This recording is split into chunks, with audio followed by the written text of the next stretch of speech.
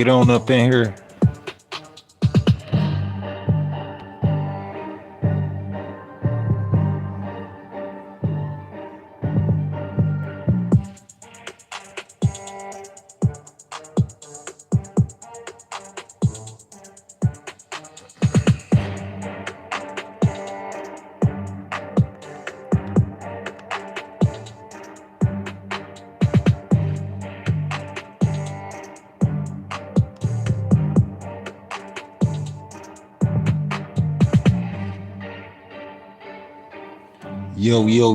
Yo. Zach Talks TV, Surviving Fillmore Africa, checking in with the gang. Make sure you guys remember to like, comment, subscribe, hit that notification bell so you don't miss an episode. Let's get it. Political Deception Part 3, we in here.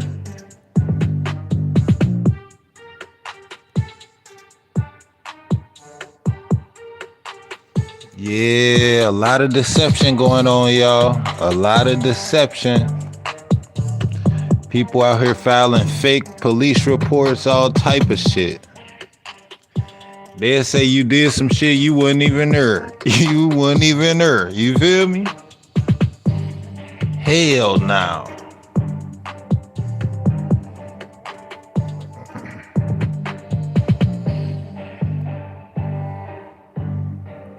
But life goes on, you dig what I'm saying? Can't uphold no bullshit. If it's based in lies and you based on truth, then you always got the upper hand. You feel me? Your narrative cannot be based within a lie. That ain't how it works. Truth gonna always win. Truth always prevail. You dig what I'm saying? Political Deception Part 3. Let's get it. The words of President Trump, publicly shaming arguably his closest ally, the UK, and his Prime Minister, Keir Starmer, for agreeing to give up control of the Chagos Islands. So what is going on here? Well, we're talking about a remote chain of islands in the middle of the Indian Ocean, close to Mauritius. But crucially, they are home to a strategically important US-UK military at Diego Garcia. The islands have been under British control since 1814. At the time, Mauritius... Being early changes everything. The biggest... Don't wait for the head... I mean, on Greenland, he insisted that he's not ruling, didn't take any options off the table. When he was asked how he was going to acquire Greenland, he said, "You'll find out. I think something is going to happen that's going to be very good for everyone." And then he went off on the riff about nobody has ever done more for NATO than him. But he says, we will work something out where NATO is going to be happy and we are going to be very happy, although precisely what the contours of that look like, he did not go into details. When it was put to him that the people of Greenland don't want to join the United States, he said, "When I speak to the people of Greenland..." I know y'all don't like this stuff. I know y'all don't want to hear this, but the bottom line is we need Greenland, okay? We gotta have Greenland. We can't let Russia get Greenland. We can't let China get Greenland. Why do we need Greenland? Because it's a national security thing. You know what I'm saying? We just need that land. You know what I'm saying? We got to build a dome. One of our objectives is to build the Golden Dome, the beautiful Golden Dome. Now, what this will do is to block any missiles coming from China or Russia, you know what I'm saying, or anywhere elsewhere. This will be a great addition to our military defense and to our homeland security. You know what I'm saying? The whole objective of the presidency is to protect the country. Obtaining Greenland would give us a higher level of homeland security because it'll just be one more level of defense that we have against these other countries that a lot of times they try to isolate us as the main superpower. You know what I'm saying? But they'll try to click up together and then they'll isolate the United States. But we can't have that. What we need right now is Greenland. We just got Venezuela a couple of days ago. You know what I'm saying? We freed those people. And now we need Greenland. We can't let them play. Ayatollah in Iran, all those protests, all that unrest that's going on over there, we got to do something about that too. Unfortunately, they need to change a regime. Just like Venezuela, they had a corrupt government. That's exactly what Iran has, a corrupt government. But their government is even more corrupt. They're just killing people. I say about 20,000 protesters have been killed over there just for standing up for what they believe in. You know what I'm saying? So that's another issue that we're worried about here in America. Welcome to Political Deception Part 3. I'm your host, Surviving Filmo Africa. Make sure you guys remember to like, comment, subscribe. Let's get it. And I'm sure they will be thrilled. And he made it to council and becoming a prime mover on the geopolitical stage. And number two, that he is absolutely furious that he hasn't got a Nobel Peace Prize and he is penalizing Norway as a result. So that's 104 minutes of my life I'm never getting back. But what they did to me, nobody ever went through what I went through. And here I am in a place called the White House. It's a beautiful place. Who would have thought, right? Signed legislation to cut all taxpayer funding to woke and biased NPR and PBS. And they're sort of gone now, I guess. I heard they closed up. They were terrible. They were so unfair. They were so terrible. You told Norway's Prime Minister that you not winning the Nobel Peace Prize made you feel less obligated to think purely of peace. Well, I lost a lot of respect for Norway. And I believe very strongly that Norway controls the Nobel Prize. But you have to understand, I settled 8 wars. No president's probably ever settled 1 war. I don't know. Think of it. I did 8. The reason I do it is because it's easy for me to do. And I didn't do it for a Nobel Prize. I did it because I'm saving a lot of lives. But I feel that Norway has tremendous control over who gets the Nobel Prize, despite what they say. How would you winning the Nobel Peace Prize improve the lives of average, everyday Americans? Why is this prize so important? It wouldn't improve the lives of any, but what improved the lives of people that are living. I saved probably tens of millions of lives in the wars. You know, if you add up the numbers. So I saved millions of people. So that to me is the big thing. You told Norway's Prime Minister. Measured leg 436, measured 456, pitch 408. You know, when the woman was shot, I felt terribly about that. And I understand both sides of it. But when she was shot, there was another woman that was screaming shame, shame, shame, shame, right? You saw it so loud. It was like a professional opera singer. She was so loud and so professional. She wasn't a woman that was hurt, like, oh, my heart's injured. She was a professional. Shame, shame. She's screaming, shame, shame. I said, that's not a normal person. That's a professional. These are professional agitators and professional people that want to see our country do badly. But that's not happening because we have the hottest country anywhere in the world, despite... You hear that? We got the hottest country anywhere in the goddamn world. Also, the strongest military in the goddamn world. We don't have time for any liars, cheaters, anything of this nature. You know what I'm saying? We can't have it in this country. All of you guys, all of the naysayers in the chat, you can either go to a different country or you can deal with it. You know what I'm saying? You can't disagree. You gotta agree. Everything has to be agreeable. This now.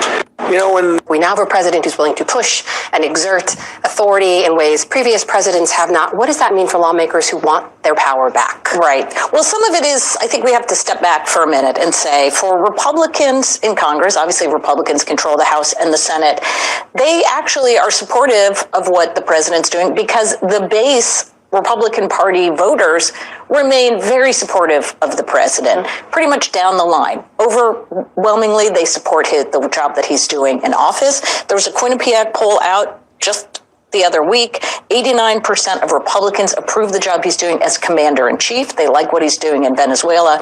And remember, 80% of those who sit in Congress, who are Republicans in Congress, sit in districts that Trump won by 10 points or more. In other words, most Republicans sit in Trump districts, and those voters in those districts like what Trump's doing. So the idea of pushing back doesn't make much sense. So if you like what Trump doing, put yes in the comment section. If you don't like what Trump is doing right now, put no in the comment section. Let me know something. To them, because the people in their districts are pretty happy, at least the Republicans are, with what he's doing. Jazz, when you mark 1 year of Trump's second term, what's the relationship between Congress and Trump here? Well, if you ask the White House officials, they say the relationship is very good, that President Trump is calling lawmakers, specifically Republican lawmakers. Over the last week, we've heard him call a Democratic Senator, Elizabeth Warren. So he's willing to pick up. If you're happy with how the nation is going under Trump's leadership, put yes. If you're unhappy with how the nation is going right now, then put no. The phone. But frankly, this White House and the president views the Congress as not a co-governing body, as some would say the Constitution stipulates, but a body put in place to further the president's agenda when need be. Obviously, we've seen him coalesce a lot of power in the executive, trying to expand that. And so they don't really see. I see some no's and yeses. It look like we're about tied right now, y'all. So we're about 50-50. The need for Congress in the traditional sense. And they say, basically, you go along with it or you get lost. So those small handful of lawmakers on both the House and Senate side, Republican side, who don't want to go along with it, he's basically bullying them, trouncing them, arguing that he's going to primary them. So I think that the totality. Make America affordable again. This is the goal. Make America affordable again. Obtain Greenland. Let the unrest in Iran die down. We got a lot of goals this year. One of those, okay, let's run down the goals for America this year. Our first goal, one goal was already completed. Venezuela, we already freed those people. We took in Maduro. That's a good goal accomplished. Next goal, we need to do something with Ayatollah and that whole regime over there in Iran. And we got to get those people to stop dying. You know what I'm saying? That's definitely not something that we want going on in the world. So we got to get that. That's our next goal. Next goal, obtain Greenland. That's what we need. Once we obtain Greenland, we can put up our golden dome and we'll be good to go. You know? Okay, after Greenland, let's see, we got that. Okay, then we need to get our trade deals together with Russia and China. Yes, we got to get trade deals together with Russia and China. We got to get back good relations. We don't want two enemies in the world. You know what I'm saying? Remember, we're better together. We're better working together. If we're working against each other, it could be a very scary world. You know what I'm saying? So the main goal is peace at all times. But we can't be out here looking soft, and we can't let Russia or China take Greenland. So once we get Greenland, that'll make a statement right there. If NATO want to jump in, then NATO, we're going to have to go to war with NATO.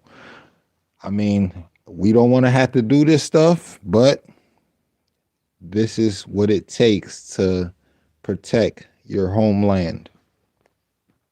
You know, when the woman was shot, I felt terribly about that. And I understand both sides of it. But when she was shot, there was another woman that was screaming shame, shame, shame, shame, right?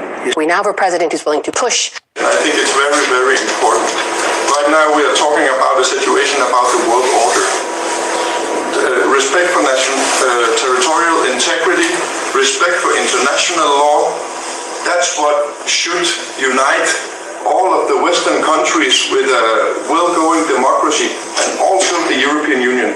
We have been so happy and glad, and I stated today, we are thankful for the support from all our allies, all the countries of the European Union, for stating and constantly saying we need to respect the world order. International law is it's not a game. And if we don't do that, of course alliances will fall. And that will be very bad in the way the world is developing now. We have been a close and loyal ally to the United States, to NATO through many years. We can do lots more in that framework. We are willing to cooperate much more, but of course in mutual respect. And if we cannot see that, it will be very difficult to have a good and reliable partnership. Think about the economy and what's on top of Americans' minds. The president, I mean, he hit a major list here. He said America's booming, bottom line, but he's talked about gas being low, 401ks going through the roof, no inflation, keeping drug prices. Right, so what y'all think? Should we invade Greenland or what? Let me know something in the comment section, because I'm getting tired of this. Should we invade Greenland or what? I need to know. Because y'all always acting like y'all know everything. And I need to know. This is a serious issue that they keep talking about. So should we invade Greenland or not? You know what I'm saying? Y'all feel like y'all want China and Russia to go get Greenland so they can have direct access to shoot missiles into your country? Is that what y'all want? Let me know. Just let me know. Y'all want to get hit by a strike because y'all let Russia get Greenland? Or y'all let China get up in Greenland? If that's what y'all want, then just let me know. I ain't here to judge nobody. I just want answers. Is down, and even talking about big oil investing in Venezuela already. Fact check us, because if you look at the latest poll from CNN in the past week, when it comes to Americans and how they feel about the president and the economy, 61% of those polled disapprove.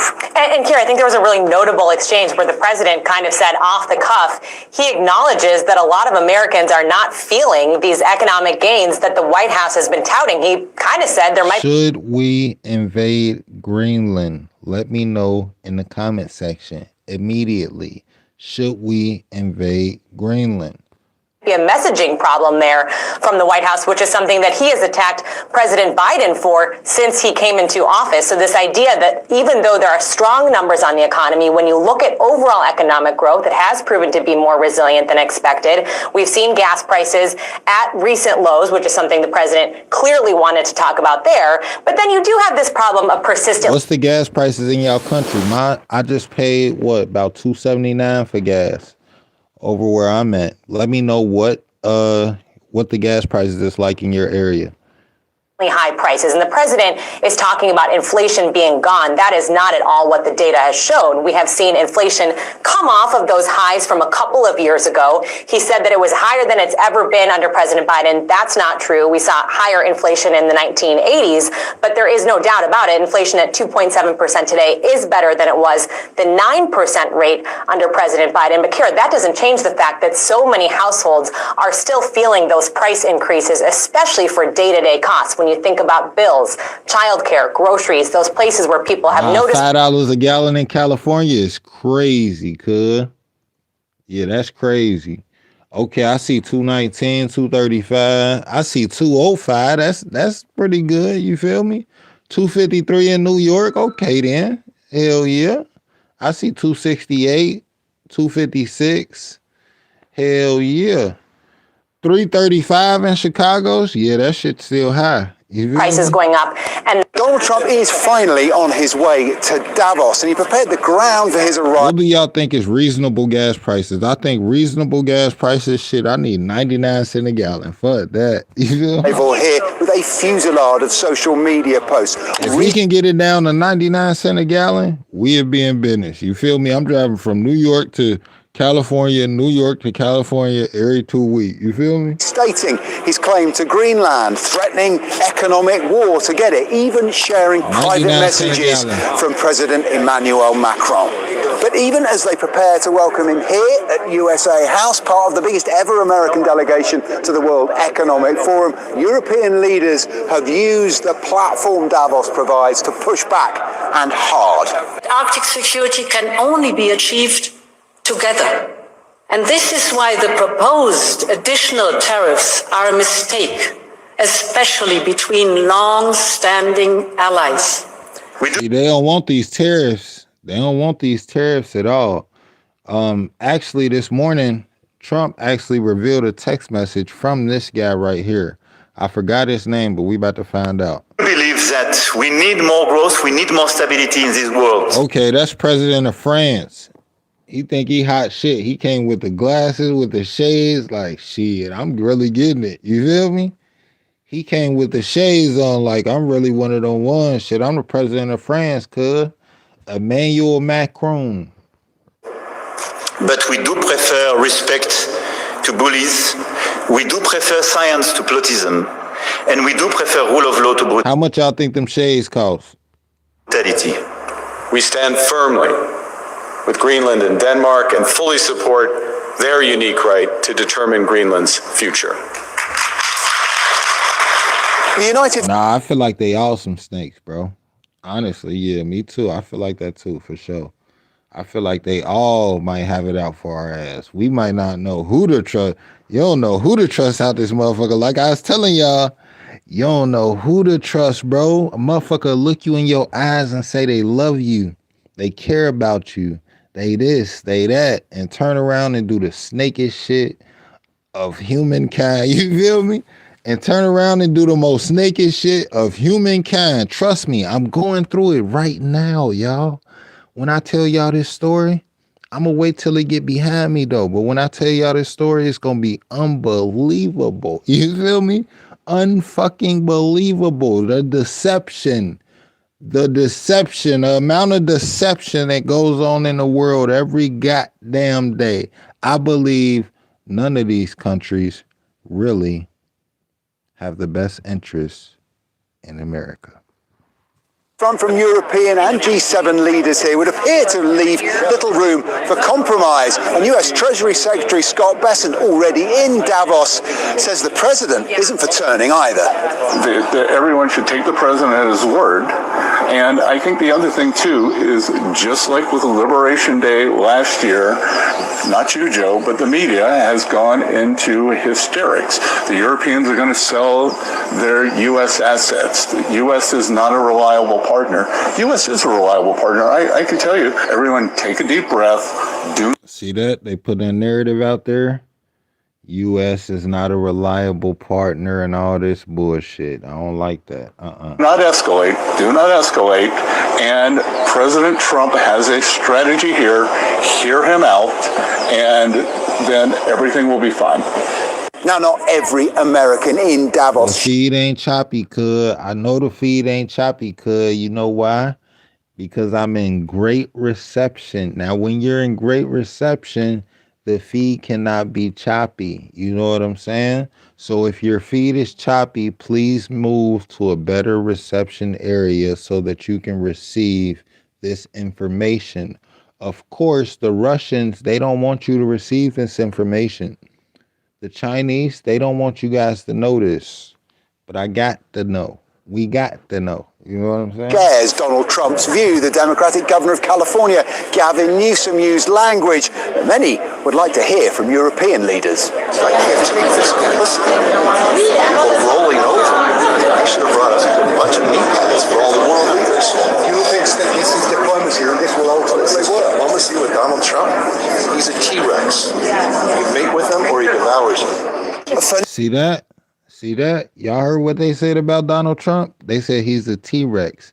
You mate with him or he devours you. Ain't that some shit? That's how they feel about our country, y'all. Remember that. We don't know who to trust. Remember, y'all, don't trust nobody. It's a dog-eat-dog world. A motherfucker will smile in your face while stabbing you in the back at the same goddamn time. You know what I'm saying? Remember that. A motherfucker will smile in your face, stab you in the back at the same goddamn time, and then come back to smile in your face again. So, you know what I'm saying? This shit, it get crazy. It's a lot of combos. They're all deadly. Don't trust nobody. Now, the American message is that they remain deadly serious about deploying tariffs to force Europe's hand over Greenland. I've just come from a briefing with Jameson Greer, the trade representative, who was crystal clear. Tariffs are legitimate means of securing territory, and nobody, not even their oldest allies, should take access to American markets for granted. If there is to be a climb down from this mountain that Donald Trump has marched everybody up, it will come in person from the president himself here in Davos. It's been 1 year since President Donald Trump returned to the White House. I was standing right here when former President Biden flew over the White House.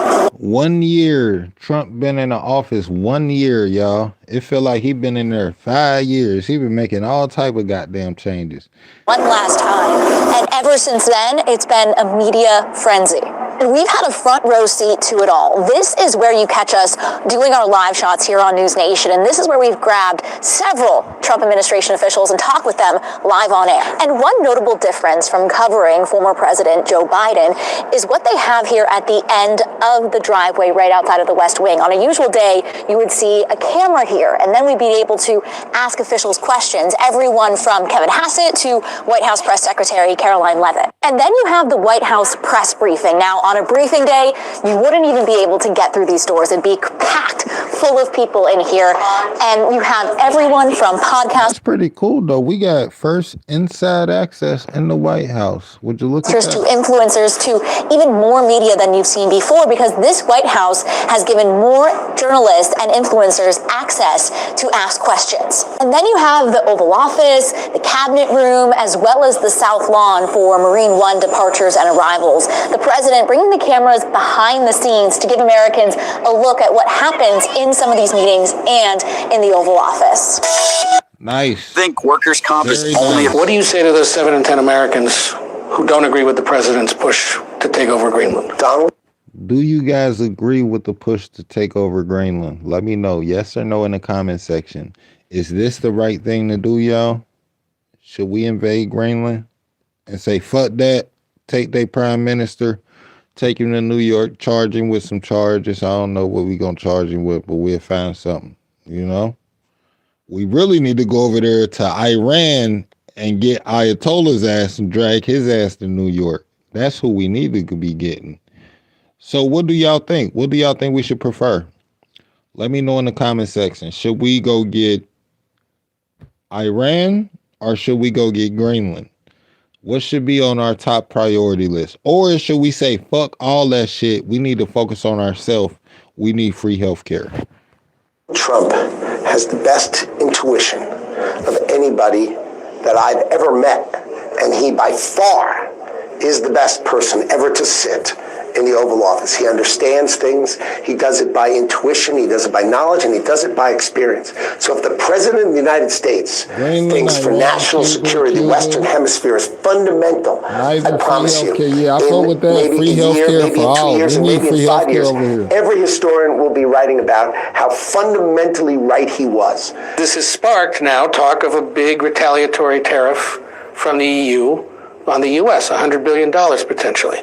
Does this bazooka tariff, I guess is what they call it, have the potential to upend that agreement? I do not think that there is going to be an upending of any of the trade deals that we have made. I would say Donald J. Trump understands what he wants, and he will talk to them, and they will work it out. And I think the EU trade deal is solid, firm, and will continue. You are confident in the use of tariffs. You know, though, that the Supreme Court could rule any day now and upend the tariff plan, claiming it's unconstitutional or restricted in some way.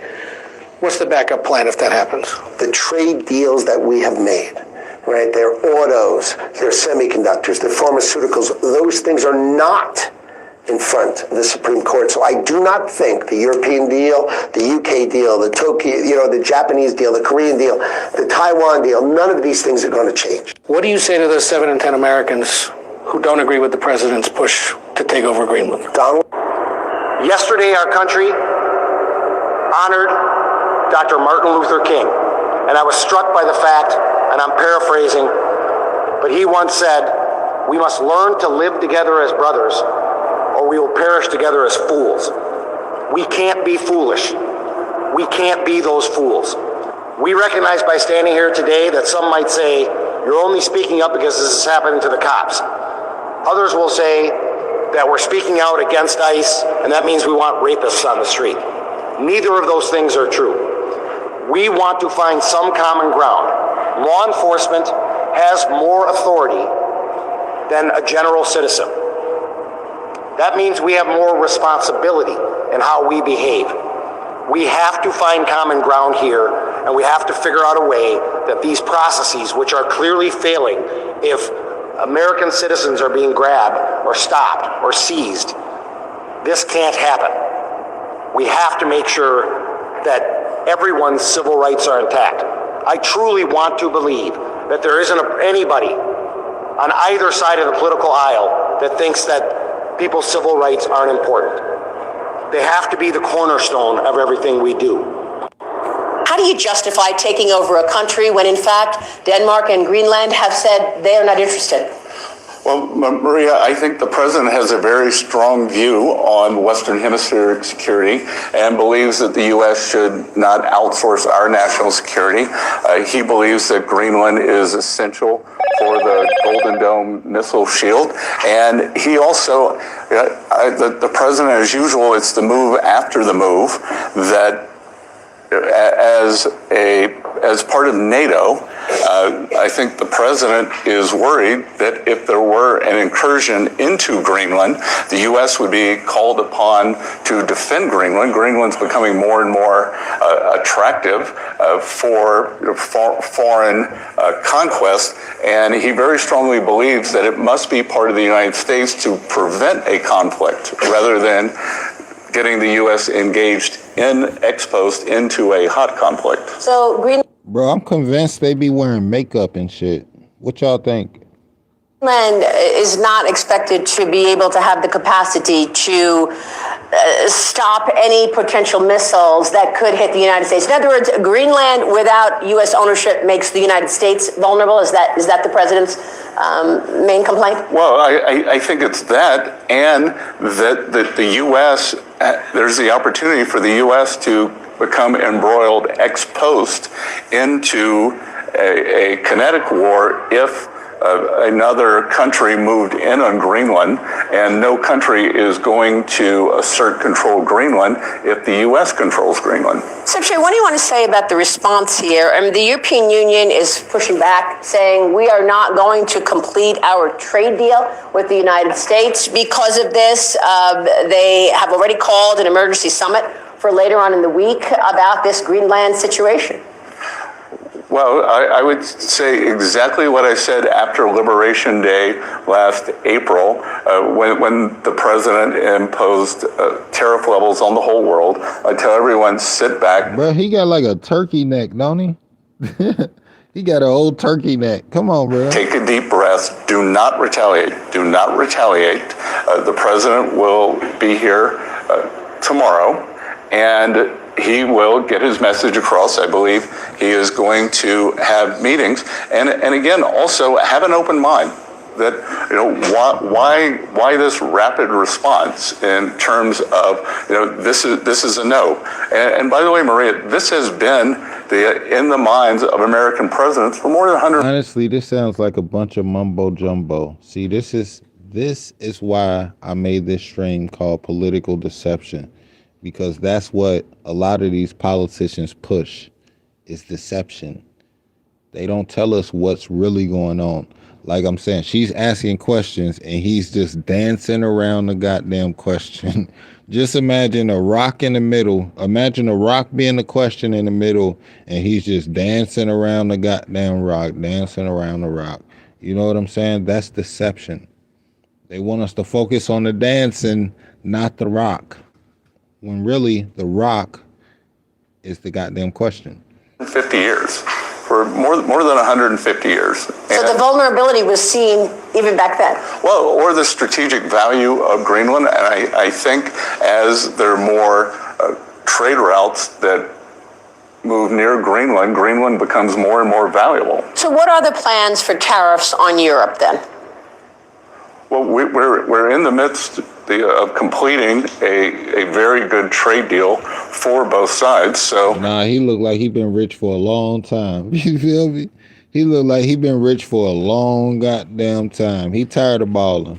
The plan is to go ahead with the trade deal. Of course, the president has said that he, on February 1st, will implement a 10% tariff if the Danes do not want to give up Greenland, and it is on the 8 countries that sent troops to Greenland. So what do you want to say about the NATO alliance then? I mean, Denmark has been a long ally, the European Union united against any move. How do you progress with what looks like a strategic move for the United States, but also preserve the alliance, the NATO alliance? Well, look, I think that the NATO alliance is very safe, sound, and thanks to President Trump, it's never been more secure. When President Trump came in his first term, the European countries and Canada were not meeting their spending quotas as percent of GDP.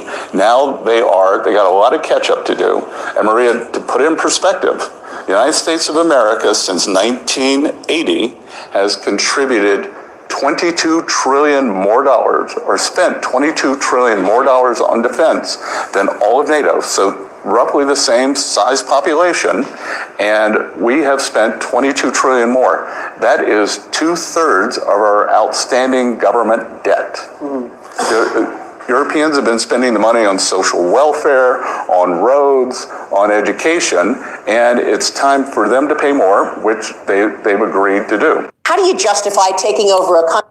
What up, fellow Gen Xers? Yesterday marked the 1 month moment since the deadline for the Department of Justice to release all of its files relating to Jeffrey Epstein. So a month ago, all of them were supposed to be released. Congress passed a law, right? That's almost unanimously. You know what? I don't think Trump did none of this stuff, because they be lying. Like I said, people are motherfucking liars. Super duper liars. Like I said, they'll smile in your face and stab you in the goddamn back. They'll place you in places that you were not even at, say that you caused damage that you never even caused. They'll do they'll go to great lengths. They'll go to great lengths. The power of deception, liars, cheaters, they're all the same. No good, no good, no good. Trump, I didn't do this stuff, and you didn't do this stuff, and we didn't do this stuff. And I believe you. You feel me? I believe you. People are very good liars. People will try to lie. People will go through their goddamn whole life just lying. Lie. Like, what the fuck? So I don't believe this stuff. Nope. Trump, our president, your president, he didn't do this stuff. Fuck that. They want to put it on his name. They trying to tarnish his name. Trump, they try to tarnish my name. They try to tarnish your name. They try to tarnish our name. We can't let this stuff happen. Nope. We don't believe it. Said that the DOJ and the Trump administration had to release all of the Epstein files. Every one of them. Act. Every one of them. It's all supposed to be released. And the question is, who is the Trump administration protecting? Why are they breaking the law? Who is the DOJ protecting? They handed out binders filled with nothingness. They did hand out them stupid ass binders. They was trying to, I don't know what they was doing with this whole Epstein case, but they was trying to make it a huge deal. They was trying to tarnish Mr. Trump's name. You know what I'm saying? And that's what people do. They'll try to tarnish your name. They'll go to great lengths. They'll say anything about you. You feel me? They'll say any goddamn thing. They'll make up shit. They'll file fake police reports. They'll do anything to get the outcome that they want. But when your truth is based in a lie, it'll never have merit against my truth that's based in truth. Remember that. When your truth is based in a lie, it'll never be able to compare to my truth that's based in truth with facts to back it up. You did. The first week of the Trump administration, Pam Bondi said she had the Epstein file list on her desk. Said that the first week, had it on her desk. But it's just delay after delay after delay, and then Congress passes the Epstein Transparency Act. Only one dissenter in the House, and a month later, they still have released what, maybe 1% of those files. Who is the Trump administration protecting? We don't care about the stupid ass Epstein files. You guys are pushing that because you don't like Trump. Let's be real. The only reason they're pushing this Epstein shit and they want Trump to be a part of it so goddamn bad just because they saw him in a couple of goddamn pictures, maybe hanging out at the island. He had a couple damn girls. Damn, let him get. Damn, can he get some play? You feel me? Let my nigga Trump get some play. Trying to cock block and shit. That's what I think this whole thing is. It's just a cock block narrative. They want to make up things. They want to tarnish his name. And we won't go for it as the American people. We can see straight through it. We no longer care about the Epstein files. We got bigger fish to fry. We got Ayatollah over there killing 20,000 protesters. You know what I'm saying? We have Venezuela. We have Maduro sending fentanyl to our country. We got bigger fish to fry. You guys are worried about the goddamn Epstein files because you don't like your current president. Well, guess what? Give it up. The shit is it's just total bullshit. We don't care. We saw pictures of Bill Clinton in a hot tub. Great. All right. Wasn't a shock, was it? Bill Clinton, we did see you in that hot tub, but fuck that. Bill Clinton, you didn't do this stuff either. We clearing Bill Clinton's name too. Fuck that. They be lying on people. Bill Clinton is allowed to be in a hot tub. The fuck? He's allowed to be at his buddy's house in the hot tub chilling with some baddies if he wanted to. The fuck? Why does that matter? You know what I'm saying? These people are just haters of these different presidents. I'm telling y'all. Bill Clinton was in a hot tub. But what did you redact? What's behind all of those? Who's behind? It's not what. Who is behind all of those redactions? What names? Why? And why do you continue to break the law every day and not release the Epstein files? Why do you care about the Epstein files? Look how mad he looks. Look at his face, y'all. Look at his face. Look at how mad, look at how much he cares about the Epstein files. This shit is getting out of control. We don't give a fuck about the goddamn Epstein files. That's the last of our goddamn troubles, buddy. We want free health care. We want lower gas prices. We want the simple things in life. Damn, can we get the simple things? You're sitting here going hand in fist over the goddamn Epstein files when we don't care about it. I'm not defending it or nothing. I just don't give a fuck about it. It does nothing for me. It doesn't move me. You know what I'm saying? It just doesn't move me as a human being here in this country. That's just me. Let me know in the comment section if you guys think we should care about the Epstein files, or do we got bigger fish to fry? What are you trying to hide? Yesterday marked the one. So I think Trump doesn't know about Greenlandic people. We don't really value cash and Kardashian lips and fake boobs and stuff like that very highly. Actually, you cannot even own land in Greenland. You can get an allotment for your house and then you own the house on top of the land. But Greenlanders don't believe in the land is for one person, it's for everyone. And so is the seas, like the riches that we have there. So it's a big miscalculation that he thinks that Greenlanders would be incited by cash or something like that. We're not. And even if you were to say like $100,000 per person or something like that, we wouldn't give up free healthcare. We wouldn't give up free education. We wouldn't give up being a part of Europe. We wouldn't give up on... No, the Epstein files are about Epstein, not Trump, not Bill Clinton, not all these other people that they're trying to put into it.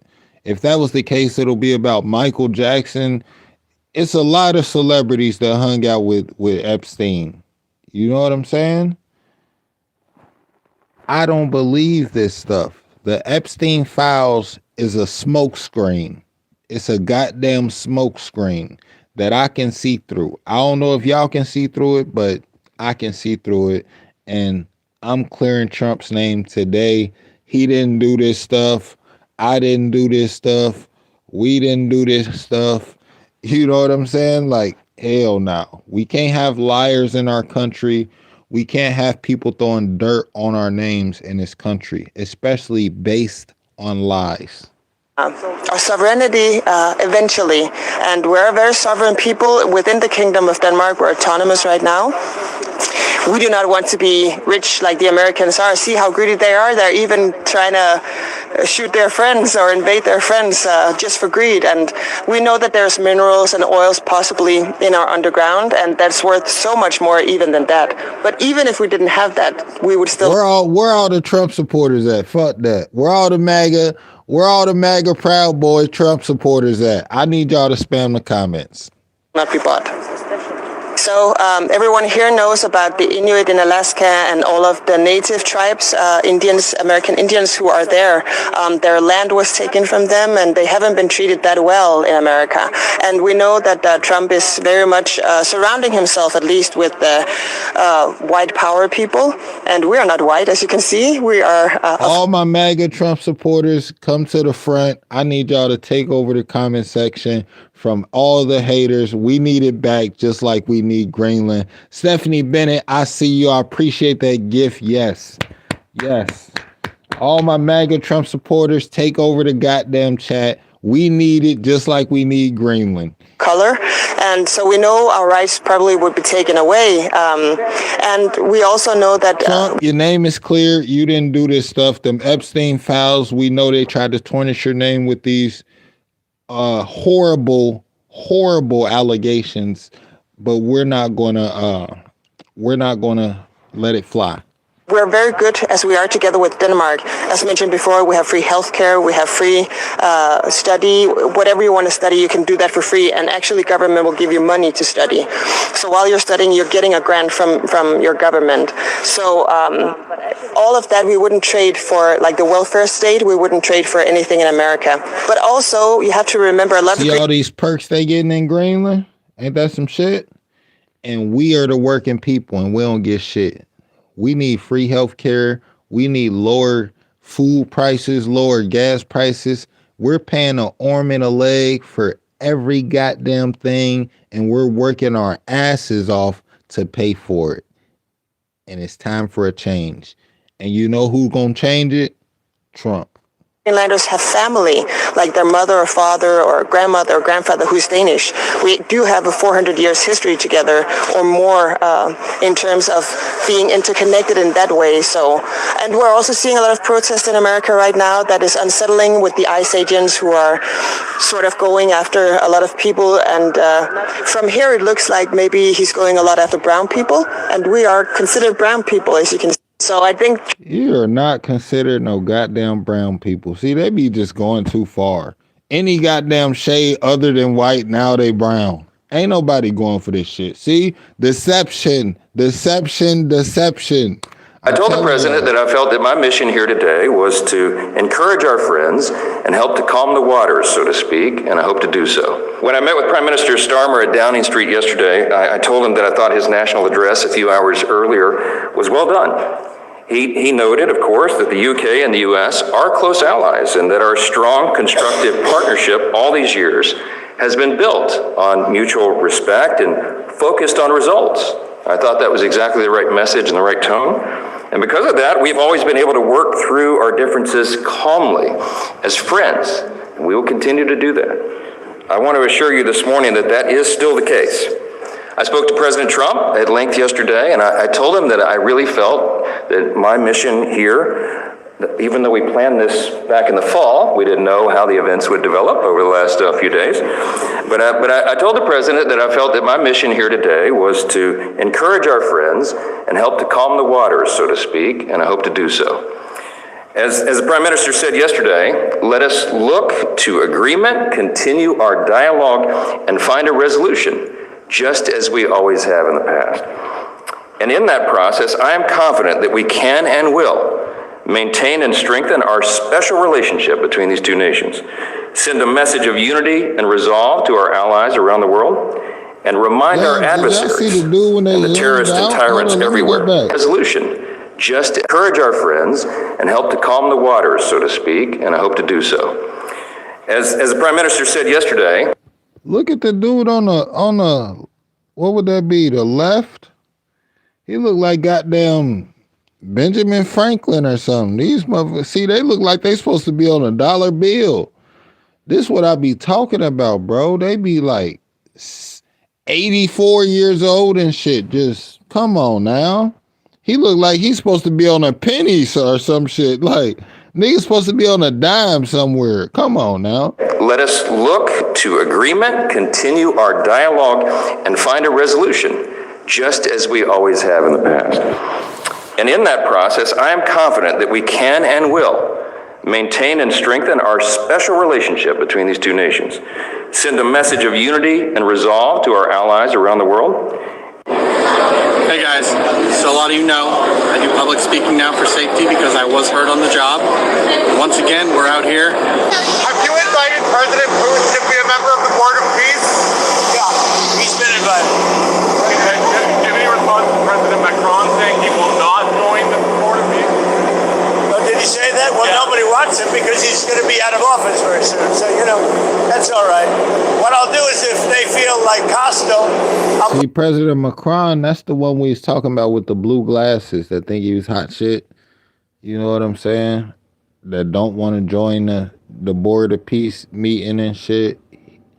Yeah. Put a 200% tariff on his wines and champagnes, and he'll join. But he doesn't have to join. If he said that, you're probably giving it to me a little bit differently. But if he actually did say that, but as you know, he's going to be out of office in a few months. Did you invite President Putin to join the... Yes, he's one of the people. These are world leaders, and the answer is yes. It's time to buck up. It's time to get serious and stop being complicit. It's time to stand tall and firm, have a backbone. Everybody's talking behind his back. They're laughing at him. Meanwhile, they're sucking up to him. It's embarrassing. Stop with this bullshit diplomacy of sort of niceties, and somehow we're all going to figure it out. Some saying one thing privately and another publicly. Have some spine. Have some goddamn balls. I can't take this complicity. People rolling over. I should have brought up a bunch of knee pads for all the world leaders. I mean, handing out crowns and this is pathetic. Nobel Prizes, they're being given away. I mean, it's just pathetic. And I hope people understand how pathetic they look on the world stage. I mean, at least from an American perspective. It's Gavin Newsom popping his shit, though. You feel? Gavin Newsom popping his shit. Y'all get embarrassing. This is diplomacy with Donald Trump. He's a T-Rex. You mate with him or he devours you. One or the other. It's time to buck up. It's time to get serious and stop being complicit. It's time to stand tall and firm, have a backbone. Everybody's talking behind his back. They're laughing at him. Meanwhile, they're sucking up to him. It's embarrassing stuff. Damn, you see that? Everybody talking behind his back. Meanwhile, they're sucking up to him. That's exactly what I was going through, Gavin. Gavin, let me tell you this shit. Dating a girl, 2 months, perfect. Everything perfect. She didn't disclose to me that she already had a boyfriend. Boom. Come to my birthday. I'm using her phone for GPS. Another nigga texts her. Boom. Open the message up. Whole nother relationship going on. You feel me? Whole nother relationship. Boom. Fast forward. The boyfriend comes to her apartment, breaks her window. She's on the phone with me at this time. You feel me? Boom. A police report is filed. Somehow I'm in this police report. Tell me why this motherfucking lady told the motherfucking people that I broke the window when I was on the phone with her. Deception. Motherfucking deception. Gavin, they be playing bullshit and we don't like it. Tell them. This bullshit diplomacy of sort of niceties, and somehow we're all going to figure it out. So I'm saying one thing privately and another publicly. Have some spine. Have some goddamn balls. They be saying one thing privately and another publicly. You feel me? She telling me one thing, telling this guy another thing. Deception, liars, cheaters. Can't take this complicity. I cannot take this goddamn complicity. Over. I should have brought up a bunch of knee pads for all the world leaders. I mean, handing out crowns and this is pathetic. Nobel Prizes, they're being given away. I mean, it's just pathetic. And I hope people understand how pathetic they look on the world stage. I mean, at least from an American perspective. It's embarrassing. This is diplomacy with Donald Trump. He's a T-Rex. You mate with him or he devours you. Breaking news from Minnesota, where the war between the state and the federal government has just gone nuclear. The Department of Justice has officially served grand jury subpoenas to 5 major government offices, targeting the state's top leadership. We are talking about a coordinated legal strike. Sources confirm that federal marshals have delivered subpoenas directly to the offices of Governor Tim Walz. Gavin Newsom popped this shit for sure. No cap. Attorney General Keith Ellison and Minneapolis Mayor Jacob Frey. This is no longer just a political spat. He ain't scared to speak his mind. I like people like that because I'm the same way. I ain't scared to speak my mind either. I'm going to tell you exactly how the fuck I feel. And if you don't like it, there's the door. You feel me? It is now a full-blown criminal investigation. The probe reportedly centers on a conspiracy to impede federal law enforcement. This follows weeks of Walz and Frey publicly ordering ICE agents to get out of the state after the fatal shooting of Renee Good. The feds are alleging that these officials actively obstructed the massive immigration crackdown overseen by DHS, but insiders suggest this dragnet also demands records related to the $250 million feeding our future fraud, linking the two scandals into one massive legal threat. Walz is slamming this as authoritarian weaponization, while Frey remains defiant. The feds are looking for emails, texts, and internal memos. Is this accountability or a political revenge tour? Tell us if you've ever done this. We have nothing to do with plans to take Greenland. I have no doubt that Washington is well aware that both Russia and the People's Republic of China do not have such plans.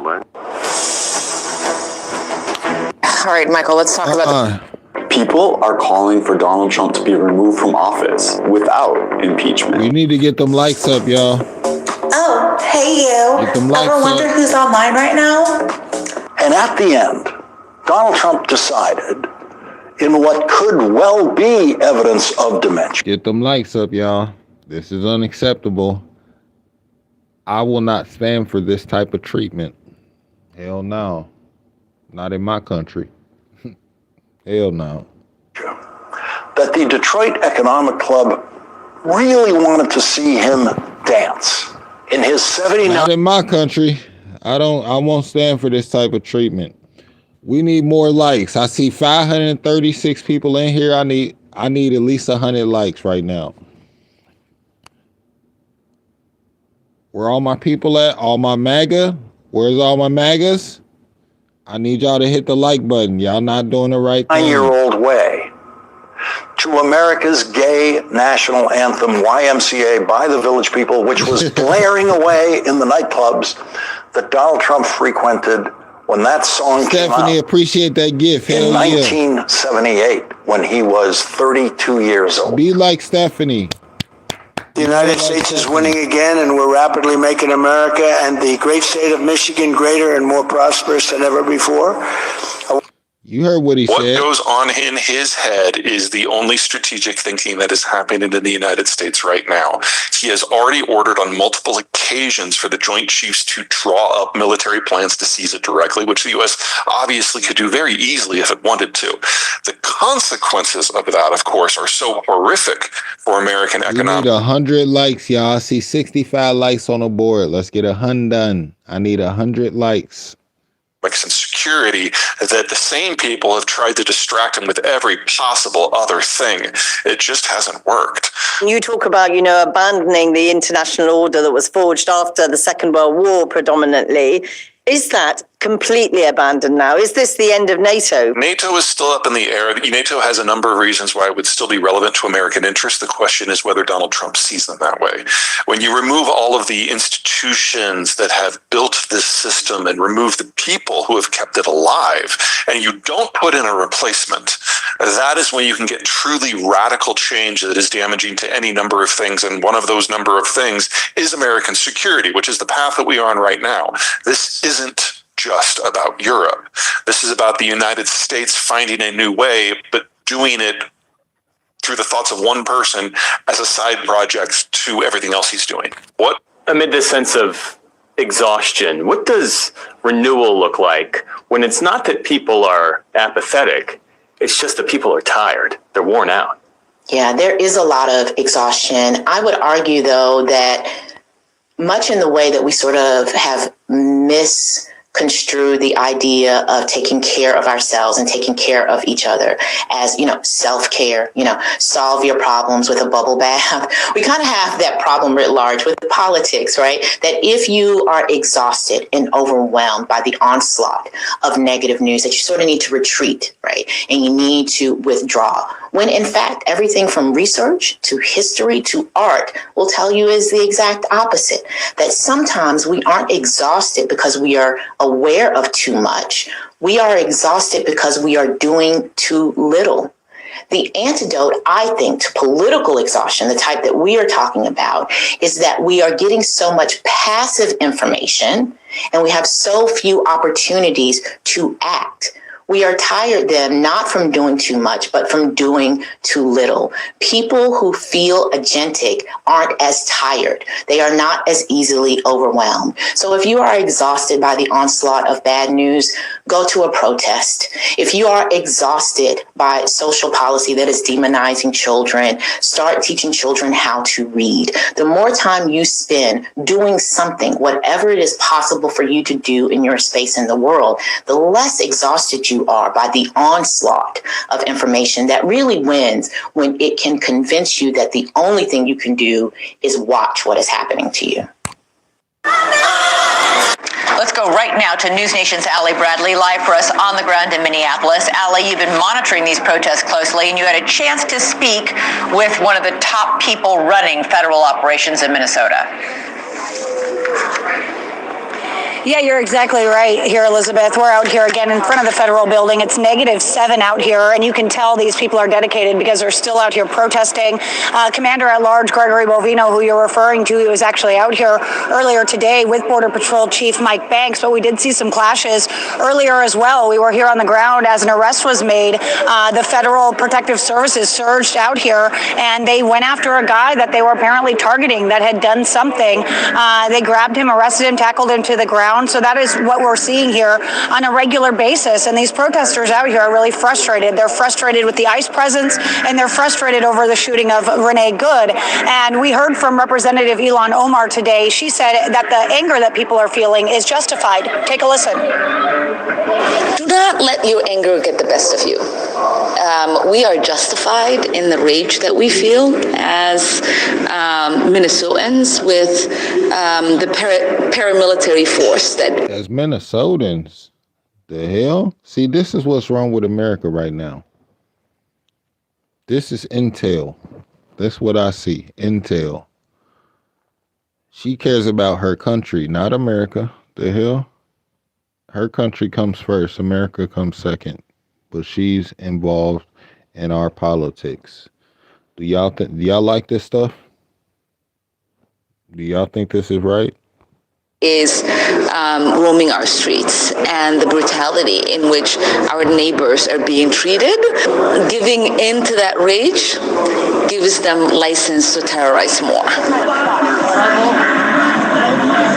Now, as the protest continues, so does the vandalism. We can confirm here at News Nation exclusively that 11 federal vehicles or vehicles that were being driven, I think we have some video here to show you, there you go, that were being driven by federal officials were vandalized in their hotel parking lot in a suburb of Minneapolis, and some of their tires even slashed. Take a listen to what Commander Bovino had to say in response. We're not looking at race, color, creed, religion, sex, or anything like that. We've said that many times. We're not, we haven't been, and we won't.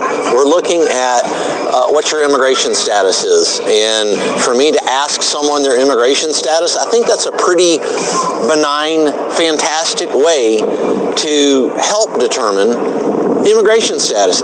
It's the anarchists, the rioters, and some of the protesters that get out of line that are using way too much force in what they're doing against federal law enforcement. Our mission here, Allie, is legal, ethical, and moral. It's peaceful, and we want to keep it that way. Now, DHS is saying that more than 2,500 illegal immigrants have been arrested in Operation Metro Surge, which began at the end of November. When I asked Commander Bovino how long they're going to be here in Minnesota, he said they're going to be here until the job is done. They're not being deterred by those intimidation tactics, by the vandalism, by the protests. They said they're going to go, quote, even harder. And he says it could be weeks there in Minneapolis and in the Twin Cities, Elizabeth. He said it could even be months. Elizabeth? All right, Allie Bradley, live on the frigid street. You said you're confident something's going to get worked out in Greenland, but Greenlanders have made it clear they don't want to be part of the U.S. Well, I haven't. Gives the U.S. the right to take away that self-determination? When I speak to them, I'm sure they'll be thrilled. You said you're confident something's going to get worked out in Greenland, but Greenlanders have made it clear they don't want to be part of the U.S. Well, I haven't. Gives the U.S. the right to take away that self-determination? When I speak to them, I'm sure they'll be thrilled. You said you're confident something's going to get worked out in Greenland, but Greenlanders have made it clear they don't want to be part of the U.S. Well, I haven't. Gives the U.S. the right to take away that self-determination? When I speak to them, I'm sure they'll be thrilled. You said you're confident something's going to get worked out in Greenland, but Greenlanders have made it clear they don't want to be part of the U.S. Well, I haven't. Gives the U.S. the right to take away that self-determination? When I speak to them, I'm sure they'll be thrilled. You said you're... Joey, this is change. Change is always difficult. Okay, I just finished a 45-minute-long marathon interview with Mayor Todd Gloria for... So with Iran, they were going to hang 837 people, and I let them be known that, and we let them know that if that happens, that will be a very bad day for them. And they decided not to do it. They didn't hang the people. I can't tell you what's going to happen in the future, but supposedly they've taken that off the table. But they were going to, last week, they were going to hang on Thursday or Wednesday. They were going to hang, I think, 837 people, and they didn't hang anybody. So we're just going to have to see what happens with Iran. A new order in the United States states that if a child is born here and the father is not a U.S. citizen or a green card holder, New law, that child will not be recognized as a U.S. citizen. Nope. Now let me say it clearly the way I would explain it.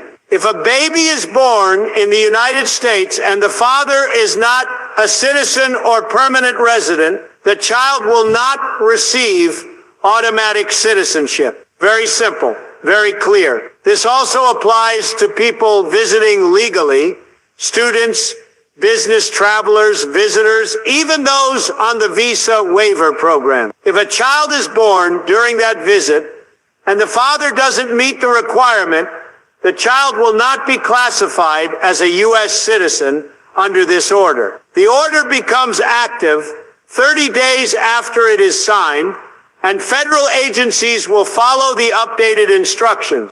If you want to have a big, the FBI and ICE arrested 10,000 illegals in Minneapolis, y'all. This is crazy. Check this out. Minneapolis did not collapse overnight, obviously. It rotted away slowly with a diversity statement taped to the freaking door. Federal agents didn't show up for fun. They showed up because the city stopped enforcing basic law. ICE and the FBI launched a large-scale operation in Minneapolis. Thousands of arrests followed. Violent offenders, repeat criminals, people who were never supposed to be here. And while federal agents were pulling predators off the streets, local leaders were busy explaining why law enforcement itself was the real problem. Unbelievable. Tim Walz and Jacob Frey publicly resisted cooperation. Now both of them are under federal investigation for obstruction.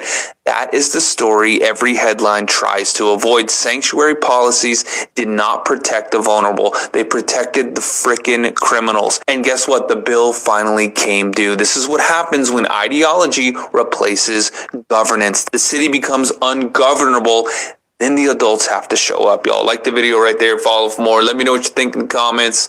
I'll catch you on the next one. The FBI and ICE. For the next couple of years, I think we'll substantially be cutting, and maybe cutting out completely, but we'll be cutting income tax.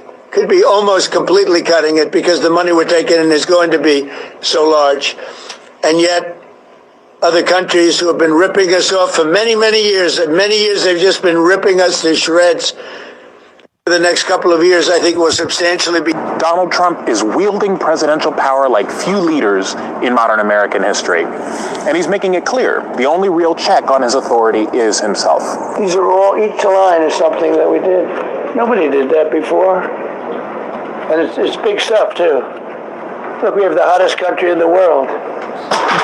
In recent weeks, Trump ordered a crackdown on immigration in Minnesota that ended with an agent fatally shooting a woman.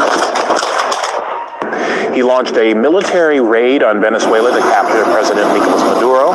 He bombed Iranian nuclear facilities, and his administration is pursuing a criminal investigation into Federal Reserve Chairman Jerome Powell. Presidential historians say Trump is operating with fewer constraints than any president since Franklin Roosevelt in the 1930s. He slashed the federal workforce, dismantled agencies, imposed sweeping tariffs, and his administration has prosecuted his political enemies. The Supreme Court's conservative majority has mostly sided with him so far, though the biggest tests are ahead.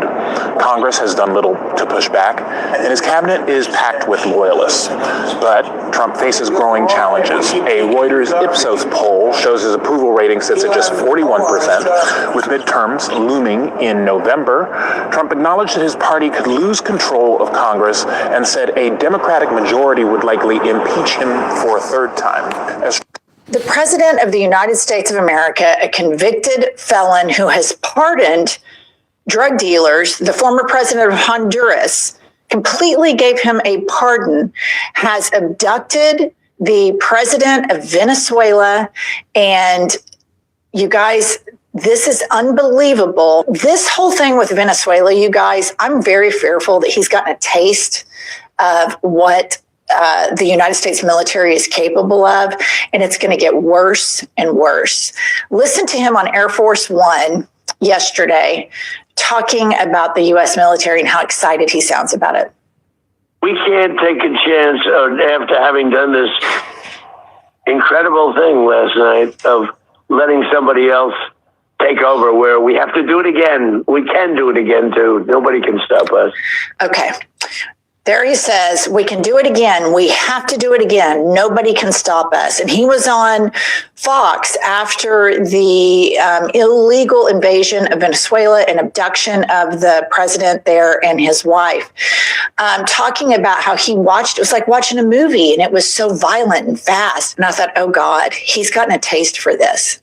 This is going to be his new era. He's going to enter his, I'm a big Xi Jinping conqueror. I'm going to start, he's probably going to have more military parades with this idiot dressed up with stolen valor. It's just unbelievable. And the Republicans surrounding him are terrible because they know better. But remember, they've always been neocons. And Trump ran as the anti-neocon. Like, these wars are ridiculous. The Republican Party's lost its way. I'm the peace president, et cetera, et cetera. Well, here he is with Lady Graham on Air Force One. And you guys, Venezuela has just put a little chum in the water. And now Trump and all of his sharks are circling, and they have their sights set on more and more countries. Play the clip. And as to this commander-in-chief, he did something people talked about doing. You just wait for Cuba. Cuba is a communist dictatorship that's killed priests and nuns. They've preyed on their own people. Their days are numbered. Okay. They're going to wake up one day. The fact that they're talking about going into Cuba is obviously something that Marco Rubio wants to do and has wanted to do forever. But this sort of American foreign policy arrogance has never helped us. We go in, we wreck these countries, we raid their natural resources, we create a situation where these governments are destabilized, and then we have a mass migration situation that heads into the United States of America, and we create all of these problems at the expense of the American taxpayer. And this is what's so stunning about this entire regime. You have Pam Bondi tweets the following. She is the Attorney General. Pop this up, Kylie. Nicolas Maduro and his wife, Celia Flores, have been indicted in the Southern District of New York. Nicolas Maduro has been charged with narco-terrorism conspiracy, cocaine importation conspiracy, possession of machine guns and destructive devices, and conspiracy to possess machine guns and destructive devices against the United States. They will soon face the full wrath of the American justice on American soil in American courts. Okay, American justice, the same Justice Department that just pardoned a narco-terrorist, the former president of Honduras, the same Justice Department that pardoned all of these January 6 felons who have since committed more and more and more felonies since the pardon, the same American justice system that pardoned President, and I hate calling him that, but that's what he is, President Kanks. We are giving credibility to this woman. The American arrogance, American foreign policy arrogance, and right now incompetence is so alarming. And back to Lady Graham talking about nuns getting killed in Cuba and priests getting killed in Cuba. Let's talk about what the United States of America is doing right now.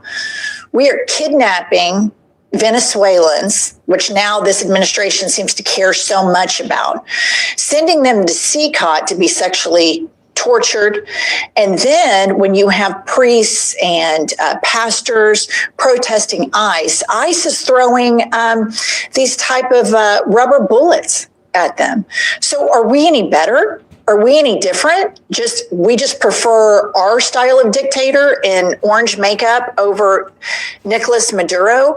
And I understand that there's a lot of elation in Venezuela, and I can understand that. If we had 20 years of this man ruling us, any sort of liberation would feel phenomenal. But you're being liberated from one abuser by another abuser. And this is a fool's errand of the highest order, because Donald Trump and his administration are thugs and robbers. Yeah, it's time to deport her. Fuck that, Trump. It's time to deport her. She said enough, y'all. Deport her ass. I don't know where she go. I don't know where she from. But we can't have this stuff. And this sort of situation that is happening in Venezuela is going to be like a contagion. And they're not going to want to stop. He is already talking about, people surrounding him are talking about Colombia. They're talking about Cuba. And Katie Miller posts the following on her Twitter account. And it's a picture of Greenland with an American flag over it. And she says, soon. So this is the arrogance and the enmeshment of this administration, that the wife of an advisor to the president is posting this as though she has some insider knowledge. And let's remember, Tanks wants to do all of this stuff, not for you, not for the American public, but for his wealthy donors. And that is the biggest problem with this president. Everything that he does is to either enrich himself or to enrich his billionaire friends. And they want the people who gave him money for the election, big oil, they want the oil in Venezuela. These are the people that say that you should get a job based on merit. They don't want to go to Venezuela and work hard and try to make deals.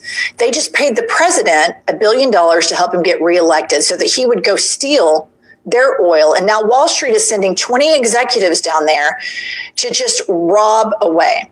We know that Elon Musk and all of these AI tech giants want the raw earth minerals from Greenland. So what are they going to do? They're just going to go take it for them. This isn't a meritocracy. These are thugs. These are thugs just like Putin.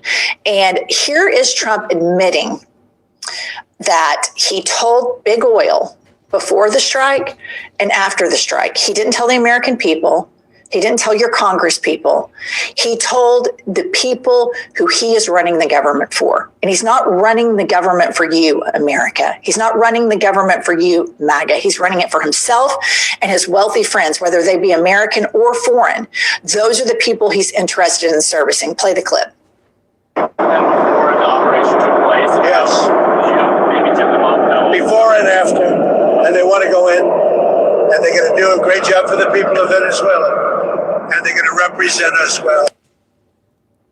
They're going to represent us well. So you're sending these Wall Street thugs who paid a deranged, convicted felon president $1 billion, and this is what you have to deliver them. And this whole form of thuggery is going to be contagious. What is the difference in what we just did with Venezuela and what Putin is doing with Ukraine, or what Xi Jinping is going to do with Taiwan? You're seeing a complete realignment. More than anything, this is very unpopular with the American public because we will pay for every single bit of this. His billionaire oil donors are going to get tax breaks. The United States taxpayer is going to fund all of the robbing that we're going to do in Venezuela. And it's not going to enrich the United States. It's not going to enrich that taxpayer. It's not going to get their insurance premiums lower. All it's going to do is help these oil companies, which these people are trying to have the United States of America weaken ourselves internationally by forming a global kind of oligarchy where you have Russia, China, the United States of America against democracies worldwide. And Trump, here he is talking about how the United States of America, the United States taxpayer who doesn't have healthcare and who has one of the world's largest wealth gaps, he is going to upgrade the infrastructure in Venezuela. And before I play this clip, I want you all to think about the infrastructure in the towns that you live in the United States of America. Think about old airports that need an updating. And here's Trump talking about the infrastructure in Venezuela, and you're going to pay for it. Has killed a lot of people doing just that. The infrastructure is old, it's rotted. Much of it is stuff that we put there 25 years ago, and we're going to be replacing it. And we're going to take a lot of money out so that we can take care of the country. Okay. I mean, we're going to take a lot of money out of the country. He's going to give it to his billionaire friends. And this is going to be a whole nother bullshit American policy nation building. And the thing is that people thought that Trump wasn't a neocon. And it turns out that all Republicans, when they get close to money and they get close to power, this is the default setting. They all go to default to neocon Republican policies, which have done nothing but build and increase and balloon the national deficit, deplete the working class, and destabilize Latin America. Nothing that we have done is stabilize the country, and then it creates these unstable regions to where people want to immigrate to the United States of America, and then you have these Republicans that then want to deport them all.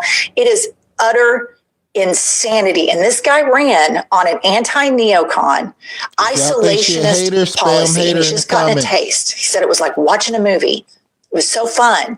It was so amazing. And sitting in Mar-a-Lago while they're monitoring Twitter in the background, these people are not serious.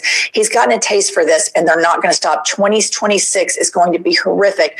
And the Democratic messaging, I'm going to do an episode about that later, has just been anemic to its core in a response to this.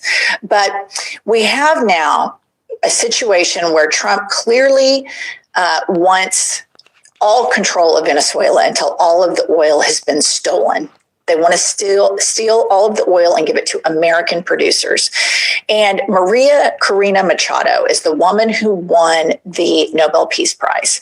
And her party had an election, and really she should kind of be the heir apparent of Venezuela. Trump is mad at this woman because she didn't defer her Peace Prize and give it to him. So the president of... When you see people in Minnesota that are murderers, these people are fighting to keep them there. And I say to Christie and to Tom Homan, the great people, they're working so hard.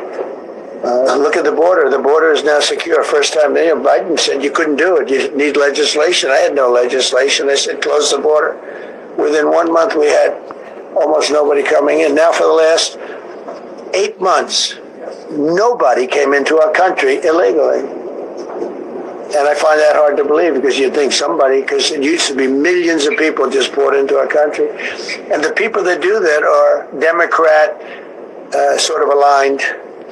So, I mean, they're not doing me any favors. We had nobody come in. We have a very strong border. We have very few people coming up. They're not going to make the trek because they know they probably won't be coming in. So it's not as hard as you think. But I didn't have to go back. Remember, they said we need legislation to close the border. They had millions of people coming in a month.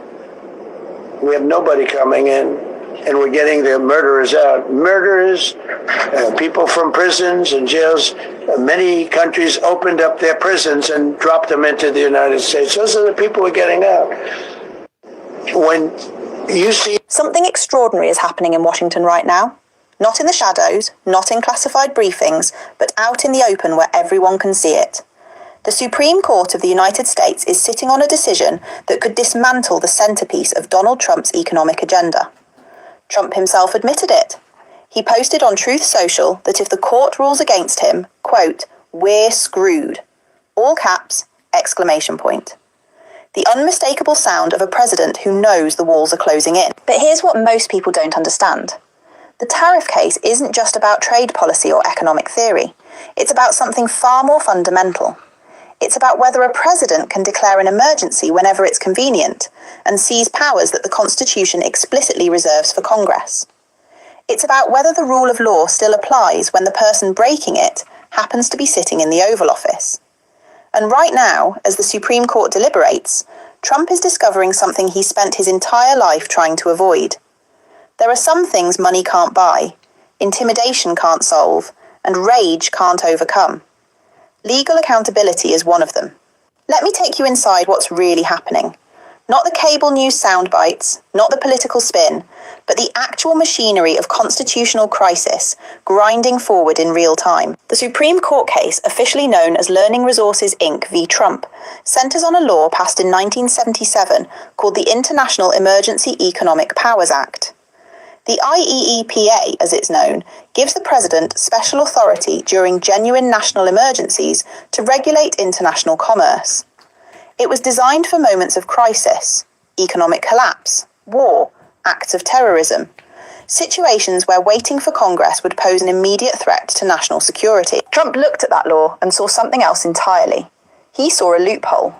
He saw a way to bypass Congress, bypass oversight, bypass the constitutional system of checks and balances that's supposed to constrain presidential power. Starting in April of 2025, Trump began declaring emergencies. Not because America faced imminent danger, but because he wanted to impose tariffs. He declared an emergency over fentanyl, an emergency over trade imbalances, an emergency over this, an emergency over that. Let him rock, Each declaration nigga, yeah. unlocked new presidential powers. Each emergency gave him authority Congress never voted to grant him. The tariffs started rolling out, sweeping duties on imports from dozens of countries. 20% here, 30% there, sometimes higher. American companies suddenly owed the government billions of dollars in import taxes. Billions that Trump claimed would pay down the national debt, fund bonuses for service members, rebuild infrastructure. The numbers kept getting bigger. Trump has collected over $135 billion in tariff revenue under these emergency declarations. That's not a projection. That's money that's already been paid. But here's the problem. Lower courts looked at what Trump did and concluded it was illegal. Not politically controversial, not bad policy, illegal. Federal judges ruled that declaring an emergency to impose tariffs isn't what the IEEPA was designed for. That using emergency powers to conduct normal trade policy violates the separation of powers. That Trump was claiming authority the Constitution gives to Congress, not the President. Those rulings got appealed to the Supreme Court. The justices heard arguments in early November, and according to people who were in that courtroom, both conservative and liberal justices asked skeptical questions. Hard questions. Questions that suggested maybe, just maybe, Trump had pushed too far this time. The kind of questions that make government lawyers shift uncomfortably in their seats, because they know their arguments aren't holding up. Since then, the world has been waiting. The financial markets have been waiting. Companies like Costco and thousands of others who paid these tariffs have been waiting. Because if the Supreme Court rules against Trump, those companies can demand refunds. All of it. $135 billion, maybe more. The government would be on the hook to return money it's already spent. Money Trump's been counting on. Money that's propping up his fiscal projections. Trump knows what's coming. You can hear it in his posts. You can see it in his behaviour. On January 13th, he wrote that the ruling could cost many hundreds of billions of dollars, or even trillions. He said it would be a complete mess and almost impossible for our country to pay. Then came the part that really tells you where his head is.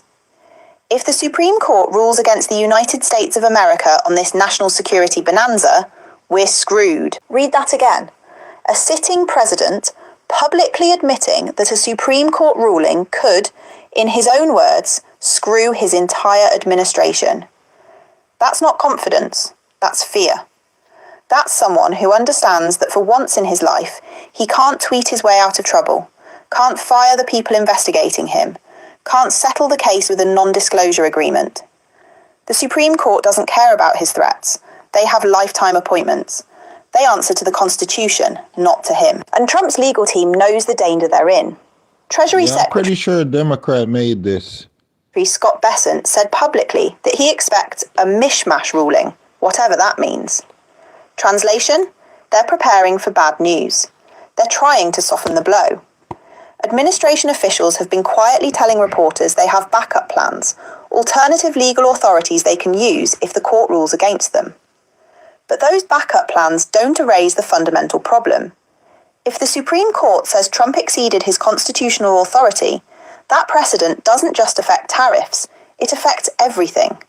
Every emergency declaration, every claim of unilateral power, every time Trump has said the rules don't apply to him. Legal experts are watching this case with the kind of attention usually reserved for once-in-a-generation constitutional battles. Because that's what this is. The Supreme Court is being asked to decide whether a president can call something an emergency and thereby gain powers the Constitution never gave him. If the court says yes, future presidents will exploit that forever. Every policy goal becomes an emergency.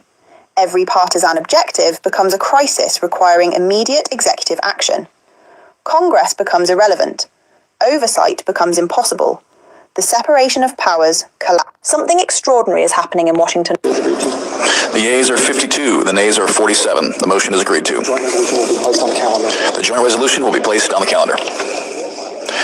But But at the end of last week, Donald Trump was repeatedly rebuked in the Senate and the House by also many members of his own party. You know, Donald Trump trying to project strength and unlawfully invading Venezuela without authorization. And then Donald Trump, again, continuing to kind of beat his chest about being a predator in the Western Hemisphere. But what ultimately I saw was weakness and cracks developing within the Republican Party and his MAGA base. There was also that weird story about Donald Trump calling like the Secret Service on Marjorie Taylor Greene. I'll do a whole other video on that. But that vote right there was a war powers resolution where the Senate voted basically to restrict Donald Trump's power to further invade Venezuela without the authority of Congress. Separately, in the House of Representatives, the Affordable Care Act resolution was also passed to extend the subsidies there. 17 Republicans joining with the Democrats there. That still has to go back to the Senate. We also saw the Senate in a unanimous consent vote agree to put the January 6th plaque up, which Trump and MAGA Mike and Trump's DOJ has been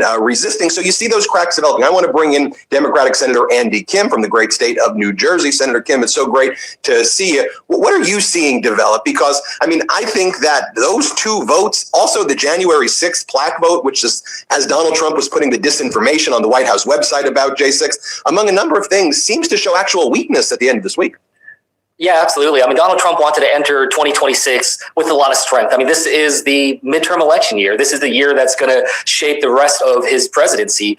And with the start with the Venezuela strikes, I think he thought, you know, he is on top. But in fact, this week, what I saw here at the Capitol was a lot of cracks in his support, a lot of signs of the weakness. And for instance, you know, we had the briefing with Secretary Rubio and Secretary Hegseth.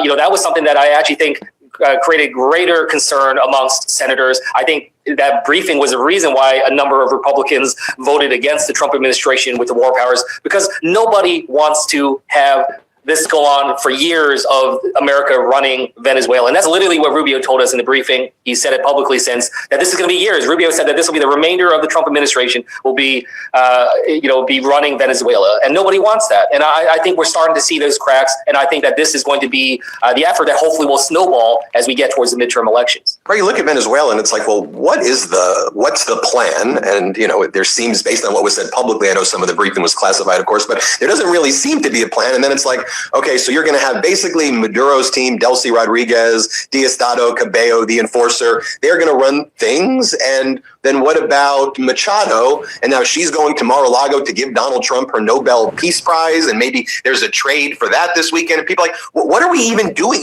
We're going to war over Nobel Peace Prizes or because of Maduro's dancing. And by the way, it doesn't seem like China and Russia got the message that they're banned from Venezuela, because if you look at what Lavrov's saying and Dmitry, they seem to be still pretty chummy with Delcy, and she seems to be doing things which is good, releasing some political prisoners, but there seems to be this same entrenchment of the regime that was there before.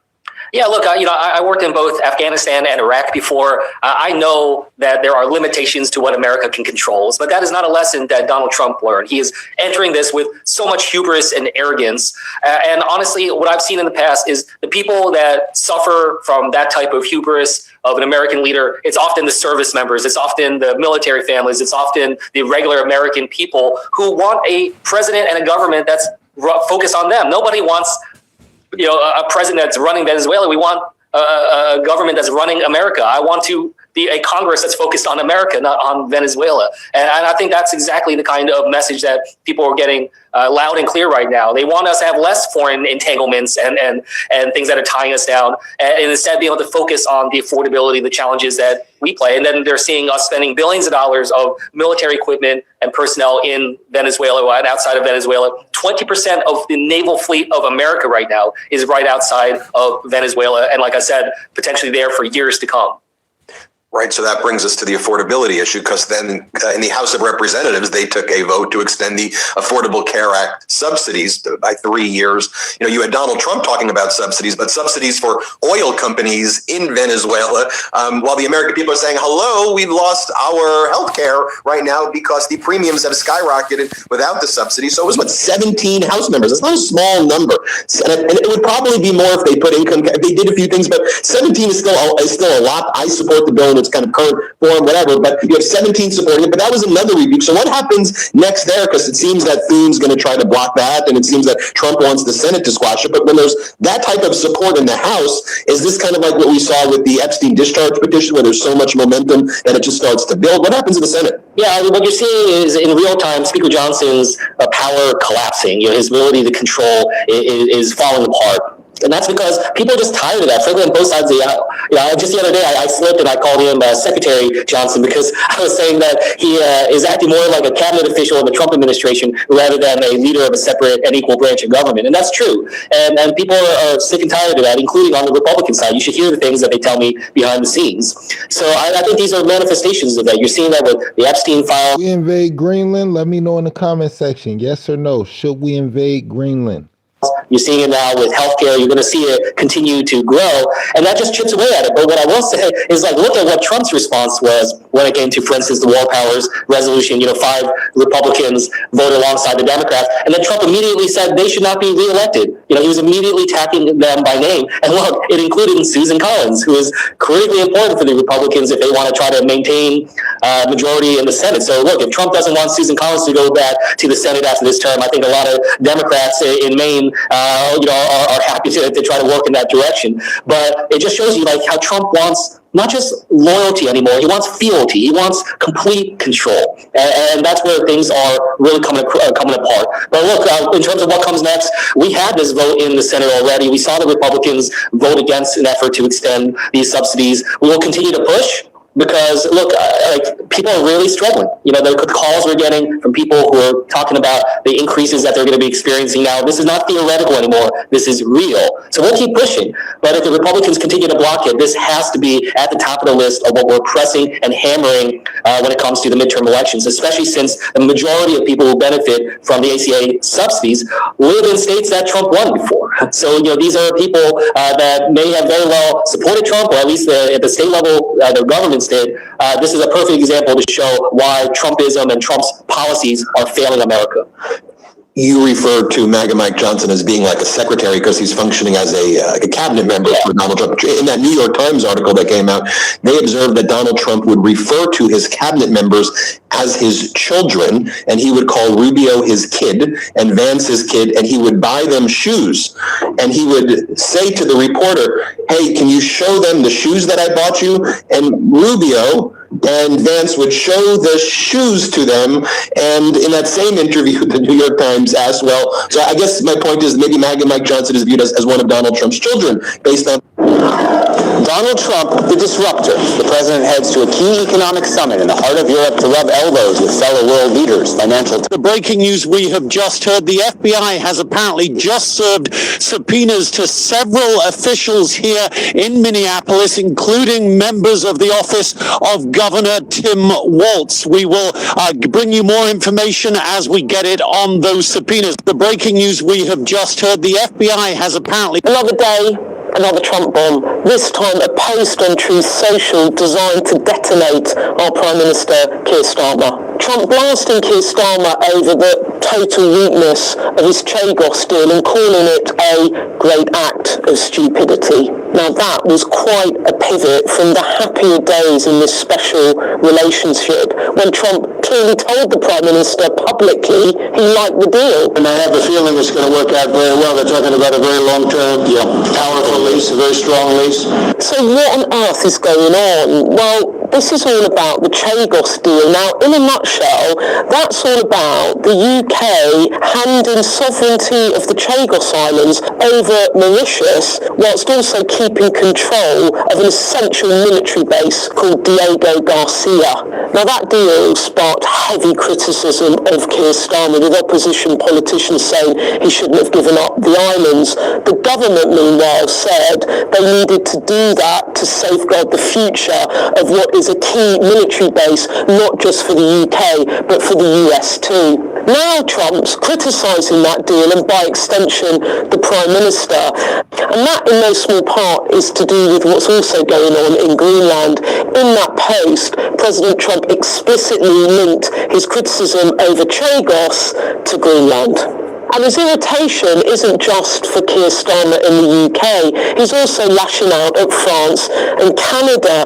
Overnight, he leaked private messages from President Macron to him, and he also posted a picture of Canada emblazoned in the US flag, implying it was US territory. I don't really believe this is about Chagos. I think it's about Greenland, and the best way to resolve that is through dialogue with the Danish government, and that's what we've said all along. But I don't need to tell you how difficult this is for the so-called Trump whisperer that is Keir Starmer. For one, opposition politicians have piled in to criticise the Chagos deal once again. It's also called into question and into doubt Starmer's ability to handle Trump, something the Prime Minister has made a big play about in recent months. It's a clear attempt by Trump to humiliate and belittle Keir Starmer. Now, where do we go from here? Now, from the government's position, well, they've made it very clear to me they are not changing position on Greenland and they are not changing position on the Chagos Islands. But I have to say, with friends like that, who needs enemies? What's unclear is whether or not this is the beginning of a much deeper rupture in the special relationship. What is certain is that we are entering uncharted territory. So there is an update here as far as the Epstein files are concerned. We have a new update from the House. Can you explain what that is? Well, we had a number of women survivors who came to us with information about how Epstein had promised them when they were minors that he would arrange for them to be admitted into NYU or Columbia and would pay for their tuition. And he used that very much as part of his recruitment and grooming mechanism. And so I've written letters to NYU and to Columbia simply demanding that they give us all the information that they've got. And we know that these are not the only schools that he potentially used in this way, and he maintained very cozy relationships with a lot of colleges and universities. Everybody knows about Larry Summers and Harvard and MIT, but these were not just places where he could kind of sanitize his image, but also places that he could use as part of his recruitment of young women and dangling admission as part of Breaking tonight, Fox News confirms the Justice Department is investigating Minnesota Governor Tim Walz and Minneapolis Mayor Jacob Frey for allegedly impeding law enforcement efforts on the ground. Again, confirming that DOJ investigation. Breaking.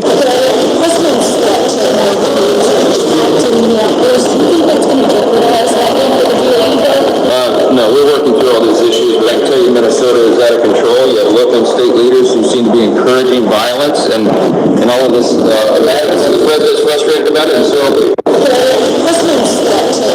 Donald Trump in this breaking story is more Maha than MAGA, and that is make America be hated again. But we do prefer respect to bullies, we do prefer science to plotism, and we do prefer rule of law to brutality. You're welcome in Europe, and you are more than welcome to France. Welcome back into another breaking story here at Occupy Democrats. And Donald Trump's foreign policy, basically dictatorial isolationism, doesn't work, and it's been proven out before. Take a listen to this. Let's look at history. Late 20s, we tried this. We walked away from the League of Nations. We built enormous tariff barriers, the Hawley-Smoot tariffs.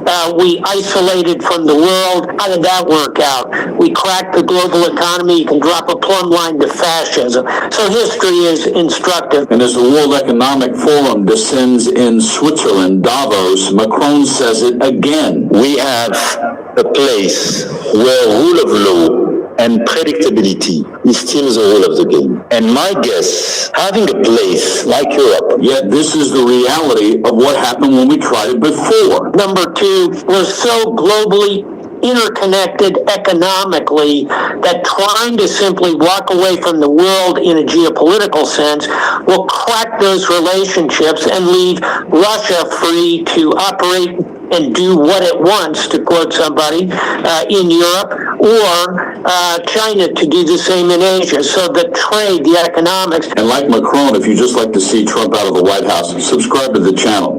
And yes, Macron is correct. Which sometimes is too slow and needs to be reformed, for sure. And here, in the epicenter of this continent, we do believe that we need more growth, we need more stability in this world. And there's a much larger humanity lesson the third time here. And third, and maybe most important, is the value. Donald Trump in this... What you're about to hear in this video is going to blow your mind. Check this out real quick. To the Democratic Party, I'm voting for Trump, but I have to say, you guys got me on this one. You're correct. Here's everything that happened in America today. U.S. Second Lady Usha Vance announced she is pregnant with her fourth child, expected this summer with Vice President J.D. Vance. Federal prosecutors issued subpoenas. Administration officials are adamant that this action that they're undertaking in Minneapolis right now is making this city safer. Targeted, precise, pre-planned operations on violent offenders. That is a good thing. But I'm concerned that people in the administration don't actually understand the reality of what's happening on the street. Chief O'Hara told us the city's 911 system is overwhelmed by complaints about immigration enforcement. What are you seeing? Seeing multiple calls of people who have been subjected to tear gas, pepper spray. At least one case, the person was removed from a vehicle and the car wasn't even placed in park and it was rolling down the roadway. Administration officials are adamant that this action that they're undertaking in Minneapolis right now is making this city safer. Targeted, precise, pre-planned operations on violent offenders. That is a good thing. But I'm concerned that people in the administration don't actually understand the reality of what's happening on the street. Chief O'Hara told us the city's 911 system is overwhelmed. Nah, the leather police jacket's kind of hard, though. I ain't gonna hold y'all. By complaints about immigration enforcement. What are you seeing? Seeing multiple calls of people who have been subjected to tear gas, pepper spray. At least one case, a person was removed from a vehicle and the car wasn't even placed in park and it was rolling down the roadway. Administration officials are adamant that this action that they're undertaking in Minneapolis right now is making this city safer. Targeted, precise, pre-planned operations. And these people are, let's see, these are so far people that came from outside of the country. They were allowed in by Sleepy Joe Biden, Crooked Joe Biden, whichever you like. You can call him whatever you like. They're both right. He's sleepy and he's crooked. He's the worst president we've ever had. And we've had some bad ones too. I can tell you, you have to do is look at trade. You're not going to do it with us, sir. I hope you don't. But these are people that you have to see. Strong arm rape, aggravated assault with a weapon, and many other crimes.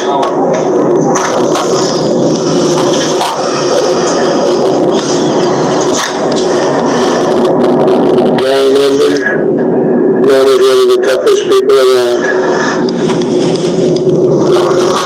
These are tough people. So this is what the people are trying to protect, because all ICE wants to do is get them out of our country, bring them to prisons and jails and mental institutions from where they came. That's all they want to do. They're patriots, and they have to be abused by guys like Don Lemon, who's a loser, lightweight. I saw him the way he walked in that church. It was terrible. I had such respect for that pastor. He was so calm. He was so nice. He was just accosted. What they did in that church was horrible yesterday. 24 convictions. 24 times convicted. They're not charges, these are convictions. So he comes from outside the country. Do you think he's going to be good here? He's convicted 24 times. I felt horribly when I was told that the young woman who was The tragedy, it's a tragedy. It's a horrible thing. Everybody would say, Dice would say the same thing. Her father was a tremendous, and parents were tremendous Trump fans. That's so sad. It just happens. It's terrible. And, they're going to make mistakes sometimes. ICE is going to be too rough with somebody, or, they're dealing with rough people. They're going to make a mistake. Sometimes it can happen terribly. I felt horribly when I was told that the young woman... Hey everyone, it's Trey Yingst, the chief foreign correspondent for Fox News, joining you once again from the Middle East as we are tracking developments across the region, specifically looking at the protests that occurred earlier this month in Iran and the possibility of U.S. action against the regime. Whether you're joining us on Facebook, TikTok, Instagram, X, or YouTube, be sure to share this video with your followers so they can get the latest information we are reporting at Fox News.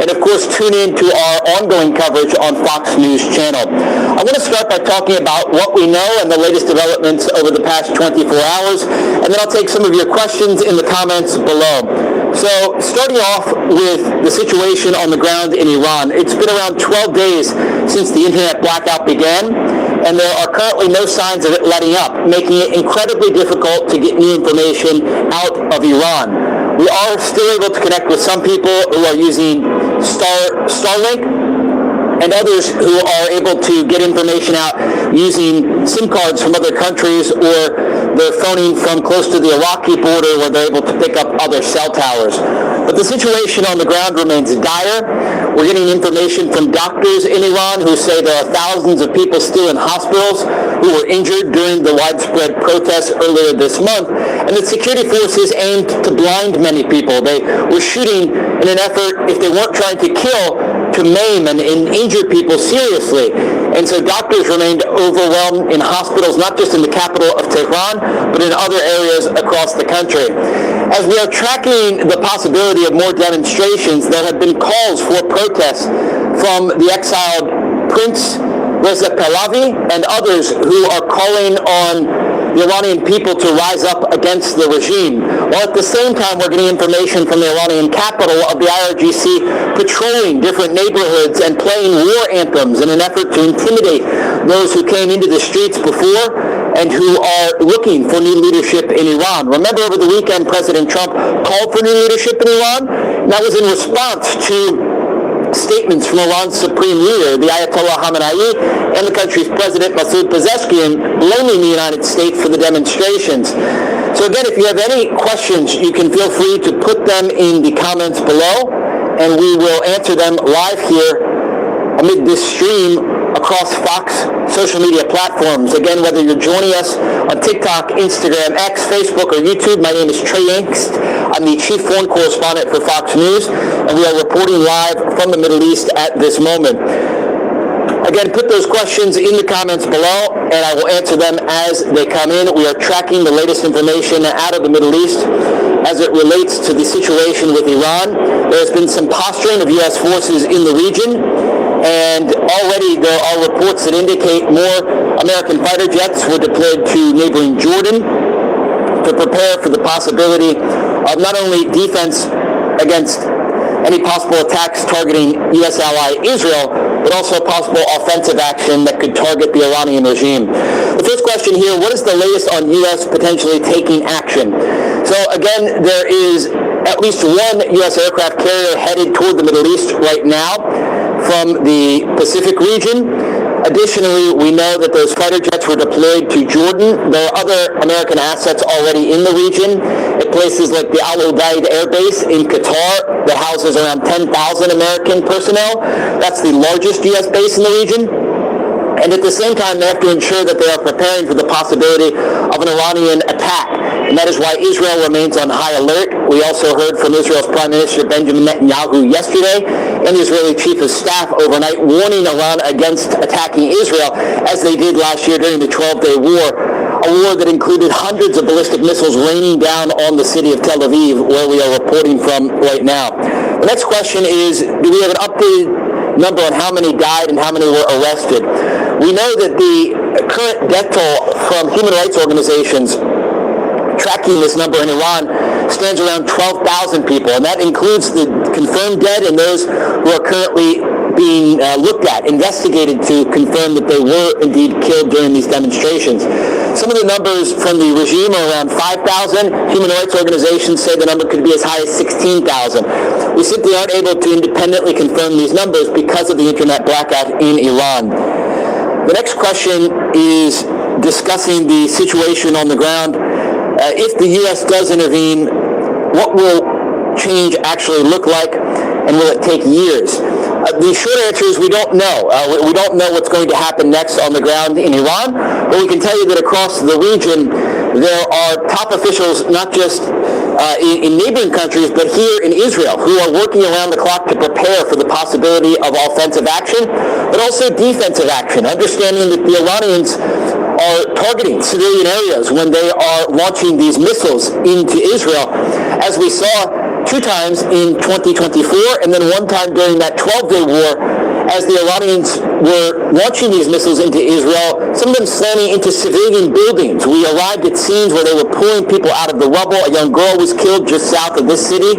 And it gives you a sense of how dangerous these missiles can be, because despite the advanced air defense systems that Israel has, from the Iron Dome to David's Sling and the Arrow 2 and 3 system, some of these missiles are still able to slip past the Israeli air defense, and of course the American defense systems who are helping to shoot down the incoming fire. The next question is, what's the sentiment inside of Israel about what's happening in Iran? There is certainly some concern over the possibility that Iran could launch another attack against Israel, but life continues as normal. People are going to cafes and restaurants. They are holding Zumba classes along the beach. They are going to the beach. And it just gives you a sense that life continues as normal in Israel, despite the fact that there is increasing regional tension and the possibility of a broader conflict. The next question is, why is the U.S. being blamed for their lack of action against Iran? The reality is that the United States has taken a number of economic actions to put pressure on the regime, not only on Iran's supreme leader, but also on the IRGC, the group responsible, the military wing responsible for much of the killing and deaths in the streets of Iran. In terms of military action, we did see last year President Trump ordering those strikes against Iran's nuclear facilities to destroy the country's nuclear program. And again, the Americans remain postured to possibly launch further strikes in the future, but we have to zoom out and look at all of this on a broader timeline. And so these things don't always happen overnight, but certainly the Americans and the Israelis are watching this story closely. The next question is, are they executing people in prisons in Iran? We simply don't know the answer to this question. The Iranian regime does have a history of executing political prisoners, often without trial.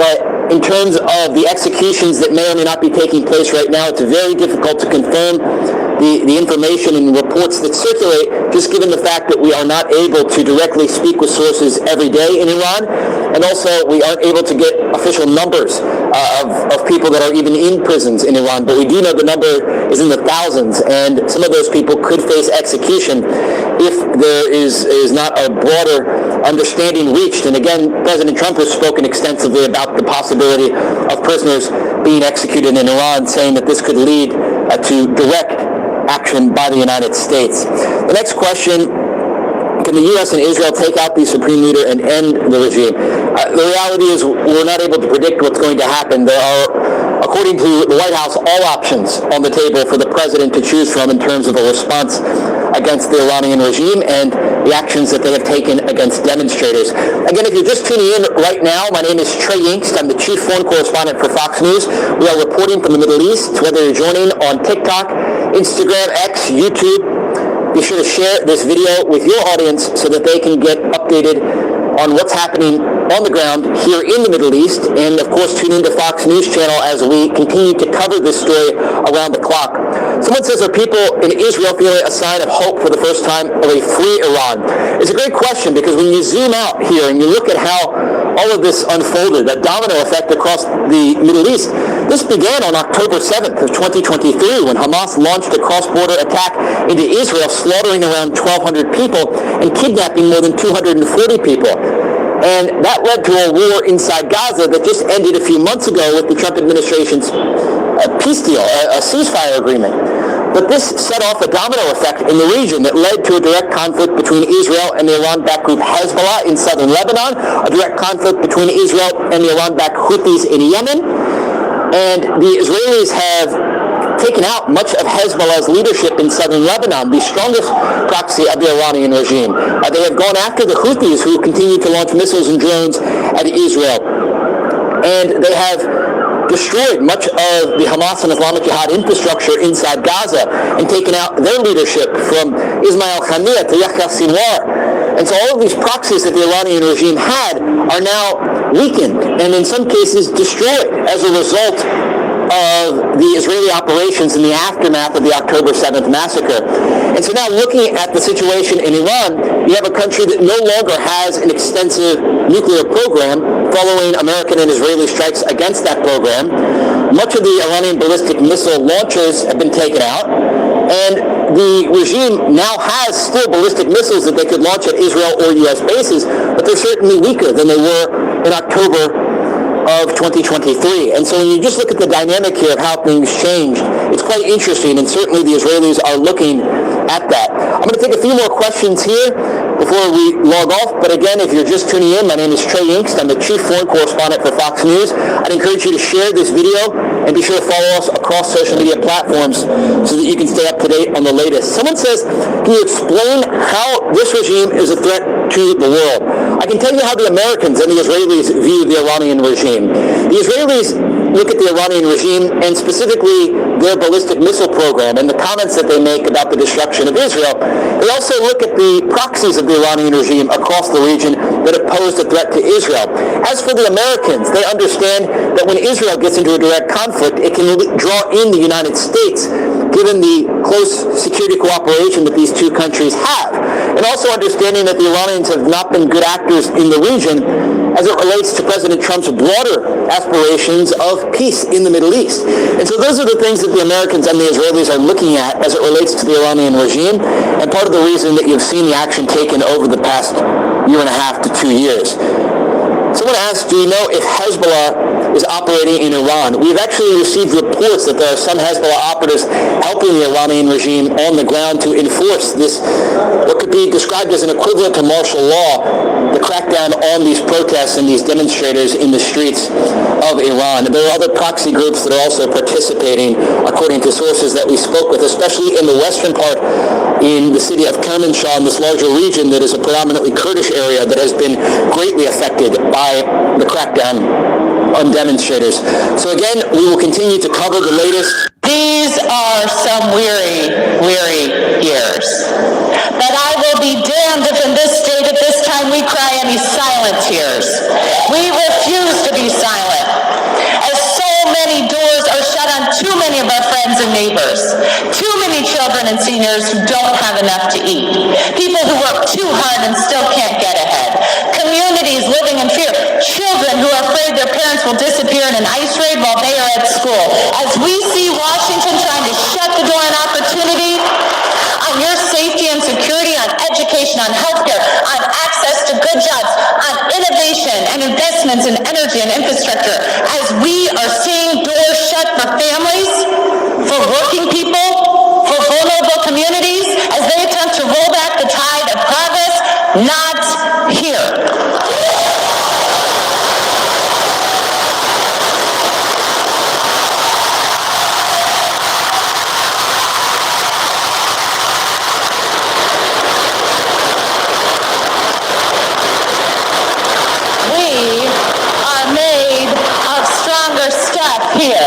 We are going to keep the doors open for your family. The doors that were opened for my family that led to me being here today. These are some weary years. Republicans seem to be warming up to the idea of impeaching Donald Trump if, and only if apparently, certain conditions are met. And by Republicans, I mean one single Republican who's actually retiring at the end of this year by the name of Don Bacon. Now, Bacon has been an adversary of Donald Trump, pretty much since he came back into power. He was the only Republican who voted with the Democrats to try to limit Donald Trump's ability to invade a NATO ally. Literally every other Republican in the House was like, no, this seems like a normal thing for the president to be able to do, but Don Bacon said no. So last week, Don Bacon said that because of Donald Trump's threats to take Greenland using the military, if he were to do that, I would be in favor of removing him from office. Now, that's not a radical statement. That's not something that like, oh, hell yeah. It's like, yes, that's common sense. Every single lawmaker, regardless of political party, should be saying that. So I'm not going to give Bacon too much credit for saying it because, again, all of them should. I'll give him credit for being the only Republican at the moment who is saying it, however. But Bacon's statement is, quote, if he went through with the threats, I think it would be the end of his presidency. And he needs to know the off-ramp is realizing Republicans aren't going to tolerate this and he's going to have to back off. He hates being told no, but in this case, I think Republicans need to be firm. It would be a total mistake to invade an ally. It would be catastrophic to our allies and everything. It's just the worst idea ever, in my view. So based on his statement, it actually kind of sounds like Bacon might be speaking for many other Republicans too. They just know that Bacon can speak this way because, one, Trump's already pissed at him, he's pissed at Trump, there's no love lost there, and two, he's not up for re-election. So he can go out there and say what the rest of them are wanting him to say without any fears. That is a possibility. I'm not saying that is 100% what's happening for certain, but it's there. And I do think that that is very likely. But if it's only Bacon, if he is the only Republican that thinks this or feels this way, or that would go along with an impeachment, then that means nothing. Because by the time the Democrats even had the numbers to impeach Donald Trump for whatever it is he attempts to do, Bacon will be out of office. Right? Because if Democrats retake the House in the midterms, they don't get sworn in until next November, or next January, and then Bacon's gone. So his threat of like, oh, I'll impeach him if he does this, it doesn't mean anything. But it could also mean everything. Here's what I mean. Insanely terrified of being impeached again. He has made that abundantly clear. He told Republicans that 2 weeks ago at their little meeting. And there are some conservatives that are already using his fear of impeachment against him. For example, Family Research Council President Tony Perkins. Recently, Donald Trump came out and he was kind of wishy-washy on the issue of abortion. So Tony Perkins went out there and threatened Donald Trump that, hey, if you get wishy-washy on this and conservatives think that you're kind of pro-choice, then they're going to vote against you. If they vote against you, the Democrats win, the Democrats impeach you. So if you don't want to get impeached, you better come out as anti-abortion. So they're using his fear against him on that issue. And they might be able to do it on other issues too. Perhaps they can do it on Greenland. Maybe. You guys think that Donald Trump should be impeached? Let me know in the comment section. Do you think Donald Trump should be impeached? Yes or no? Yes, if you think he should be impeached. No, if you love your president. They can do it on the tariffs. Maybe they could do it on Venezuela or Iran or Canada, anything. Use his own fears against him the same way he has used yours against you. Honestly, that's not a bad strategy. So after the government finally released the horrific jobs reports for November and October, that same afternoon, University of Michigan economist Justin Wolfers appeared on MS Now to tell us that this is about as bad as it gets. We have all the warning signs, and, as he put it, a recession is imminent. Here's what Mr. Wolfers had to say. Unemployment is up. It's up to 4.6%. A year ago, it was down at 4%. That tells you hundreds of thousands of Americans are struggling to find work right now. Wage growth is weak. That tells you that the labor market is weak. People aren't finding it easy to go out and find themselves a better job when things aren't looking good. Now, that much is obvious to pretty much everybody. If you look all the way back to Liberation Day in April, he continued, it's possible that the economy has actually created no jobs at all. The printed numbers are a little higher, but they're widely expected to be revised down, so this is an economy that's stalled and maybe even going backwards. Look, there's a rule out there, a rule of thumb lots of economists use called the SOM rule. Basically, it says when the unemployment rate has risen by 0.5 percentage point, then a recession is imminent. It's got a very good track record right now. The unemployment rate has risen by 0.5 percentage point, so it is saying that we really are on the cusp of a recession. And if you really want to bring it home one more way, let me tell you, since April, the Canadian economy, the Canadians have created more jobs than the American economy has. And of course, we're much, much bigger than they are.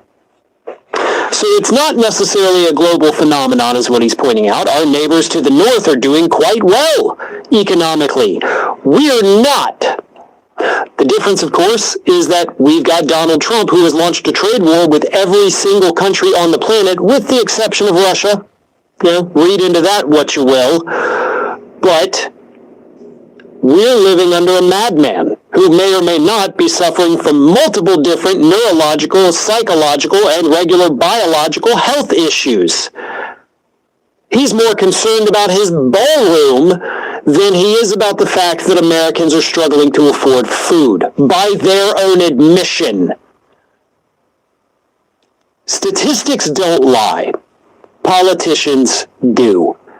And that is something that everybody needs to remember. I have discussed this issue in live streams, and I've had some MAGA folks pop in there and say, like, what prices have gone up? Everything's that nothing's going up. You can say that all you want and repeat Donald Trump's talking points, but that doesn't make it true. A majority of Republicans, a majority of MAGA at this point are saying, yes, prices have gone up, and yeah, Trump is the guy to blame, okay? This is not debatable. It's not a difference of opinion. Prices have gone up. Unemployment has gone up. Exports are falling. Just ask any farmer in the United States. All of the economic indicators are horrible. All of them. There is not one that is doing well, unless you count the stock market as an economic indicator, which we should not, because that has no bearing on how the average American is doing. Everything is bad. Mr. Trump, you've pushed Russia too far. You've spent years trying to control nations and impose your will, thinking you could bully us into submission. But you're wrong. You've been arming Ukraine, provoking us at every turn, and now you'll face the consequences. Russia is not like the others you've tried to intimidate. We will defend our sovereignty, and we will do so without hesitation. You think threats and military support will break us? Think again. If you push us further, you'll regret it. You've created chaos and instability, and now you've dragged the United States to the brink of direct confrontation with Russia. Your empty threats won't work here. Russia is prepared to respond, and we won't back down. So, Mr. Trump, you can continue your provocations, but understand this, we will act decisively. Push us again, and you'll learn why Russia is a force you cannot control. The choice is yours. Make it wisely. Your actions have consequences, and Russia will ensure that the world understands we are not to be underestimated. Mr. Trump, Here is what happens in international relations in the last 24 hours. Donald Trump linked the Greenland dispute to being overlooked for the Nobel Peace Prize, saying he no longer feels bound by peace-only expectations. UK Prime Minister Keir Starmer ruled out retaliatory tariffs against the United States, warning that a trade war would damage Britain's economy. Denmark said European leaders view U.S. tariff pressure over Greenland as economic blackmail, prompting discussions on coordinated European countermeasures. Germany condemned U.S. tariff threats against European allies, backing a united EU response, and warning of serious damage to transatlantic relations. The Kremlin confirmed Donald Trump invited President Vladimir Putin to join a proposed Gaza peace framework, saying Moscow is reviewing details. Breaking news, because this just happened a couple hours ago. The Supreme Court ruled, and it is going to allow Trump and his administration to strip the humanitarian parole of 500,000 people from 4 countries. The protection that was in place to keep them from being deported is being stripped, and it is going to result in at least 500,000 people being deported who come from 4 countries. Do you want to guess what one of those countries is? The very first one listed? Cuba. Donald Trump and his administration are revoking the protection of thousands of Cubans. Without that protection, those Cubans do not have legal asylum in the United States. And the Trump administration is going to deport thousands of Cubans and send them back to Cuba. They told you that Barack Obama was Fidel. They told you that Hillary Clinton was Fidel. They told you that Bernie Sanders was Fidel. They told you that Joe Biden was Fidel. They told you that Kamala Harris was Fidel. And you believed them. And now, Donald Trump, who needed your vote to get elected, is going to deport Cubans back to Cuba. Myself and others said this would happen, but I'm not here to say I told you so. I'm not here to celebrate this. My heart is broken. I'm a white boy, but I'm from Florida, and I have spent so much of my life around wonderful Cuban people. I have fallen in love with your food and your music and your culture. And then I watched a political party in my country weaponize very legitimate, real fears that you have and lie to you and tell you that if you didn't vote for them, what happened in Cuba would happen to you here. And you did. And now they're sending some of you back to that place because they only cared about your vote and they don't actually care about you. China's Vice Prime Minister, Lai Feng, just delivered a message at Davos that cut through the diplomatic beating around the bush and basically addressed the elephant or orange in the room. Speaking at Davos today, Lai Feng warned the world cannot return to, quote, law of the jungle, where the strong prey upon the weak. A select few countries, he said, should not have the privilege to demand whatever they wish and to take whatever they want from the weak who can do nothing to stop them. That's not the world we all built together, he's saying. The civilized world based on a rules-based world order that you set up. Like, what's going on? Why am I defending it? It's a bold stance to take by the Asian great power that is China, at a time when the North American great power that is the US is, of course, swaggering around with a gun on its hip, throwing great power gang signs and saying, basically, I can do whatever the flip I want. Man's a great power fan. What are you saying? What are you saying? Look at me. Look at me too long and watch what happens. Like, you see this piece on my side? I don't know what they call the weapon. Anyway, there's no guns here in the UK. It's not like that. Even our police have like, kilo batons. It's interesting to note that China, in the far east of the world, is a country saying to the US, can you please stick to the stabilizing rules-based world order that literally you created after the Second World War?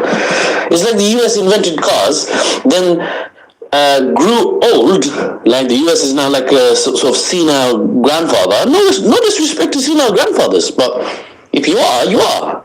You have to be handled in a certain way then. So the US invented cars, became a senile grandfather who's still at the wheel driving, and he keeps veering the car off road. And China, who's once a kid but now he's grown up, he's in the passenger seat, he's like a young man now, right? Confident, intelligent, he's got the akal, he's got the intellect, and he's trying to keep the car on the road. He's like, Grandpa, you keep Grandpa, please. But racist elderly granddad keeps driving off the road again. And the Western European countries are in the back seat with no seatbelts. They're like the kids.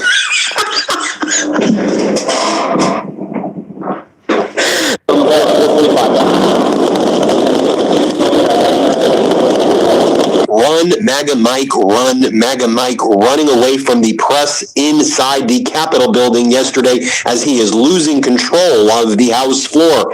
The vote to put the Affordable Care Act extensions on the House floor moving forward. There will be a vote today that will almost certainly pass to extend the Affordable Care Act subsidies. MAGA Mike was trying to prevent that from happening. Yesterday, 9 Republicans joined forces with the Democrats in a vote to allow for a vote today to extend the Affordable Care Act subsidies. The big problem is that Donald Trump and MAGA Republicans in the Senate will be killing that most likely. But remember, this was the discharge petition that Democratic leader Hakeem Jeffries pushed forward, and then there was a vote to get the vote to happen today, and MAGA Mike lost that. Also yesterday, MAGA Mike Johnson lost big as Democrats in the House Oversight Committee were able to bring some Republicans along to go against MAGA Mike's will in order to subpoena Les Wexner, the billionaire benefactor of Epstein, as well as Epstein's accountants, 2 individuals by the name of Darren Indyke and Richard Kahn, who are also executors of Epstein's estate. Those individuals will now be subject to a congressional subpoena. MAGA Mike was trying to block that, and a fight broke out on the House floor yesterday. Take a look right here. Zoom in. You'll see Democratic Congresswoman Angie Craig having, as Andrew Sullender refers to it, as a heated exchange with Republican Whip Tom Emmer, both from Minnesota on the House floor. Craig has strongly denounced the ICE shooting, Sullender writes, in Minneapolis, while Emmer defended the officer. Sullender got some additional information. The Democrat, Angie Craig, was telling the MAGA Republican, Emmer, that Trump and Republicans' political stunts in Minneapolis just caused a woman to be killed. Renee Nicole Good to be killed. And Emmer responded, take a walk, because that's how immature MAGA Republicans behave. So, before MAGA Mike ran away, he parroted the regime talking points about the terrorist attack against the ICE agents' terroristic activity that resulted in the execution, the shooting death of the innocent United States citizen Renee Nicole Good. Here's what he says about that. Play this clip. Look, it appears to us, I guess, anybody who sees the video from certain angles, that the driver of the vehicle weaponized that vehicle against law enforcement officers and against bystanders. It was a dangerous situation. People make snap judgments in those situations, and it's a really sad outcome. Look, I do think that it's right. I think I guess maybe it was Homeland or someone put out a statement that this clearly appears to be the result of this just months-long rhetoric against law enforcement and people encouraging that kind of violence. And so we call upon all the citizens of Minneapolis to be calm. We don't want anyone to be hurt. We need law enforcement to be able to do their jobs, and it's a terrible situation. But we wait. Then MAGA Mike was asked if his majority was in jeopardy, to which MAGA Mike responded that he reads the Bible and he loves to part the Red Sea like Moses or something like that. Here, play. It seems that every day we're reminded that we live in an era of great power rivalry, that the rules-based order is fading, that the strong can do what they can and the weak must suffer what they must. And this aphorism of Thucydides is presented as inevitable, as the natural logic of international relations reasserting itself. And faced with this logic, there is a strong tendency for countries to go along to get along, to accommodate, to avoid trouble, to hope that compliance will buy safety. Well, it won't. So what are our options? In 1978, the Czech dissident Václav Havel, later president, wrote an essay called The Power of the Powerless. And in it, he asked a simple question: how did the communist system sustain itself? And his answer began with a greengrocer. Every morning, this shopkeeper places a sign in his window: "Workers of the world unite." He doesn't believe it. No one does. But he places the sign anyway to avoid trouble, to signal compliance, to get along. And because every shopkeeper on every street does the same, the system persists. Not through violence alone, but through the participation of ordinary people in rituals they privately know to be false. Havel called this living within a lie. The system's power comes not from its truth, but from everyone's willingness to perform as if it were true. And its fragility comes from the same source. When even one person stops performing, when the greengrocer removes his sign, the illusion begins to crack. Friends, it is time for companies and countries to take their signs down. For decades,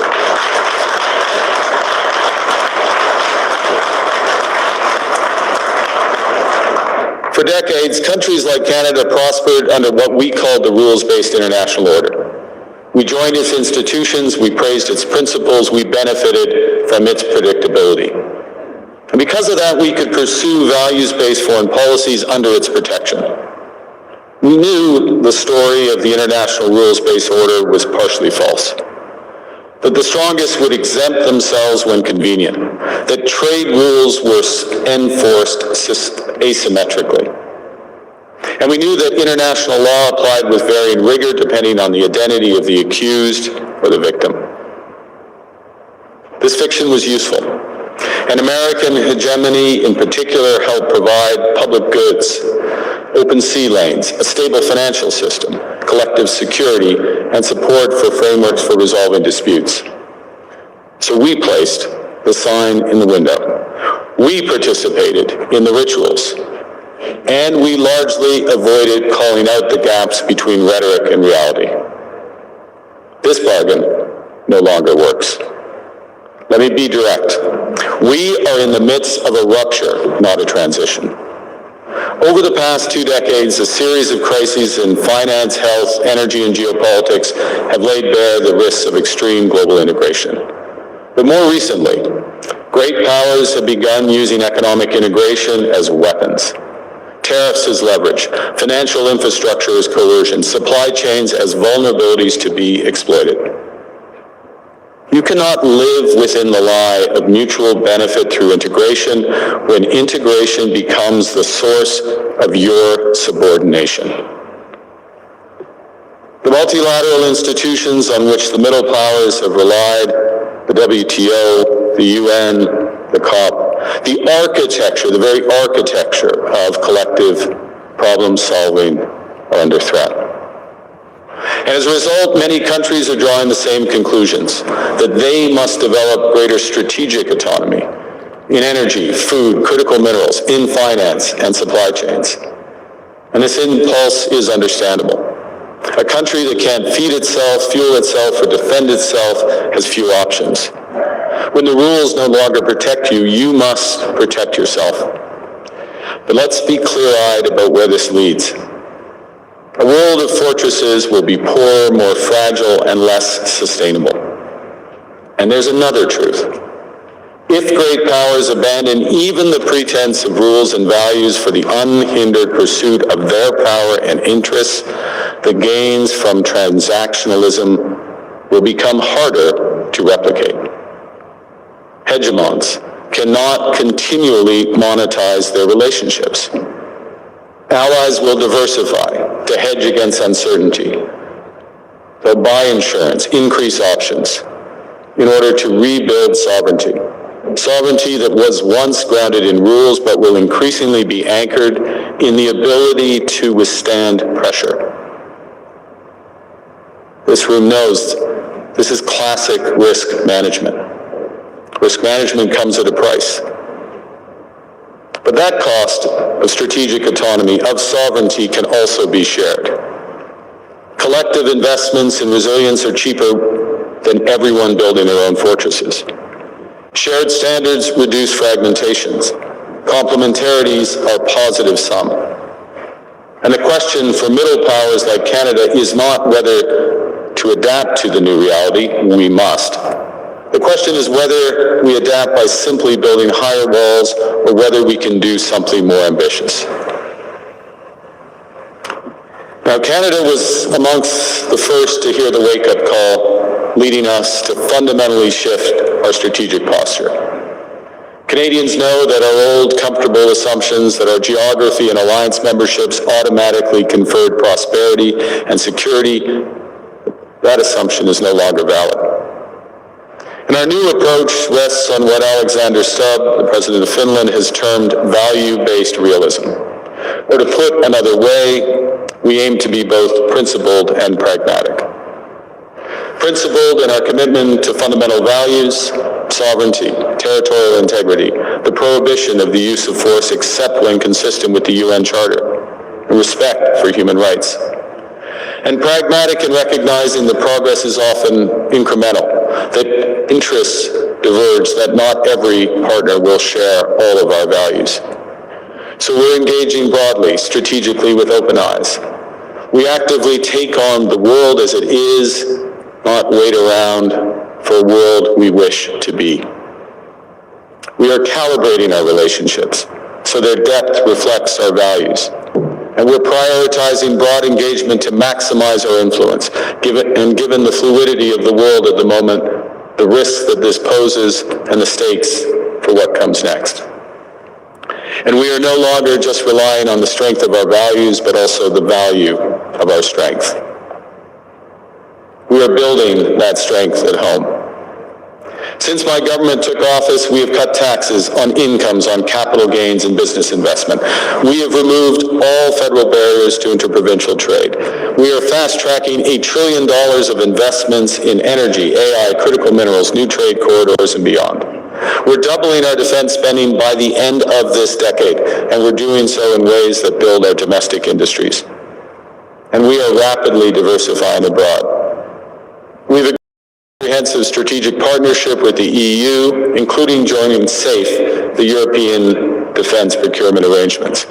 We have signed 12 trade and security deals on 4 continents in 6 months. In the past few days, we've concluded new strategic partnerships with China and Qatar. We're negotiating free trade pacts with India, ASEAN, Thailand, Philippines, and Mercosur. We're doing something else. To help solve global problems, we're pursuing variable geometry. In other words, different coalitions for different issues based on common values and interests. So on Ukraine, we're a core member of the Coalition of the Willing and one of the largest per capita contributors to its defense and security. On Arctic sovereignty, we stand firmly with Greenland and Denmark and fully support their unique right to determine Greenland's future.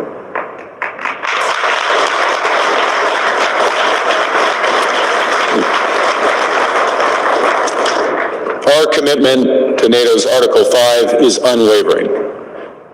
So we're working with our NATO allies, including the Nordic-Baltic Gate, to further secure the alliance's northern and western flanks, including through Canada's unprecedented investments in over-the-horizon radar, in submarines, in aircraft, and boots on the ground, boots on the ice.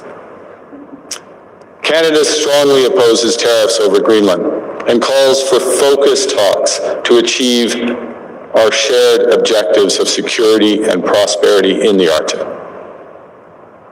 On plurilateral trade, we're championing efforts to build a bridge between the Trans-Pacific Partnership and the European Union, which would create a new trading bloc of 1.5 billion people. On critical minerals, we're forming buyers clubs anchored in the G7 so that the world can diversify away from concentrated supply. And on AI, we're cooperating with like-minded democracies to ensure that we won't ultimately be forced to choose between hegemons and hyperscalers. This is not naive multilateralism, nor is it relying on their institutions. It's building coalitions that work, issues by issue, with partners who share enough common ground to act together. In some cases, this will be the vast majority of nations. What it's doing is creating a dense web of connections across trade, investment, culture, on which we can draw for future challenges and opportunities. I argue the middle powers must act together because if we're not at the table, we're on the menu. But I'd also say that great powers can afford for now to go it alone. They have the market size, the military capacity, and the leverage to dictate terms. Middle powers do not. But when we only negotiate bilaterally with a hegemon, we negotiate from weakness. We accept what's offered. We compete with each other to be the most accommodating. This is not sovereignty. It's the performance of sovereignty while accepting subordination. In a world of great power rivalry, the countries in between have a choice: compete with each other for favor, or to combine to create a third path with impact. We shouldn't allow the rise of hard power to blind us to the fact that the power of legitimacy, integrity, and rules will remain strong if we choose to wield them together. Which brings me back to Havel. What does it mean for middle powers to live the truth? Well, first, it means naming reality. Stop invoking rules-based international order as though it still functions as advertised. Call it what it is: a system of intensifying great power rivalry where the most powerful pursue their interests using economic integration as coercion. It means acting consistently, applying the same standards to allies and rivals. When middle powers criticize economic intimidation from one direction but stay silent when it comes from another, we are keeping the sign in the window. It means building what we claim to believe in. Rather than waiting for the old order to be restored, it means creating institutions and agreements that function as described. And it means reducing the leverage that enables coercion. That's building a strong domestic economy. It should be every government's immediate priority. And diversification internationally is not just economic prudence, it's a material foundation for honest foreign policy, because countries earn the right to principled stands by reducing their vulnerability to retaliation. So Canada. Canada has what the world wants. We are an energy superpower. We hold vast reserves of critical minerals. We have the most educated population in the world. Our pension funds are amongst the world's largest and most sophisticated investors. In other words, we have capital, talent. We also have a government with immense fiscal capacity to act decisively. And we have the values to which many others aspire. Canada is a pluralistic society that works. Our public square is loud, diverse, and free. Canadians remain committed to sustainability. We are a stable and reliable partner in a world that is anything but. A partner that builds and values relationships for the long term. And we have something else. We have a recognition of what's happening and a determination to act accordingly. We understand that this rupture calls for more than adaptation. It calls for honesty about the world as it is. We are taking the sign out of the window. We know the old order is not coming back. We shouldn't mourn it. Nostalgia is not a strategy. But we believe that from the fracture, we can build something bigger, better, stronger, more just. This is the task of the middle powers. The countries that have the most to lose from a world of fortresses and the most to gain from genuine cooperation. The powerful have their power. But we have something too. Breaking news. I learned this natural trick online, and this is my girlfriend's reaction. What did you do? Look at this. I did that baking soda trick from the video I was watching. Please raise your right hand and repeat after me. I, Donald John Trump, do solemnly swear. I, Donald John Trump, do solemnly swear. That I will faithfully execute. That I will faithfully execute. The office of President of the United States. The office of President of the United States. And will, to the best of my ability. And will, to the best of my ability. Preserve, protect, and defend. Preserve, protect, and defend. The Constitution of the United States. The Constitution of the United States. So help me God. So help me God. Congratulations. Please raise your... Furious world leaders have delivered a humiliating gut punch to Donald Trump after Donald Trump announced his ludicrous idea of creating a phony peace board where he invited Vladimir Putin, Lukashenko, Orban, and other authoritarians to join in order to destroy the United Nations and NATO. French President Emmanuel Macron says, no way are we joining this ridiculous peace board where we have to pay you $1 billion, then you're going to take the money and put it in some Qatari bank account and that you get to decide all of the rules. We're not doing it. Then you had the Prime Minister of Poland, Donald Tusk, say, no way, we're not doing this. He goes, Poland's ascension to an international organization requires the consent of the Council of Ministers and ratification by the Sejm. The government will be guided solely by the interest and security of the Polish state, and we will not let anybody play us, Donald. Even Keir Starmer of the United Kingdom, who's been a little bit passive when it comes to Donald Trump, and strong on defending Ukraine, but weak when it comes to Donald Trump, in my opinion. But I get he's got a lot of constituencies he's got to deal with. He says, no way, we are not endorsing this ridiculous peace board thing. I'm not sitting on a committee that has Vladimir Putin, Lukashenko, and Orban. You understand? Now, as Alex Wickham explained as well, Trump's tariff threats for any country that does not support Trump's invasion of Greenland has also turned the British far right, their Reform Party, against the Trump regime. Even Nigel Farage in this interview with MAGA Mike Johnson is like, you realize that what Donald Trump did is like absolutely the biggest threat to the UK and to Europe in general for like generations. I mean, you have Nigel Farage standing up to Donald Trump. Just think about that. You have the German far-right extremist party, the AfD, standing up to Donald Trump. I mean, Trump is uniting everybody against him and his dastardly ways. Even the far-right extremist parties and all members of parliament, frankly, are looking at what the Trump regime is doing as absolutely idiotic. Now, this also takes place as Denmark has deployed more troops to Greenland. We saw those huge deployments coming in yesterday and the day before as well. And I think if you look internationally, you're seeing just across the world, everybody recognizing what a complete and utter betrayal this Trump regime is. Japan talking about how Donald Trump and the United States have failed to deliver promised weapons to the tune of billions of dollars that Japan says it was promised. Obviously, the Iranian people were told, go and protest against the Ayatollah, and we got your back. And then Donald Trump doesn't have their back. Thousands are killed. Gruesome images that we're seeing right now on social media. Protesters gunned down and massacred by the Ayatollah as Donald Trump does nothing at all. But Donald Trump says, great news. I stopped the Ayatollah from hanging 600 more people. Shouldn't I get credit? You go to Syria right now. Donald Trump has completely thrown the Kurdish allies in Syria under the bus. I mean, you have the Syrian Democratic Forces in the north, along with other groups that were fighting ISIS with the United States. Donald Trump has utterly thrown them under the bus and has allowed al-Julani, or al-Shahar, the now leader of Syria, formerly the head of ISIS, right? The former head of ISIS is now leading Syria right now, and the Syrian government forces have completely wiped out the Kurdish areas. Like, Kurdish sovereignty has been utterly destroyed as Donald Trump has allowed the Syrian government forces just to completely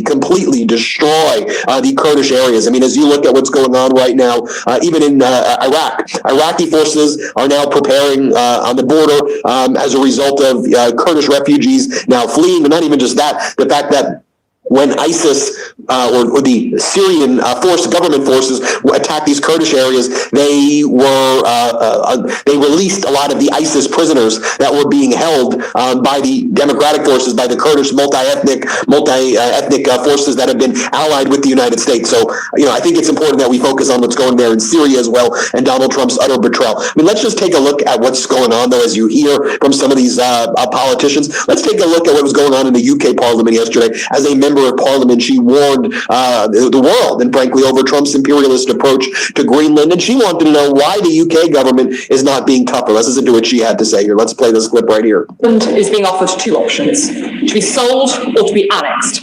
This is naked imperialism. The government of Greenland has made very clear that they will work with the US in any way that is necessary to protect our security and that of Europe's. But I'm afraid that beyond vague diplomatic assurances of diplomatic activity and claims of being hard-headed, as a result of today's statement, I am not any clearer on what the government is doing to keep us safe from these tariffs, but more importantly, to protect our security and the sovereignty of Greenland. Now I want to share with you as well what another UK member of Parliament did, calling out Donald Trump's gangster politics. This was in the UK's Parliament yesterday. Let's play this clip. Donald Trump's appalling threats to seize Greenland, along with his disgusting bombing of Venezuela, are a new form of gangster politics that are set out in his new national security strategy, which also speaks of boosting support for the far right across Europe. We have to deal with that reality. And Trump's threats of tariffs this weekend show how little we can rely on the so-called special relationship. So I want to ask the Foreign Secretary, instead of blindly following US policy, as we have all too often done in the past with disastrous consequences, isn't it now time to stand up to Trump and forge a new independent foreign policy based upon international law, peace and cooperation, important values that are the very antithesis of what Donald Trump stands for?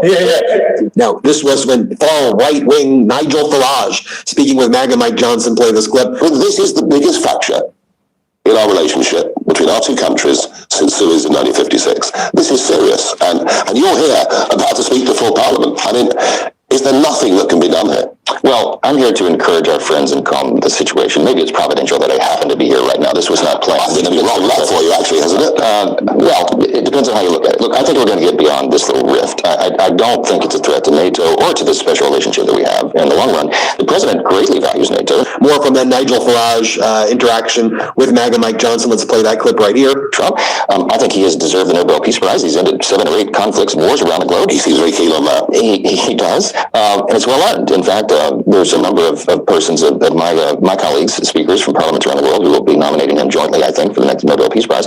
But this issue in Greenland, I think, should not be a disruption to all of that. I think we'll get past this. Well, let's hope we do get past it. Otherwise, it genuinely would be a rupture. The world may feel like it's metaphorically on fire right now, but we also have to make sure we keep highlighting one truly existential. We have some news right now. Members of Congress are seriously concerned about the president's mental fitness to serve, with at least one member of Congress now openly calling for the invocation of the 25th Amendment to the United States Constitution following a late-night barrage of new Truth Social posts from the President of the United States, in which he posted private messages between himself and world leaders like French President Emmanuel Macron and NATO Secretary General Mark Rutte. In addition, he posted an AI-generated image of himself sitting in the Oval Office in front of European leaders with a map of North America with the American flag over Canada and Greenland.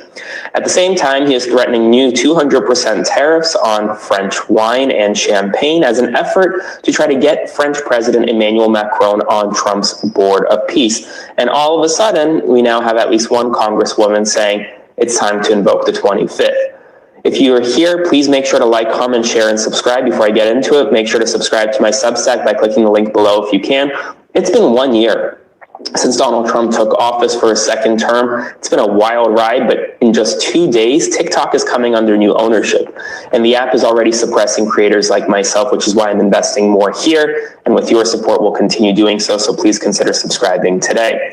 Congresswoman Yasmin Ansari, who is traditionally known as one of the more kind of reasonable members in the House of Representatives, has come out and said that the President of the United States is extremely mentally ill, and it's putting all of our lives at risk. The 25th Amendment exists for a reason. We need to invoke it immediately. Now, why is she doing that? Well, because if you look at what happened overnight, here is what Donald Trump was doing. He posted private messages on WhatsApp between world leaders and himself. This first one was between Mark Rutte, the Secretary General of NATO, and the President of the United States. Mark Rutte wrote to Donald Trump, quote, "Mr. President, dear Donald, what you accomplished in Syria today is incredible. I will use my media engagements in Davos to highlight your work there in Gaza and in Ukraine. I am committed to finding a way forward on Greenland. Can't wait to see you. Yours, Mark." At the same time, French President Emmanuel Macron also texted Donald Trump, and Trump posted this private message saying, "My friend, we are totally in line on Syria. We can do great things on Iran. I do not understand what you are doing on Greenland. Let us try to build great things. I can set up a G7 meeting after Davos in Paris on Thursday afternoon. I can invite the Ukrainians, the Danish, the Syrians, and the Russians in the margins. Let us have a dinner together in Paris together on Thursday before you go back to the United States. Emmanuel." These messages were never supposed to be public, and yet here they are, publicly being posted by the President of the United States. And it's not just that. This is an AI-generated image that the President of the United States posted. It's him sitting in the Oval Office. You have every single European leader, or most significant European leaders. You have Prime Minister Meloni there. You have Starmer, Ursula von der Leyen, the European Union President. You have Macron there. You have Finnish leaders. That's President Zelensky closest to. There's the German Chancellor right behind Macron. And look at that map. You have the North American map with the American flag over the United States, over Greenland, and now over Canada as well.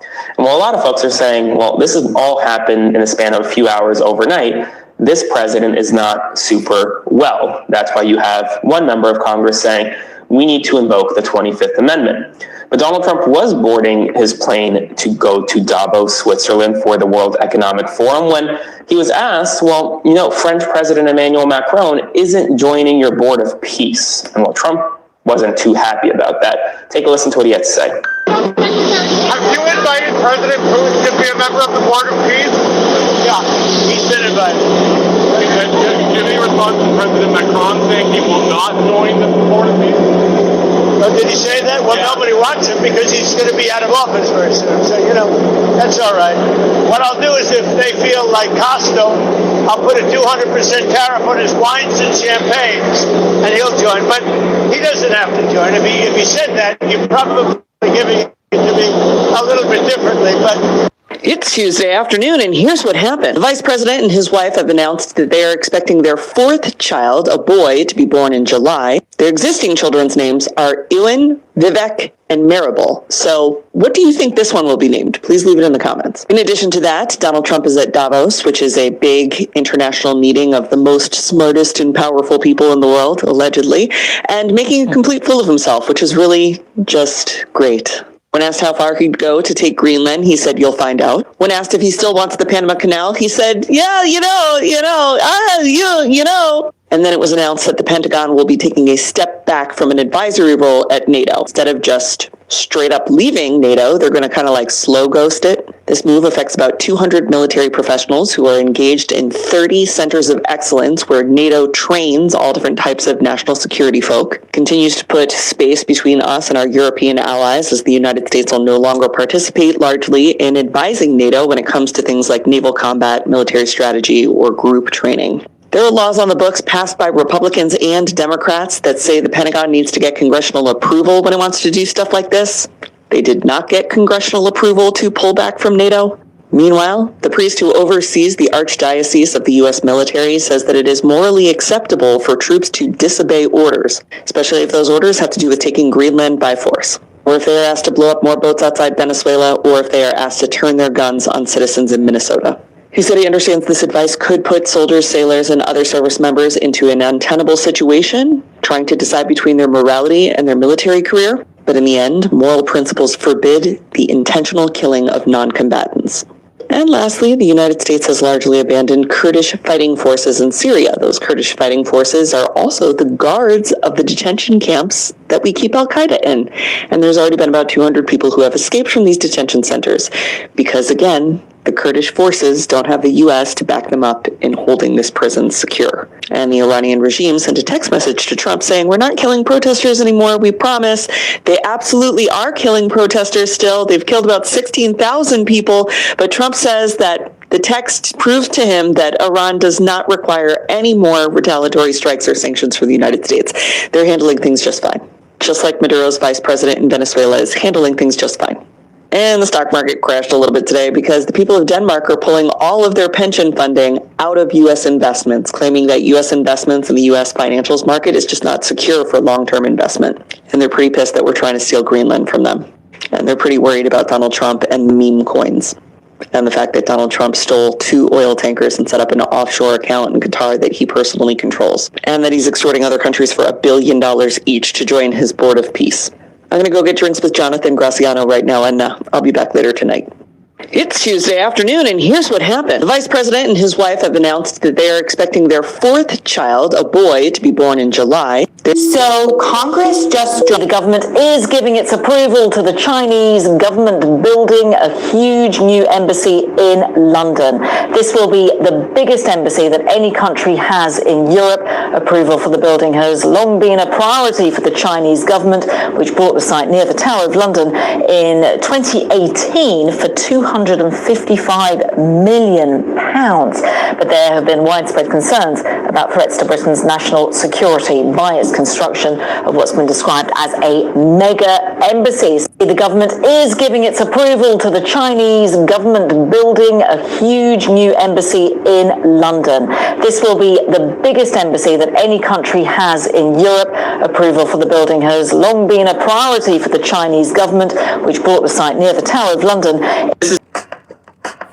What happens to the tariff threat to Greenland if the Supreme Court comes out and rules against you on the tariffs? And well, I'll have to use something else. I mean, are look, you going to use force? Take a look at the word license. Take a look at other things. I mean, we have other alternatives.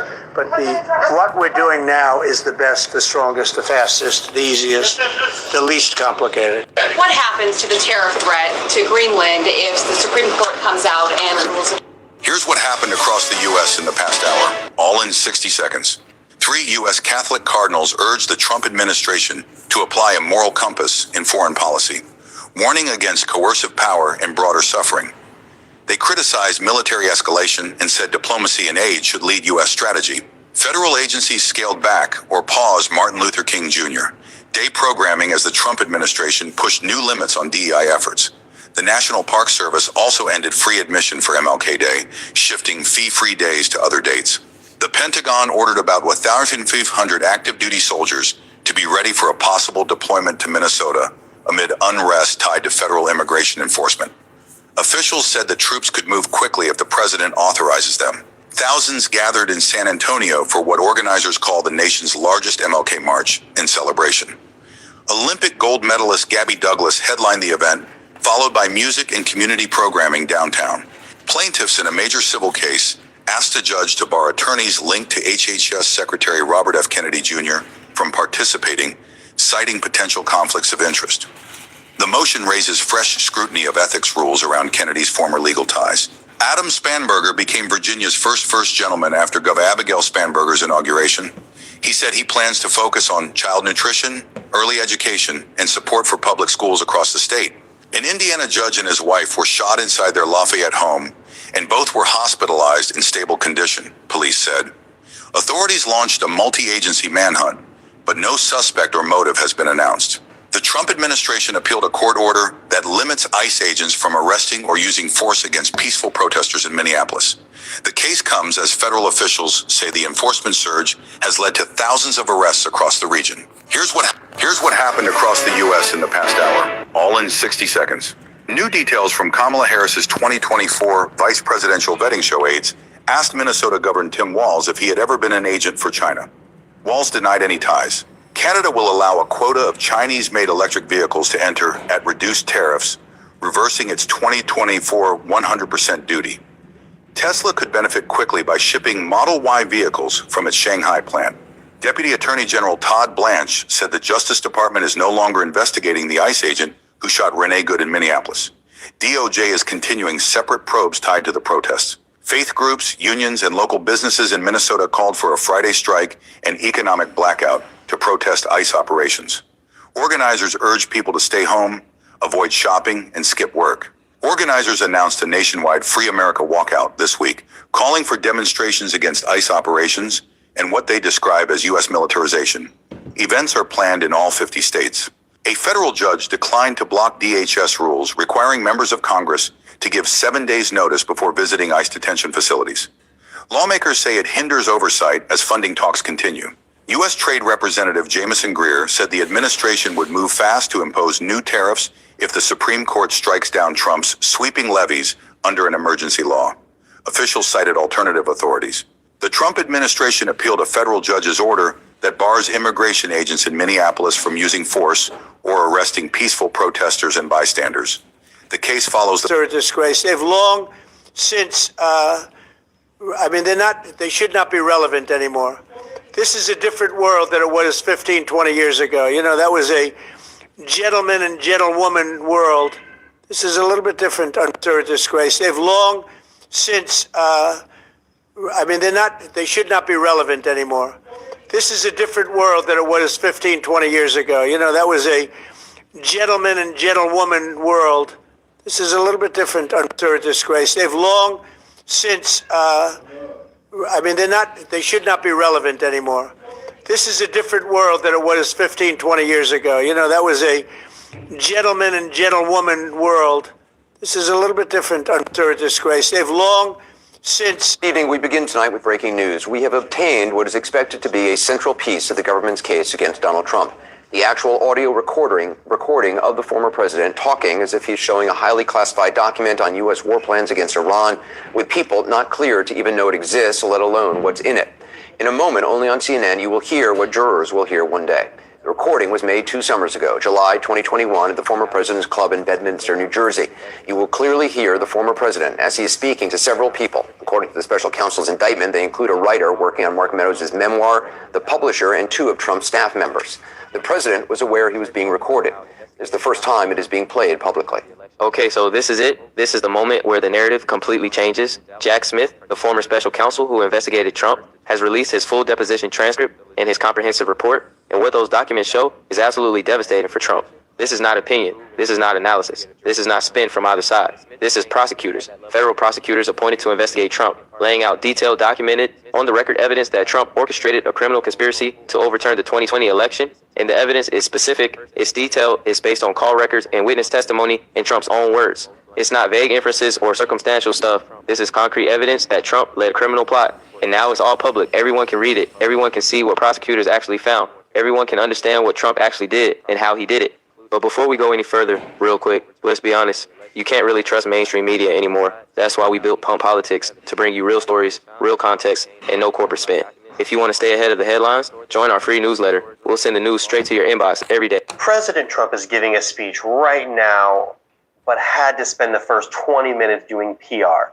Picture this, the President of the United States in a nationwide televised speech, spending 17 minutes showing mugshots of people that ICE has arrested.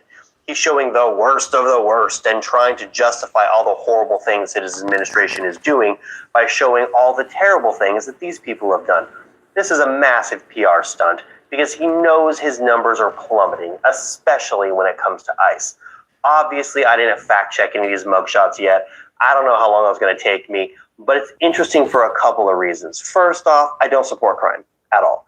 That being said, according to the president, some of these people have been accused of domestic violence and shoplifting, things like that. That's terrible, especially domestic violence.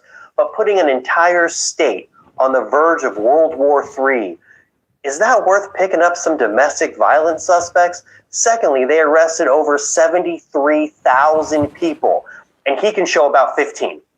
They are starting protests and riots all over this country. People are dying. They have arrested over 73,000 people, and he can name less than 24 that are actual violent criminals. This is an example of using a few stories to overshadow massive trends based on overwhelming data. Breaking immigration news. On day one of President Trump's administration, ICE agents are going to be free to arrest any single person in a school, a hospital, a place of worship, such as a funeral or church services, and a public demonstration place like somebody demonstrating on the street.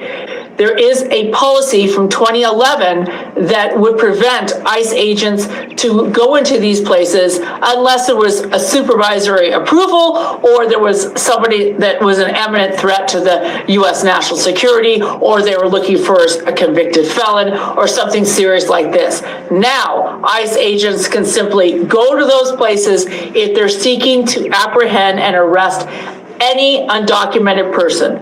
Before you panic, I want you to understand something. The three categories of people ICE are going to be apprehending are the following: people that have orders of removal, that have never departed the United States; two, people that have an order of removal, departed the United States, and re-enter the United States without permission or authorization; or three, people that are convicted felons or have a serious criminal history.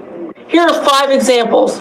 You have an order of removal from 10 years ago. You go to a hospital in Texas, you tell them you're undocumented because you're asked. You have a baby. Thereafter, ICE comes and apprehends you at the hospital. Scenario 2, you had an order of removal when you were a little kid, let's say 10 years old. You left the United States and you re-entered the United States when you were 15 with your parents without permission. You are a priority of removal. So you could be at your sister's funeral in a Catholic church and ICE can come and apprehend you there. Scenario 3 is that you have a conviction record and it's serious and you're in your school, let's say you're going to college, ICE can come in to your classroom at college and apprehend and arrest you and take you into custody. Scenario 4, you're at your children's school watching their play, you have an order of removal, ICE can come in and arrest you in front of your child and all the other kids. Scenario 5, you're at a peaceful protest for issues you think are important, you have an order of removal, ICE can go there and take you away in front of all those people. Like, share, and follow. I'm Gloria Cardenas, the immigration. Here's everything that happened in America in the last 12 hours. Federal agencies scaled back or paused Martin Luther King Jr. Day programming as the Trump administration pushed new limits on DEI efforts. The National Park Service also ended free admission for MLK Day, shifting fee-free days to other dates. The Pentagon ordered about 1,500 active duty soldiers to be ready for a possible deployment to Minnesota amid unrest tied to federal immigration enforcement. Officials said the troops could move quickly if the president authorizes them. An Indiana judge and his wife were shot inside their Lafayette home, and both were hospitalized in stable condition, police said. Authorities launched a multi-agency manhunt, but no suspect or motive has been announced. Thousands gathered in San Antonio for what organizers call the nation's largest MLK March in celebration. Olympic gold medalist Gabby Douglas headlined the event, followed by music and community programming downtown. Plaintiffs in a major civil case asked a judge to bar attorneys linked to HHS Secretary Robert F. Kennedy Jr. from participating, citing potential conflicts of interest. The motion raises fresh scrutiny of ethics rules around Kennedy's former legal ties. Protesters interrupted a Sunday service at City's Church in St. Paul, demanding answers about ICE raids and a recent fatal shooting tied to an operation in Minnesota. The Justice Department opened an investigation into whether the disruption violated federal law. Adam Spanberger became Virginia's first gentleman after Gov. Abigail Spanberger's inauguration. He said he plans to focus on child nutrition, early education, and support for public schools across the state.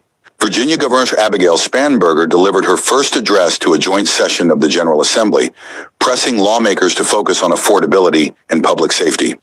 She also outlined early priorities for schools, jobs, and state government. Some other major breaking news happening on Capitol Hill right now. Just moments ago, former President Bill Clinton and former Secretary of State Hillary Clinton said they will not testify before the House Oversight Committee regarding the Epstein investigation. What do we know about this, Michael? Yeah, Anna, it's pretty big news up here on Capitol Hill, just coming in within the last few minutes that will have legal ramifications. So, of course, we had expected former President Bill Clinton to appear for a deposition today as part of the House Oversight Committee's investigation into Jeffrey Epstein. I say expected because today was his day to appear, but he did not appear, writing to the committee overnight, him and his wife, former Secretary of State Hillary Clinton, who's scheduled to appear for a deposition tomorrow, saying that they would not appear and essentially blasting this investigation as politically motivated. I want to read to you part of this statement that we just came in from Hillary and Bill Clinton, them writing to Chairman James Comer of the Oversight Committee, quote, "Every person has to decide when they have seen or had enough and are ready to fight for this country, its principles, and its people, no matter the consequences. For us, now is that time." Now, Anna, this is going to have legal ramifications up here on Capitol Hill. We just heard again within the last few minutes from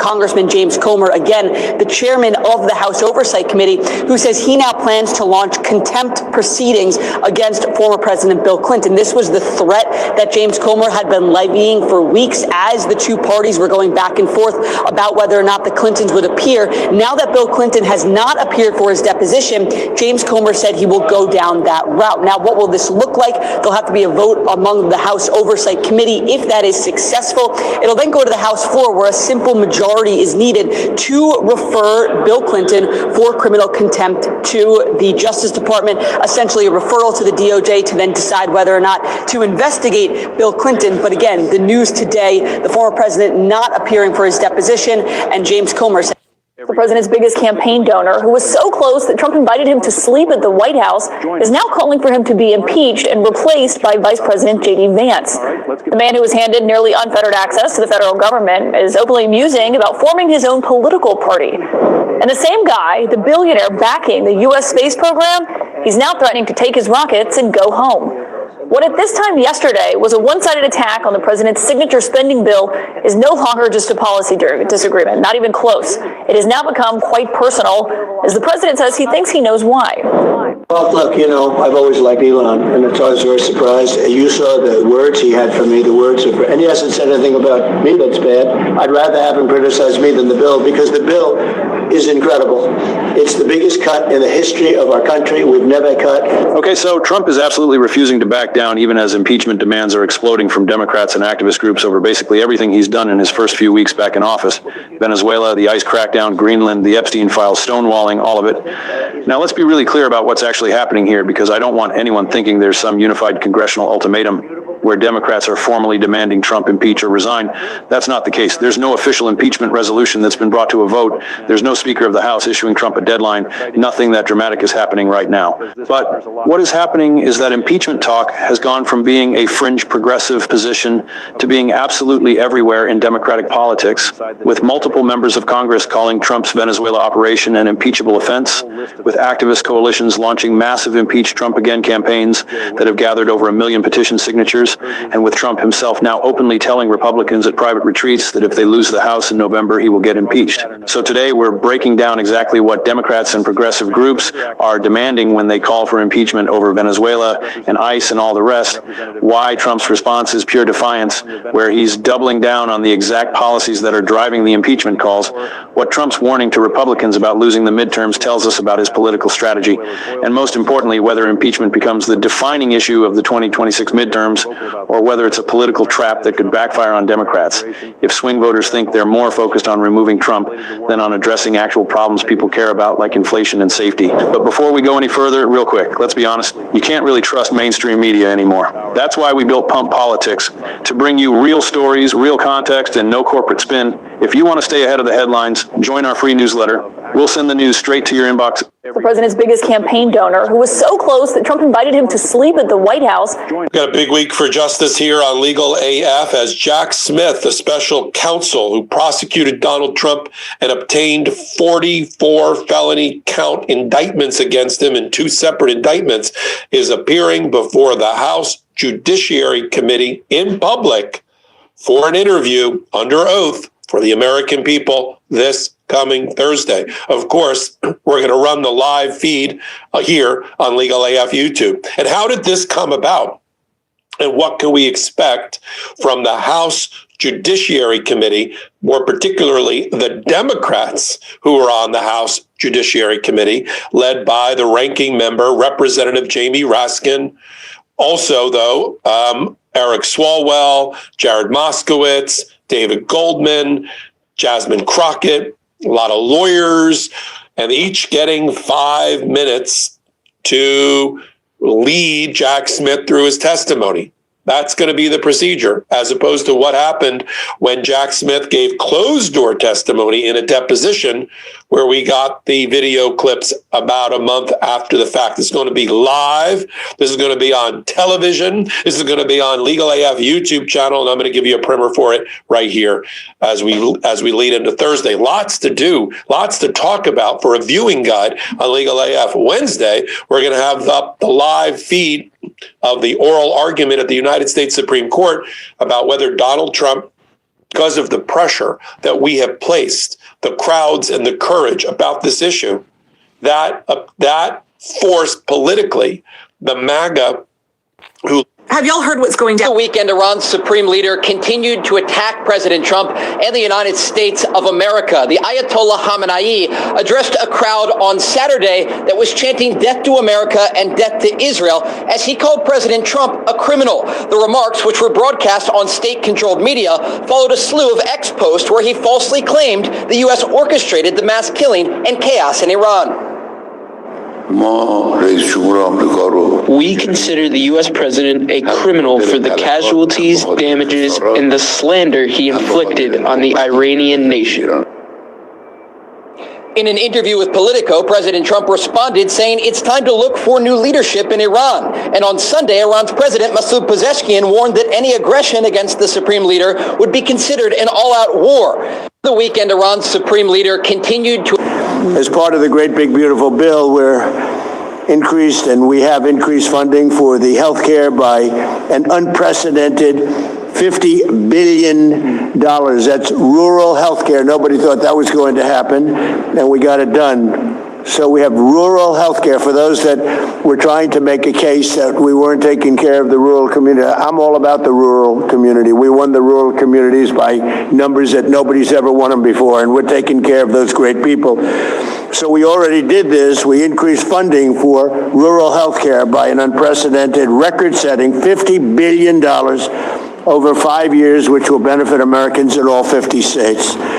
And this was made possible by cutting massive waste fraud and abuse from Medicaid and reinvesting those funds to revitalize hospitals in our cherished rural communities and hospitals in rural communities. As part of the great big beautiful bill, we have increased funding for the health care by an unprecedented $50 billion. That's rural health care. Nobody thought that was going to happen, and we got it done. So we have rural health care for those that were trying to make a case that we weren't taking care of the rural community. I'm all about the rural community. We won the rural communities by numbers that nobody's ever won them before, and we're taking care of those great people. So we already did this. We increased funding for rural health care by an unprecedented, record-setting $50 billion over 5 years, which will benefit Americans in all 50 states.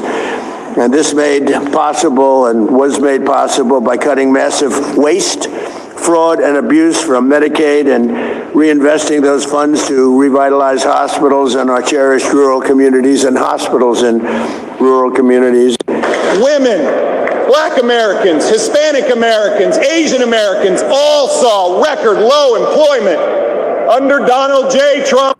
Women, Black Americans, Hispanic Americans, Asian Americans all saw record low employment under Donald J. Trump. You know, if you didn't have open border policies of Biden, none of this, all of the time that we spent talking about Minnesota and everything else, most of them are coming from out of the country. And it's been caused by a previous administration. Look at this, one after one.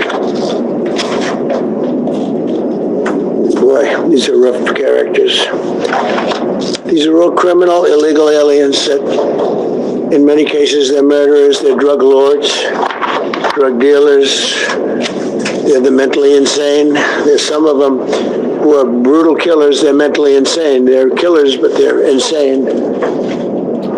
You know, if you didn't have open border policies of Biden, none of this, all of the time that we spent talking about Minnesota and everything else, most of them are coming from out of the country. And it's been caused by a previous administration. Look at this, one after one. Boy, these are rough characters.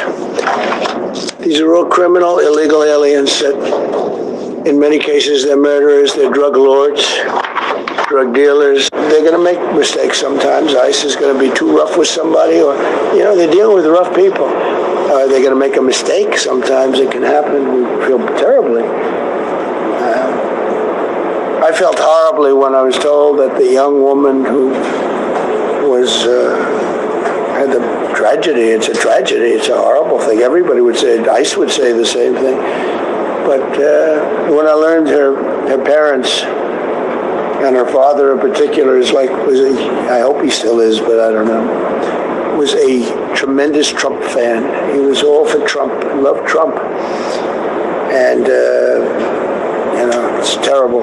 I was told that by a lot of people. They said, oh, he loves you. He was I hope he still feels that way. I don't know, it's a hard situation. But her father was a tremendous, and parents were tremendous Trump fans. That's so sad. It just happens. It's terrible.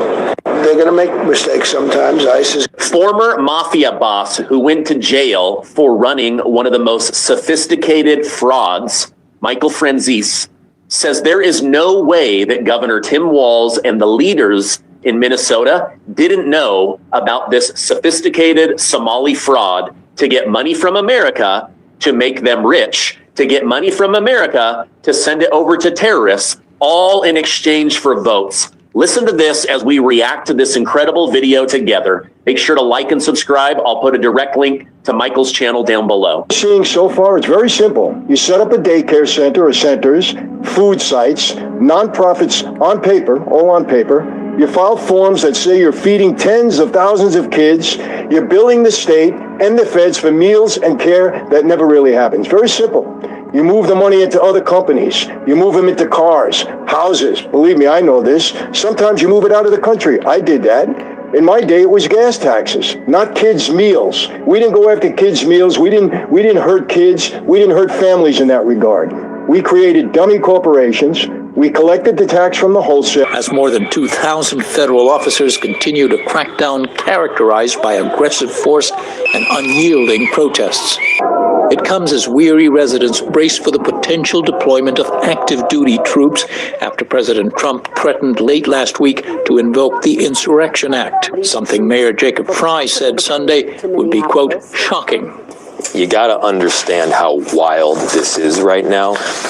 In Minneapolis, crime is dramatically down. We don't need more federal agents to keep people safe. We are safe. Fry himself, along with Minnesota Governor Tim Walz, are now reportedly under investigation by the Department of Justice for allegedly impeding federal law enforcement officers. Yesterday, the Justice Department announced a separate investigation into protesters who disrupted a church service where they believe the local pastor was also an ICE official from the St. Paul office. That same day, Deputy Attorney General Todd Blanche again confirmed there would be no investigation into the altercation that has most roiled this city, the fatal shooting of Renee Good, killed by an ICE agent in her car on January 7th. We investigate when it's appropriate to investigate, and that is not the case here. It was when it happened, and it's not the case today. The Department of Homeland Security said its agents are facing, quote, rampant violence and have made 3,000 arrests in the last 6 weeks. The NewsHour could not independently verify that number. It all comes after a federal judge in Minnesota ruled agents could not arrest or pepper spray peaceful demonstrators, including those monitoring ICE operations. Kristi Noem, DHS secretary, said on CBS's Face the Nation yesterday that the judge's ruling, quote, didn't change anything. That federal order was a little ridiculous because that federal judge came down and told us we couldn't do what we already aren't doing. We just saw video of chemical agents being used.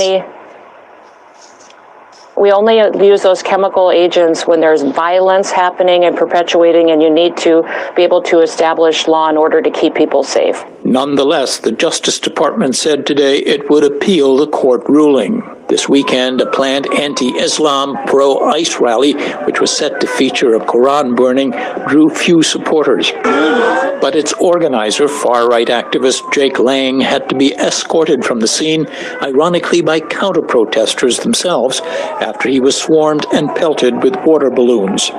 Lang could be seen bleeding from his head and later claimed he had been stabbed, but Minneapolis police said no report had been filed.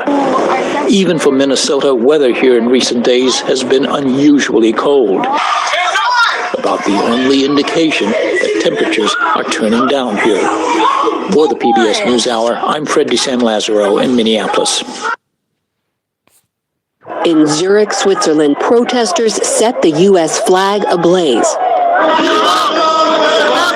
before President Trump arrives in Davos for the World Economic Forum, where leaders of American allies today pushed back on Trump's new tariff threats if Europe refuses to back his Greenland takeover. From Canada, we stand firmly with Greenland and Denmark and fully support their unique right to determine Greenland's future. To the European Union. First principle, full solidarity with Greenland and the Kingdom of Denmark. The sovereignty and integrity of that territory is non-negotiable. French President Emmanuel Macron confirmed French troops would be sent to Greenland and warned against giving in to Trump. We must not give in to the law of the strongest or to intimidation tactics. We must move forward. We must not yield to the dictates of the strongest. We must defend our interests, but also our principles. And Greenland's Prime Minister Jens Frederik Nielsen worried about the impact of U.S. military action. This leader from the other side has made it very clear that it is not ruled out, and therefore we must of course be prepared for everything. But we must emphasize that Greenland is part of the Western Alliance, NATO, and if there is further escalation, it will also have consequences for the entire outside world. He believes that Greenland is essential. Already in Davos, U.S. Treasury Secretary Scott Bessent urged European leaders to, quote, have an open mind. I tell everyone, sit back, take a deep breath, do not retaliate. Do not retaliate. The president will be here tomorrow, and he will get his message across. But a slew of overnight messages from Trump, shared on Truth Social, have already set the tone for his visit. Posting just after midnight, Greenland is imperative for national and world security. There can be no going back. At 1:38 a.m., Denmark and its European allies have to do the right thing. And today, if I didn't come along, there would be no NATO right now. Trump also posted screenshots of private signal messages from French President Macron and NATO Secretary General Mark Rutte. And this AI-generated image of himself and world leaders in the White House with a map showing the U.S. flag covering not just Greenland, but Venezuela and Canada as well. These are accomplishments. For allies trying to anticipate Trump's plans, the president in today's White House briefing had few details to share. How far are you willing to go to acquire Greenland? You'll find out. But signaled a possible deal ahead in Davos. So I think something's going to happen that's going to be very good for everybody. I think that we will work something out where NATO is going to be very happy and where we're going to be very happy. But we need it for security purposes. We need it for national security and even world security. It's very important. For perspective now on how President Trump's rhetoric could fundamentally change the NATO alliance, we turn to Robin Niblett, a distinguished fellow and former director at Chatham House, that's a global policy think tank. Robin, welcome back to the NewsHour. Thanks for joining us. We should note you were already in Davos. The president, of course, will arrive there tomorrow. Tell us about what it's like there on the ground, and do you believe that President Trump and European leaders can have productive dialogue on the issue of Greenland? Well, it's made it Davos more febrile than usual. It's always a febrile week, a lot going on, a lot of competing debates. But with most of the U.S. cabinet descending and some of them already participating in dinners this evening, and I mean this remarkable build-up to this Davos, with, as you noted in your lead-in here, the tweets and the comments about European leaders, people are literally just punch-drunk at the moment. I think they're punch-drunk, but to your second part of your question, there is a sort of, we've got our backs to the wall and we're not going any further type of feeling to the European leaders that I saw speaking today and that you reported on as well. I think, we'll see whether President Trump consensus or not. He has a kind of animal instinct of how far he can push people. But for most of these European governments, the idea of compromising on Greenland's sovereignty and the sovereignty of the Greenlandic people in return for early 20th century return to great power, hemispheric politics, is non-negotiable. So there might be a deal out there, but Donald Trump would have to climb back somewhat from where he's gone to. So what do you see happening from here? I mean, we saw President Trump threatening new tariffs, right, if Greenland, or rather if European allies stand in the way of him acquiring Greenland. We are now seeing some European leaders say they could retaliate as well. Are European leaders aligned on that approach? I think there's a great nervousness about retaliating with trade measures. Treasury Secretary Scott Bessent kind of warned European leaders today here in Davos, don't do it. It was a slightly plaintive cry, please don't do it. He'll be soon. You can talk to him. He's got a plan. I think instinctively there's a desire not to do it. When the reciprocal trade battle came to a head in July of last year, a deal was done with the United States, which basically gave European nations a 15% tariff rate, which was amongst the best globally. And Europe, in return, offered to take some zero tariff rates for some American products. We didn't match them at all. The view being we need America at our side for the war in Ukraine, still to this point. There's nothing to be gained by escalating with Trump. So where we're at right now is I think they may decide to push off approving the deal. The Europeans had not yet ratified the deal. The European Parliament, the EU's Parliament, has to do that to come into law. They have not yet done it, despite it being sort of agreed back in July here. So I suspect what they'll do is not approve it while Greenland remains in doubt, but at the same time not have retaliatory tariffs that they were planning last year. They're going to try and find a holding pattern and wait and see, as Scott Bessent recommended, what President Trump is going to bring to Davos.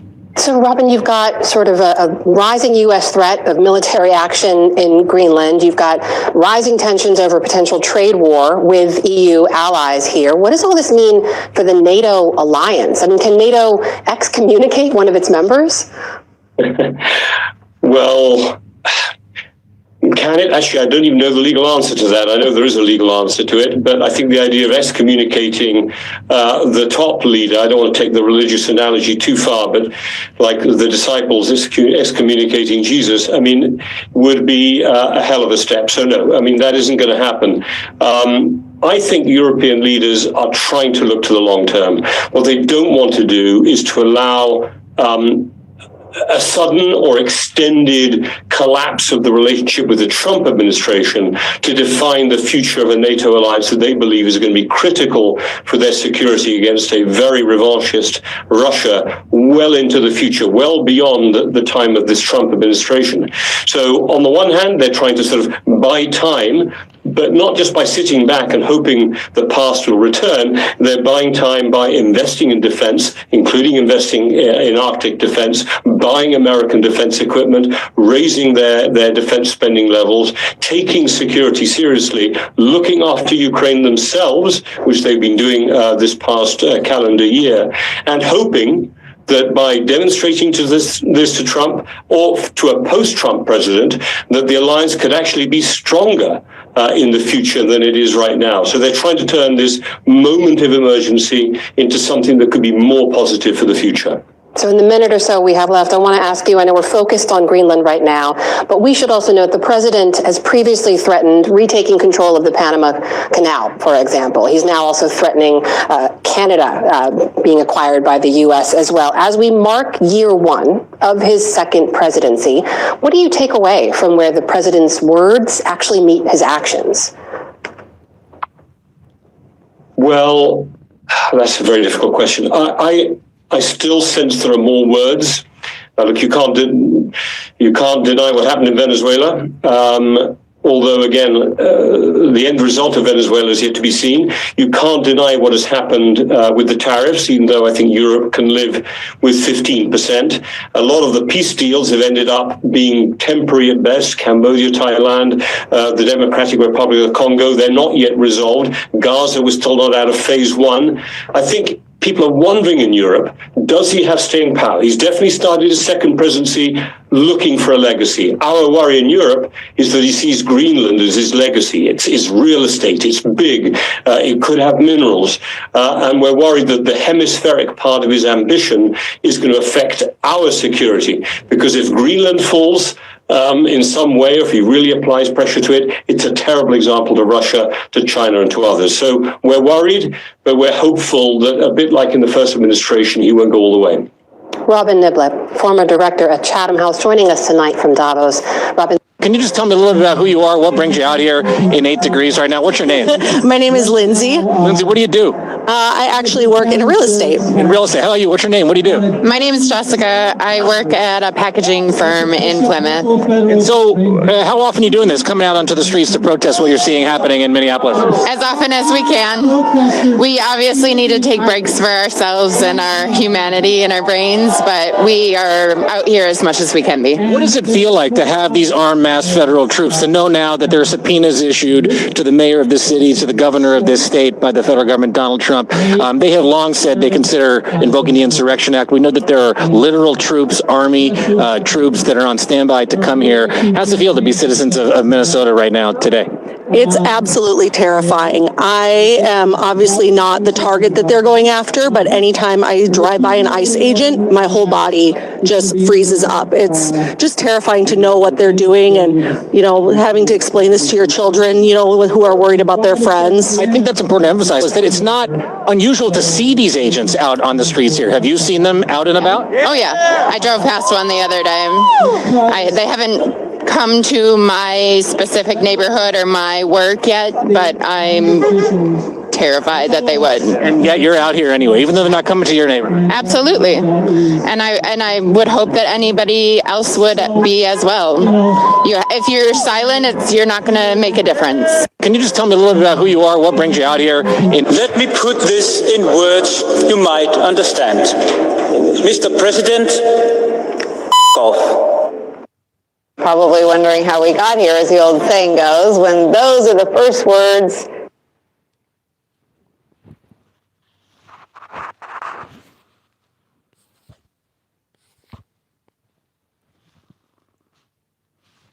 from the mouth of the Danish representative to the European Parliament, a far-right one at that. Denmark, remember, lost more soldiers per capita in Afghanistan than the nation responsible for invoking Article 5 as part of that conflict in the first place. The nation it jumped to defend. The nation now threatening the sovereignty of its territory in Greenland. Yes, us, the United States of America. As we speak, our NATO allies who stood with us, shoulders in tragedy and need, are grappling with hypotheticals, scenarios they never dreamed of in their darkest nightmares. Things they never thought they'd be forced to address and plan for. Sadly, they have that in common with American military leadership. As Tom Nichols writes in The Atlantic today, quote, American officers know what Trump is planning. The world knows it because Trump won't stop saying it. And their minds will rebel at directives to take everything they've prepared to do for years and apply it backwards against the people they have trained to work with and protect. The president, in other words, will be ordering them to do something they have been trained never to do. Should Donald Trump pursue this scheme of conquest, the military's training will have to be shattered and reassembled into a destructive version of itself, as if doctors were asked to take life-saving medicines, reconstitute them as poisonous isomers, and then administer them to patients. A former senior NATO and Pentagon official tells MS Now this, quote, any move touching Danish territory would immediately be framed as an alliance matter, pushing coordination through NATO with the EU reinforcing the political and economic dimensions. And so, our revered and beloved servicemen and women up and down the chain of command may soon be forced to reckon with what would be an historic betrayal of our very closest allies and friends, all in service of what Donald Trump describes as his own psychological need. Like, comment, engage with the video, let me know y'all thoughts. Mind blown, lose them up. Let me put this in words you might understand. Mr. President, Trump's plan to take Greenland, President Trump saying, quote, there is no going back. The stock market plunging 870 points today over the president's insistence that he will take Greenland and will impose tariffs against NATO allies who don't support him. The president late today asked, how far are you willing to go on this? He said, you'll find out. Mary Bruce at the White House. Tonight, as Wall Street plunges on President Trump's threat to impose new tariffs on NATO allies, the president doubling down on his quest to own Greenland, declaring, quote, there can be no going back. How far are you willing to go to acquire Greenland? You'll find out. America's NATO allies beyond frustrated. Trump releasing a text from French President Emmanuel Macron, who told him, I do not understand what you are doing on Greenland. Today at the World Economic Forum in Davos, Switzerland, Macron with this veiled shot. We need more stability in this world. You prefer respect to bullies? Canadian Prime Minister Mark Carney spoke of a rupture in the world order. Let me be direct. We are in the midst of a rupture, not a transition. President Trump, who's heading to Davos tonight, downplaying tensions with Macron and other leaders. I think I get along very well with them. I mean, they always treat me well. They get a little bit rough when they're, when I'm not around. But when I'm around, they treat me very nicely. But in Europe, the anger is palpable. Thousands taking to the streets of Copenhagen wearing Trump's signature red hats. These saying, make America go away. Greenlanders have made it clear they don't want to be part of the U.S. Well, I haven't the right to take away that self-determination. When I speak to them, I'm sure they'll be thrilled. Trump insisting there's a deal to be made. I think that we will work something out where NATO's going to be very happy and where we're going to be very happy. The president speaking today for an hour and 45 minutes in that rambling press conference marking the one-year anniversary of his inauguration, listing off his accomplishments. But the president also keenly aware of the polls. New CNN data shows a majority of Americans think Trump's first year is a failure and that he hasn't gone far enough to reduce prices. But Trump insists he's turned things around. What goes on in his head is the only strategic thinking that is happening in the United States right now. He has already ordered on multiple occasions for the Joint Chiefs to draw up military plans to seize it directly, which the U.S. obviously could do very easily if it wanted to. The consequences of that, of course, are so horrific for American economics and security that the same people have tried to distract him with every possible other thing. It just hasn't worked. You talk about, abandoning the international order that was forged after the Second World War predominantly. Is that completely abandoned now? Is this the end of NATO? NATO is still up in the air. NATO has a number of reasons why it would still be relevant to American interests. The question is whether Donald Trump sees them that way.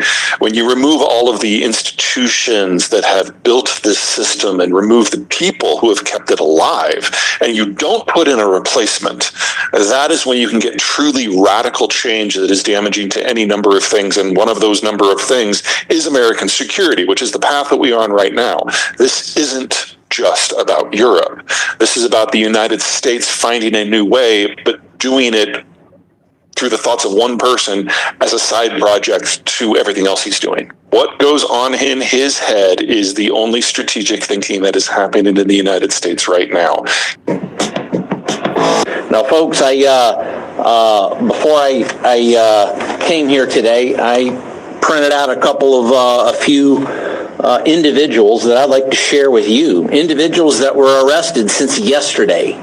These three individuals were arrested just since yesterday. Keep in mind now, these individuals were walking the streets of Minneapolis with impunity as of yesterday.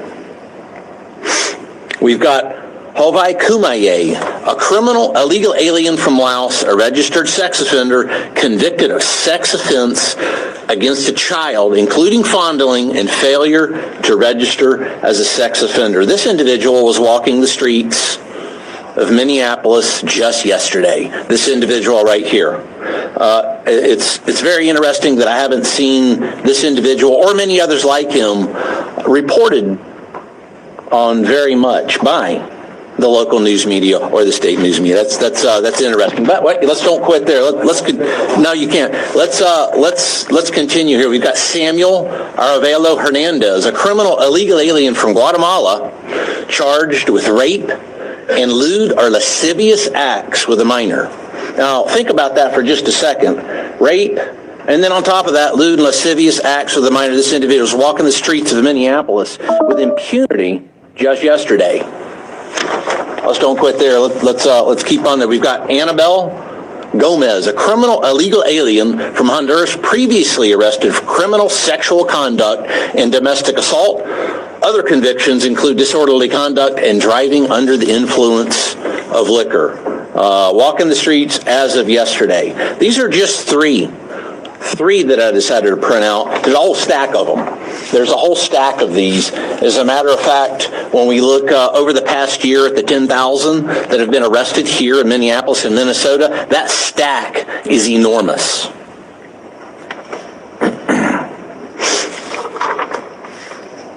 These are the kinds of individuals this operation focuses on.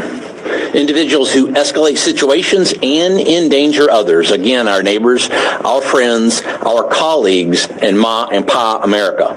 This is exactly why interior enforcement exists, to remove dangerous criminals from our communities, remove dangerous illegal alien criminals from our communities. It's also, now folks, before I came here today, I printed out a few individuals that I'd like to share with you. Individuals that were arrested since yesterday. These three individuals were arrested just since yesterday. Keep in mind now, these individuals were walking the streets of Minneapolis with impunity as of yesterday. We've got Hovai Kumaye, a criminal illegal alien from Laos, a registered sex offender convicted of sex offense against a child, including fondling and failure to register as a sex offender. This individual was walking the streets of Minneapolis just yesterday. This individual right here. It's very interesting that I haven't seen this individual or many others like him reported on very much by the local news media or the state news media. That's interesting. But wait, let's don't quit there. No, you can't. Let's continue here. We've got Samuel Aravelo Hernandez, a criminal illegal alien from Guatemala, charged with rape and lewd or lascivious acts with a minor. Now, think about that for just a second. Rape, and then on top of that, lewd and lascivious acts with a minor. This individual was walking the streets of Minneapolis with impunity just yesterday. Let's don't quit there. Let's keep on there. We've got Annabelle Gomez, a criminal illegal alien from Honduras, previously arrested for criminal sexual conduct and domestic assault. Other convictions include disorderly conduct and driving under the influence of liquor. Walking the streets as of yesterday. These are just three that I decided to print out. There's a whole stack of them.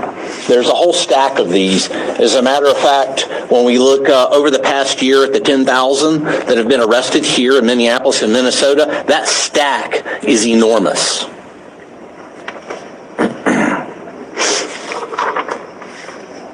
These are the kinds of individuals this operation focuses on. Individuals who escalate situations and endanger others. Again, our neighbors, our friends, our colleagues, and Ma and Pa America. This is exactly why interior enforcement exists, to remove dangerous criminals from our communities, remove dangerous illegal alien criminals from our communities. It's also, now folks, before I came here today, I printed out a few individuals that I'd like to share with you. Individuals that were arrested since yesterday. These three individuals were arrested just since yesterday. Keep in mind now, these individuals. Recently, as the last 2 weeks, we, as law enforcement community, have been receiving endless complaints about civil rights violations in our streets from U.S. citizens. What we're hearing is they're being stopped in traffic stops or on the street with no cause and being forced to demand paperwork to determine if they are here legally. As this went on over the past 2 weeks, we started hearing from our police officers the same complaints as they fell victim to this while off duty. Every one of these individuals is a person of color who has had this happen to them. In Brooklyn Park, one particular officer that shared her story with me was stopped as she passed ICE going down the roadway. When they boxed her in, they demanded her paperwork, of which she's a U.S. citizen and clearly would not have any paperwork. When she became concerned about the rhetoric and the way she was being treated, she pulled out her phone. In an attempt to record the incident, the phone was knocked out of her hands, prevented her from recording it. The officer had their guns drawn during this interaction. And after the officer became so concerned, they were forced to identify themselves as a Brooklyn Park police officer in hopes of slowing the incident and de-escalating the incident down. The agents then immediately left after hearing this, making no other comments, no other apologies, just got in their vehicles and left. I wish I could tell you that this was an isolated incident. In fact, many of the chiefs standing behind me have similar incidents with their off-duty officers. This isn't just important because it happened to off-duty police officers, but what it did do is we know that our officers know what the Constitution is, they know what right and wrong is, and they know when people are being targeted, and that's what they were. If it is happening to our officers, it pains me to think of how many of our community members are falling victim to this every day. It has to stop. This behavior erodes the trust that these police chiefs have worked tirelessly for the last 5 years and theoretically the last 60 years to stop this exact behavior from happening. Now, I want to be really clear. I've called lots of other ICE agents and HSI agents and have talked to a lot of individuals about this. This is not widespread. This is a small group of agents within the surge in the metro area that are performing or acting this way. As a matter of fact, as rumors of this had spread, I've received phone calls from ICE agents and HSI agents indicating this is not how they act, this is not what they do. Regardless, we're calling to action that we have more supervision over the surge, that this type of civil rights violations have to stop. Recently, as the last 2 weeks, we, as law enforcement community, have been receiving endless complaints about civil rights violations in our streets from U.S. citizens. What we're hearing is they're being stopped in traffic stops or on the street with no cause and being forced to demand paperwork to determine if they are here legally. As this went on over the past 2 weeks, we started hearing from our police officers the same complaints as they fell victim to this while off duty. Every one of these individuals is a person of color who has had this happen to them. In Brooklyn Park, one particular officer that shared her story with me was stopped as she passed ICE going down the roadway. When they boxed her in, they demanded her paperwork, of which she's a U.S. citizen and clearly would not have any paperwork. When she became concerned about the rhetoric and the way she was being treated, she pulled out her phone. In an attempt to record the incident, the phone was knocked out of her hands, preventing her from recording it. The officer had their guns drawn during this interaction. And after the officer became so concerned, they were forced to identify themselves as a Brooklyn Park police officer in hopes of slowing the incident and de-escalating the incident down. The agents then immediately left after hearing this, making no other comments, no other apologies, just got in their vehicles and left. I wish I could tell you that this was an isolated incident. In fact, many of the chiefs standing behind me have similar incidents with their off-duty officers. This isn't just important because it happened to off-duty police officers, but what it did do is we know that our officers know what the Constitution is, they know what right and wrong is, and they know when people are being targeted, and that's what they were. If it is happening to our officers, it pains me to think of how many of our community members are falling victim to this every day. It has to stop. This behavior erodes the trust that these police chiefs have worked tirelessly for the last 5 years and theoretically the last 60 years to stop this exact behavior from happening. Now, I want to be really clear. I've called lots of other ICE agents and HSI agents and have talked to a lot of individuals about this. This is not widespread. This is a small group of agents within the surge in the metro area that are performing or acting this way. As a matter of fact, as rumors of this had spread, I've received phone calls from ICE agents and HSI agents indicating this is not how they act, this is not what they do. Regardless, we're calling to action that we have more supervision over the surge, that this type of civil rights violations have to stop. Recently, as the last 2 weeks, we, as law enforcement community, have been receiving endless complaints about civil rights violations in our streets from U.S. citizens. What we're hearing is they're being stopped in traffic stops or on the street with no cause and being forced to demand paperwork to determine if they are here legally. As this went on over the past 2 weeks, we started hearing from our police officers the same complaints as they fell victim to this while off duty.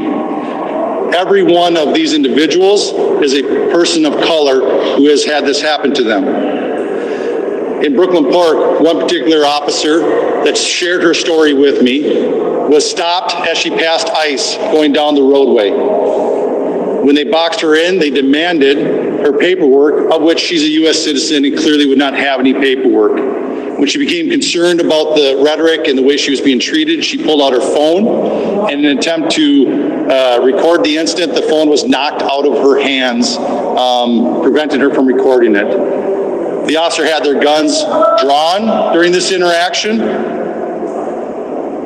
And after the officer became so concerned, they were forced to identify themselves as a Brooklyn Park police officer in hopes of slowing the incident and de-escalating the incident down. The agents then immediately left after hearing this, making no other comments, no other apologies, just got in their vehicles and left.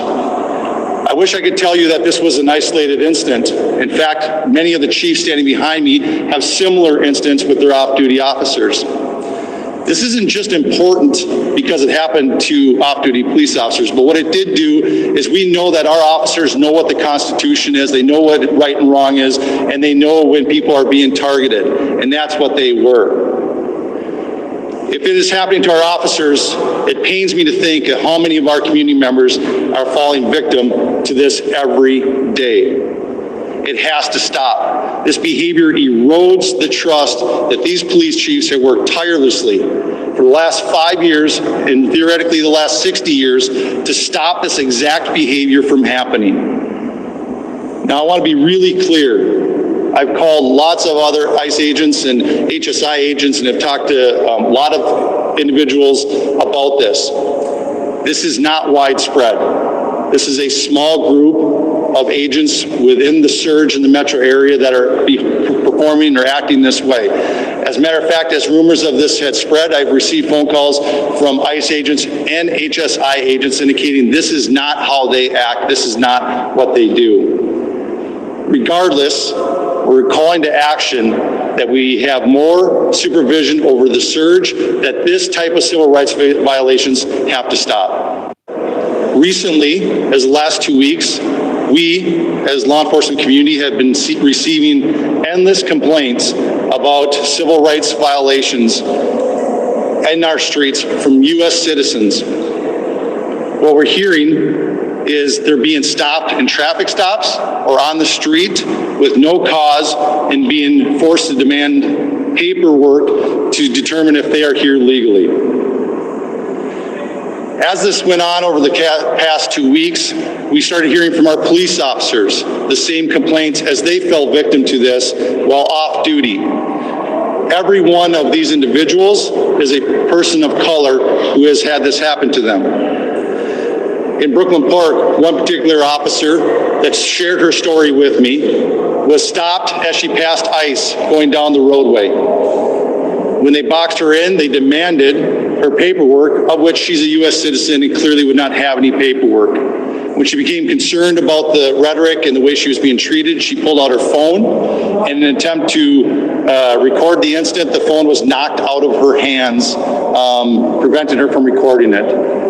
The officer had their guns drawn during this interaction. And after the officer became so concerned, they were forced to identify themselves as a Brooklyn Park police officer in hopes of slowing the incident and de-escalating the incident down. The agents then immediately left after hearing this, making no other comments, no other apologies, just got in their vehicles and left. I wish I could tell you that this was an isolated incident. In fact, many of the chiefs standing behind me have similar incidents with their off-duty officers. This isn't just important because it happened to off-duty police officers, but what it did do is we know that our officers know what the Constitution is, they know what right and wrong is, and they know when people are being targeted, and that's what they were. If it is happening to our officers, it pains me to think of how many of our community members are falling victim to this every day. It has to stop. This behavior erodes the trust that these police chiefs have worked tirelessly for the last 5 years and theoretically the last 60 years to stop this exact behavior from happening. Now, I want to be really clear. I've called lots of other ICE agents and HSI agents and have talked to a lot of individuals about this. This is not widespread.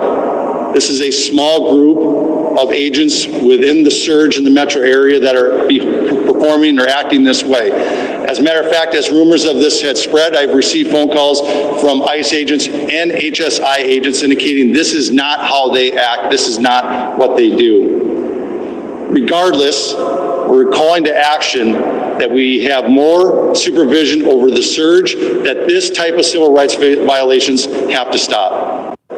Recently, as the last 2 weeks, we, as law enforcement community, have been receiving endless complaints about civil rights violations in our streets from U.S. citizens. What we're hearing is they're being stopped in traffic stops or on the street with no cause and being forced to demand paperwork to determine if they are here legally. As this went on over the past 2 weeks, we started hearing from our police officers the same complaints as they fell victim to this while off duty. Every one of these individuals is a person of color who has had this happen to them. In Brooklyn Park, one particular officer that shared her story with me was stopped as she passed ICE going down the roadway. When they boxed her in, they demanded her paperwork, of which she's a U.S. citizen and clearly would not have any paperwork. When she became concerned about the rhetoric and the way she was being treated, she pulled out her phone. In an attempt to record the incident, the phone was knocked out of her hands, prevented her from recording it. The officer had their guns drawn during this interaction. And after the officer became so concerned, they were forced to identify themselves as a Brooklyn Park police officer in hopes of slowing the incident and de-escalating the incident down. The agents then immediately left after hearing this, making no other comments, no other apologies, just got in their vehicles and left. I wish I could tell you that this was an isolated incident. In fact, many of the chiefs standing behind me have similar incidents with their off-duty officers. This isn't just important because it happened to off-duty police officers, but what it did do is we know that our officers know what the Constitution is, they know what right and wrong is, and they know when people are being targeted, and that's what they were.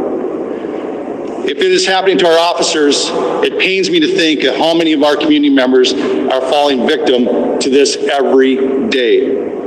It has to stop. This behavior erodes the trust that these police chiefs have worked tirelessly for the last 5 years and theoretically the last 60 years to stop this exact behavior from happening. Now, I want to be really clear. I've called lots of other ICE agents and HSI agents and have talked to a lot of individuals about this. This is not widespread. This is a small group of agents within the surge in the metro area that are performing or acting this way. As a matter of fact, as rumors of this had spread, I've received phone calls from ICE agents and HSI agents indicating this is not how they act, this is not what they do. Regardless, we're calling to action that we have more supervision over the surge, that this type of civil rights violations have to stop. Recently, as the last 2 weeks, we, as law enforcement community, have been receiving endless complaints about civil rights violations in our streets from U.S. citizens. What we're hearing is they're being stopped in traffic stops or on the street with no cause and being forced to demand paperwork to determine if they are here legally. As this went on over the past 2 weeks, we started hearing from our police officers the same complaints as they fell victim to this while off duty. Every one of these individuals is a person of color who has had this happen to them.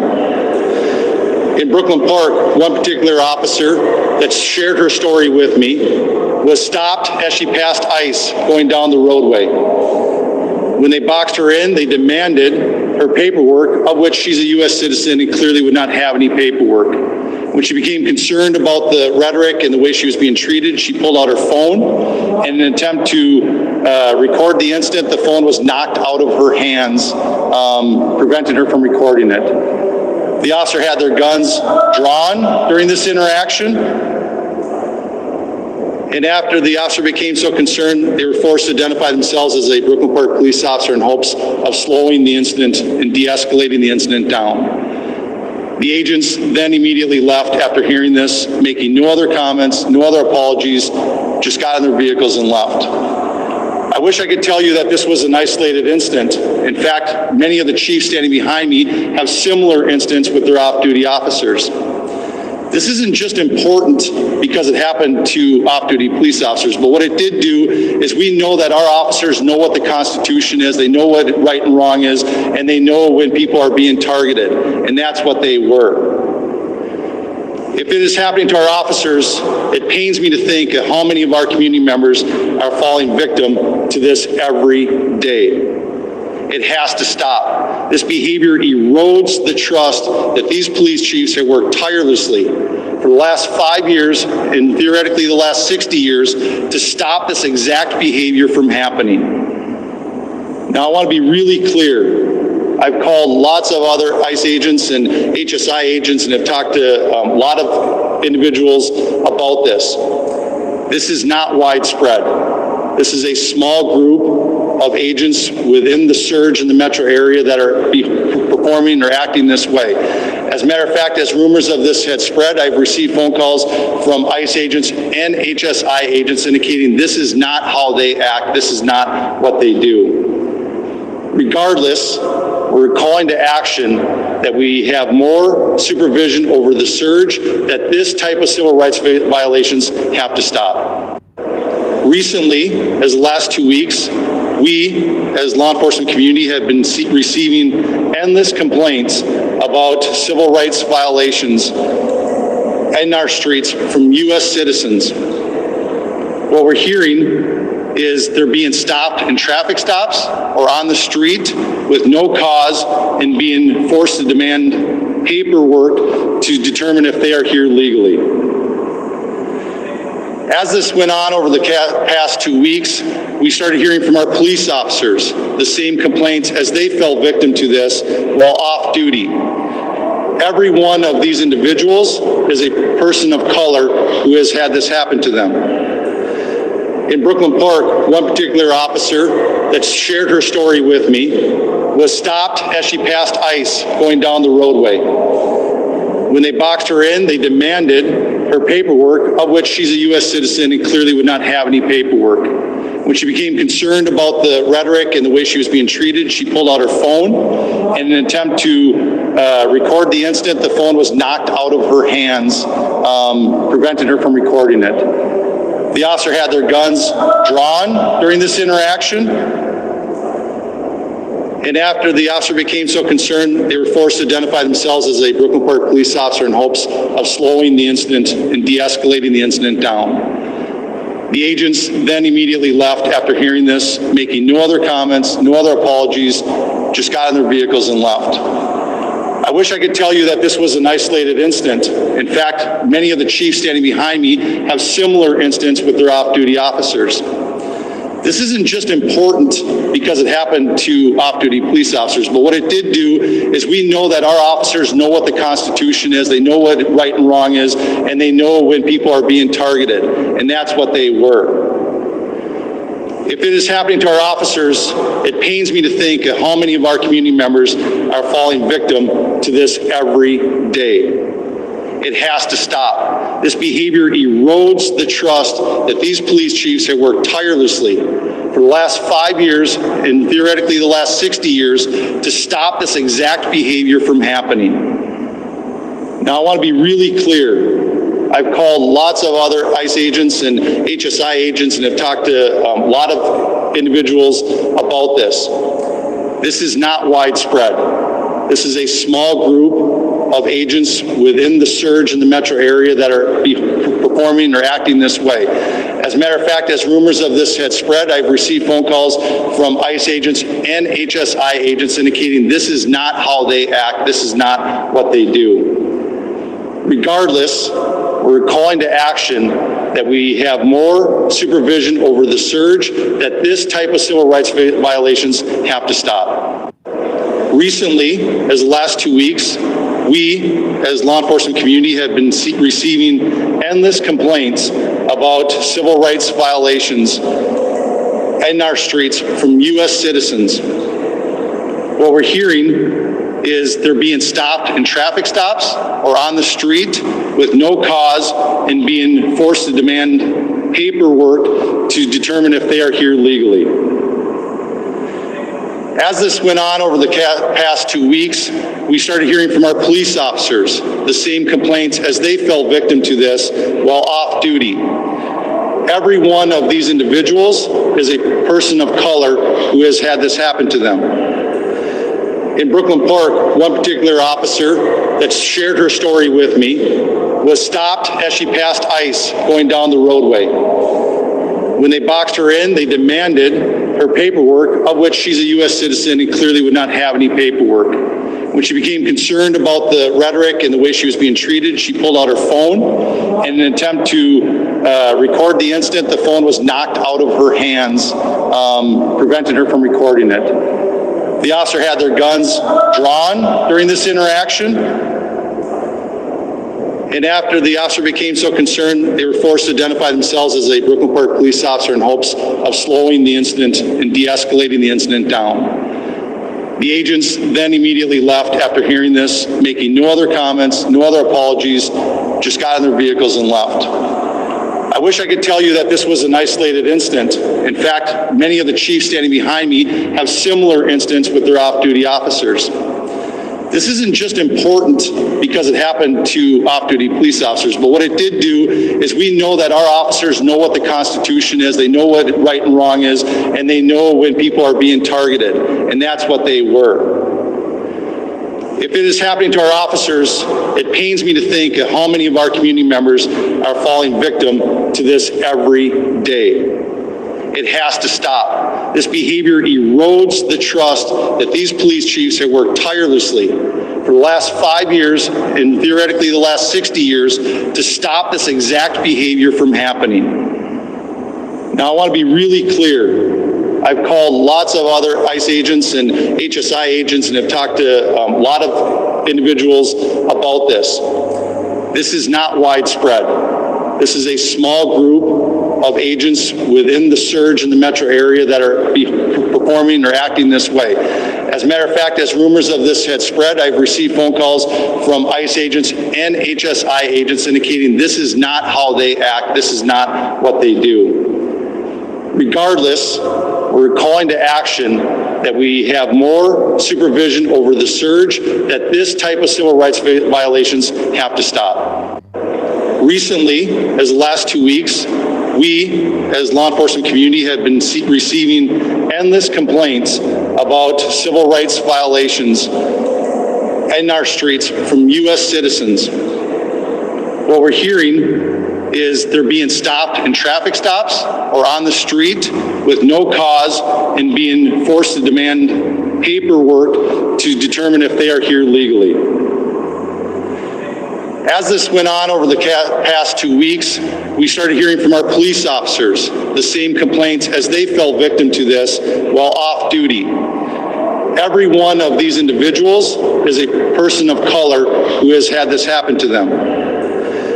In Brooklyn Park, one particular officer that shared her story with me was stopped as she passed ICE going down the roadway. When they boxed her in, they demanded her paperwork, of which she's a U.S. citizen and clearly would not have any paperwork. When she became concerned about the rhetoric and the way she was being treated, she pulled out her phone. In an attempt to record the incident, the phone was knocked out of her hands, preventing her from recording it. The officer had their guns drawn during this interaction. And after the officer became so concerned, they were forced to identify themselves as a Brooklyn Park police officer in hopes of slowing the incident and de-escalating the incident down. The agents then immediately left after hearing this, making no other comments, no other apologies, just got in their vehicles and left. I wish I could tell you that this was an isolated incident. In fact, many of the chiefs standing behind me have similar incidents with their off-duty officers. This isn't just important because it happened to off-duty police officers, but what it did do is we know that our officers know what the Constitution is, they know what right and wrong is, and they know when people are being targeted, and that's what they were. If it is happening to our officers, it pains me to think of how many of our community members are falling victim to this every day. It has to stop. This behavior erodes the trust that these police chiefs have worked tirelessly for the last 5 years and theoretically the last 60 years to stop this exact behavior from happening. Now, I want to be really clear. I've called lots of other ICE agents and HSI agents and have talked to a lot of individuals about this. This is not widespread. This is a small group of agents within the surge in the metro area that are performing or acting this way. As a matter of fact, as rumors of this had spread, I've received phone calls from ICE agents and HSI agents indicating this is not how they act, this is not what they do. Regardless, we're calling to action that we have more supervision over the surge, that this type of civil rights violations have to stop. Recently, as the last 2 weeks, we, as law enforcement community, have been receiving endless complaints about civil rights violations in our streets from U.S. citizens. What we're hearing is they're being stopped in traffic stops or on the street with no cause and being forced to demand paperwork to determine if they are here legally. As this went on over the past 2 weeks, we started hearing from our police officers the same complaints as they fell victim to this while off duty. Every one of these individuals is a person of color who has had this happen to them. In Brooklyn Park, one particular officer that shared her story with me was stopped as she passed ICE going down the roadway. When they boxed her in, they demanded her paperwork, of which she's a U.S. citizen and clearly would not have any paperwork. When she became concerned about the rhetoric and the way she was being treated, she pulled out her phone. In an attempt to record the incident, the phone was knocked out of her hands, prevented her from recording it. The officer had their guns drawn during this interaction. And after the officer became so concerned, they were forced to identify themselves as a Brooklyn Park police officer in hopes of slowing the incident and de-escalating the incident down. The agents then immediately left after hearing this, making no other comments, no other apologies, just got in their vehicles and left. I wish I could tell you that this was an isolated incident. In fact, many of the chiefs standing behind me have similar incidents with their off-duty officers. This isn't just important because it happened to off-duty police officers, but what it did do is we know that our officers know what the Constitution is, they know what right and wrong is, and they know when people are being targeted, and that's what they were. If it is happening to our officers, it pains me to think how many of our community members are falling victim. Subpoenas to several officials. I'm going to share something with you all, and you're going to think I'm crazy, and I really hesitated sharing this with anybody, but it's got me freaked out to the point where if I don't share this with people on my platform, to hope and pray that they will come back with something that makes sense, something that resonates, or an experience that is similar to it. I need somebody to tell me that they've got a freaking clue as to what I've been experiencing. Let me show you something. This field right here behind my house, okay, that tree line right back here. The night before Thanksgiving, my husband, me, and my friends and family, they're my friends, they're not really my blood family, but they're my family. We're all right here. We were having a fire. There was a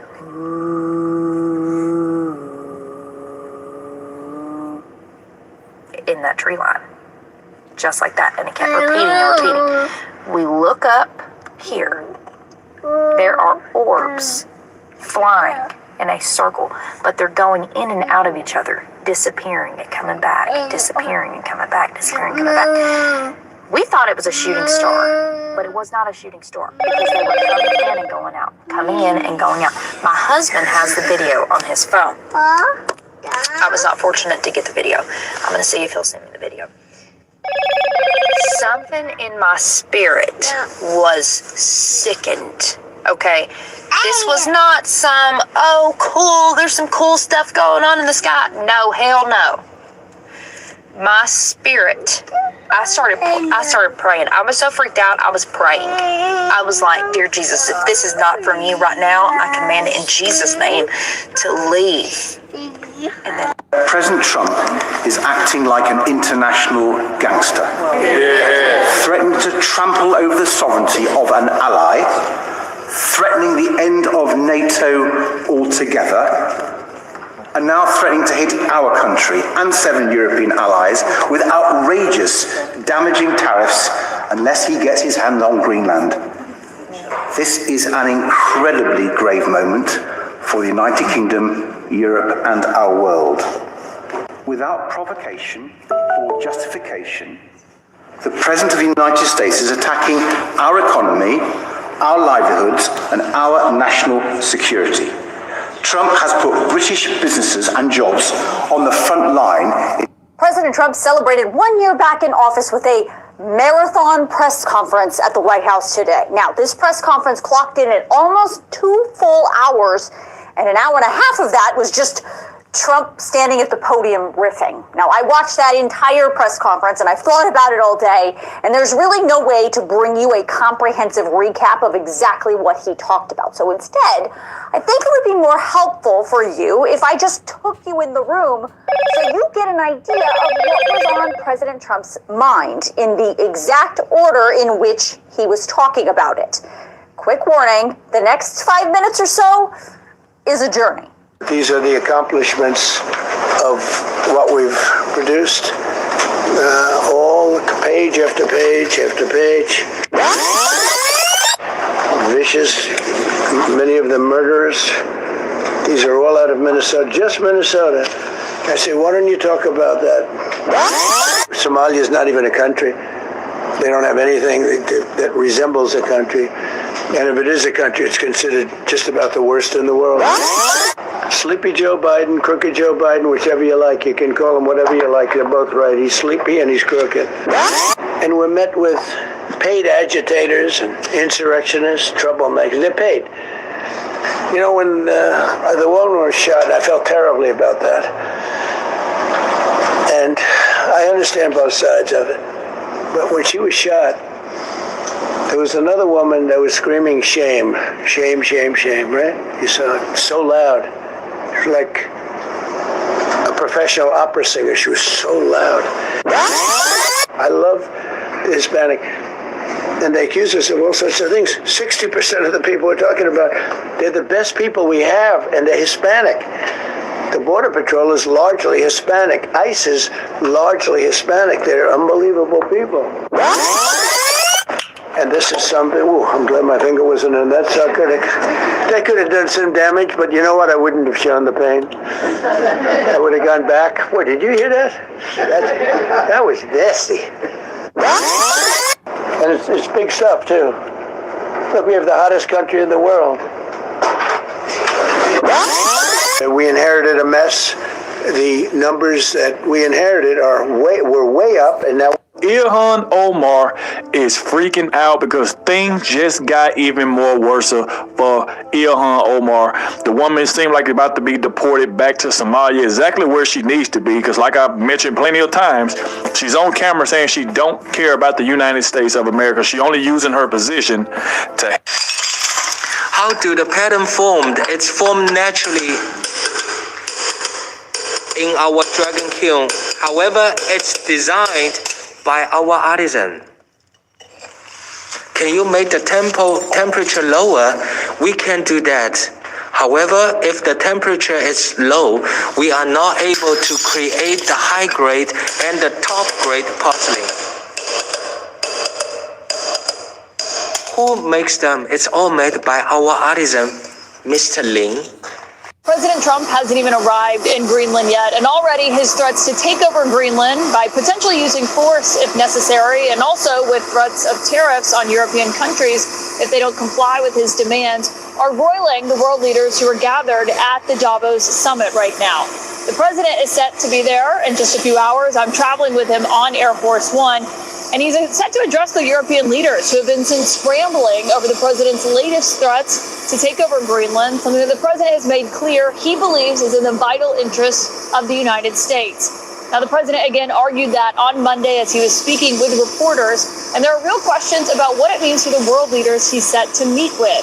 The French president invited the president to come to a gathering of G7 leaders to discuss just this in Paris on his way home back to the United States from Davos. But the president declined that invitation in a very public way and also published some of the private messages that he had with the French president, Emmanuel Macron. There's a real question of how these leaders gathered at Davos will handle the president and his threats to take over Greenland. And that is the question of whether or not they will try to appease the president or whether or not they will stand up to him. They've already faced criticism from people like California Governor Gavin Newsom, who criticized them as being weak and ineffective and giving in to President Trump's demands. President Trump hasn't even arrived in Greenland yet, and already his threats to take over. Amy, would you like to come up here and say something to everyone? Hi, my name is Mark McQuaid, and this might be the last video that I ever make. I've been keeping this from the internet for several years because it happened to me when I was a lot younger, but due to the recent events with my family, they now want to take me down and destroy me, so I'm going to go ahead and destroy myself and let you guys decide. So, like I said, this is who I am. My name is Mark McQuaid. It's my father's name. I was given the same name. I made a mistake when I was younger, and I'm here to talk to you about it because, you know, this is what a lot of creators get in trouble for, but it's not, let me just fucking explain myself, okay? When I was 17, I started dating a 14-year-old. We went to the same high school, freshman, junior. You know what I mean? Like at the time, we came from a 2,000-person town. It's the second girl I ever dated in my entire life. She turned 15, I turned 18, her dad reported me, and I went and did a year in jail for this. Mind you, this is a high school relationship. Hadn't even got there, nothing. I hugged a girl at lunch type beat, okay? That's where we were at. So I did the year in jail, and the charges got dropped because I didn't fucking do this, okay? More crimes occurred, but they weren't me, and they're not really my business to talk about. But the reason that I had got with her is I was having, you know, family problems at home with my parents. She was having family problems at home with her parents. A lot more things happened, okay? But it's not my crimes, not my business. Anyway, but her father was murdered, and they thought that I did it. So they came and they picked me up, and they held me for another 3 months, and then they found out that I didn't do it, and then they let me go. But when you Google my name, there is some criminal history. You know what I mean? I was not very good at life when I was 18. I really wasn't. I had a job and I was going to school and I was homeless because I moved out the day I turned 18 because my parents are fucking monsters. They were great to me up until I was 10, but they didn't like me after that. Anyway, it doesn't matter. It doesn't matter. This might be the last video I ever make. I'm ready to take the accountability for my actions. I'm appreciative for everything that I've had, for all the people that I've helped, for all the people that have followed me, for everybody that's listened to my music. I love you guys, and I appreciate you guys. If you think less of me now, or if you want to call me a few words now, I can't really stop you, but all I can say is that was when I was a kid. That was when I was a teenager, you know what I'm saying? Right now, I'm about to turn 26. My lady is 9 years my senior. She's 9 years older than me now, so but I've got to make this video because my dad wants to come under my comments and make fake accounts and try to attack me, harass me through my phone number. My mom's been horrible to me. It's been evil. It's been a really, really bad couple of weeks. So I just wanted to end the bad with just the cherry on top of the cake. And for everybody that supports me, I'm so sorry that you're finding out this information. I'm so sorry. But this is something that happened to me. I overcame it. I became stay up, and I am now, you see what I do. You can see my content. But yeah, here we are. This is 2026. Hi, my name is Mark McQuaid, and this might be the last video that I ever make. I've been keeping this. 是仪式，好吗? Let me tell y'all a story, and I want everyone they can listen to it. I got discharged from the hospital today. Yesterday, I had a defibrillator put in, and I kind of had a weird feeling about going home today. But I was in good spirit. I got up, I walked down the hall a few times, I ate, and I did all the things I was supposed to. And they called in all my prescriptions. I got 6 prescriptions. And we went to Walmart to pick them up, and I didn't want to sit in the cart. I wanted to go in. I said, I get one of them little riding carts to get on. So I got on a little riding cart and went over to the pharmacy, and I felt fine in the beginning. I even told my wife, I said, I think we're going to get a case of waters and looked for me one of them medical bracelets, and the longer I sat on that little cart at pharmacy, just the worse I started feeling. Beads of sweat was piling up on my head.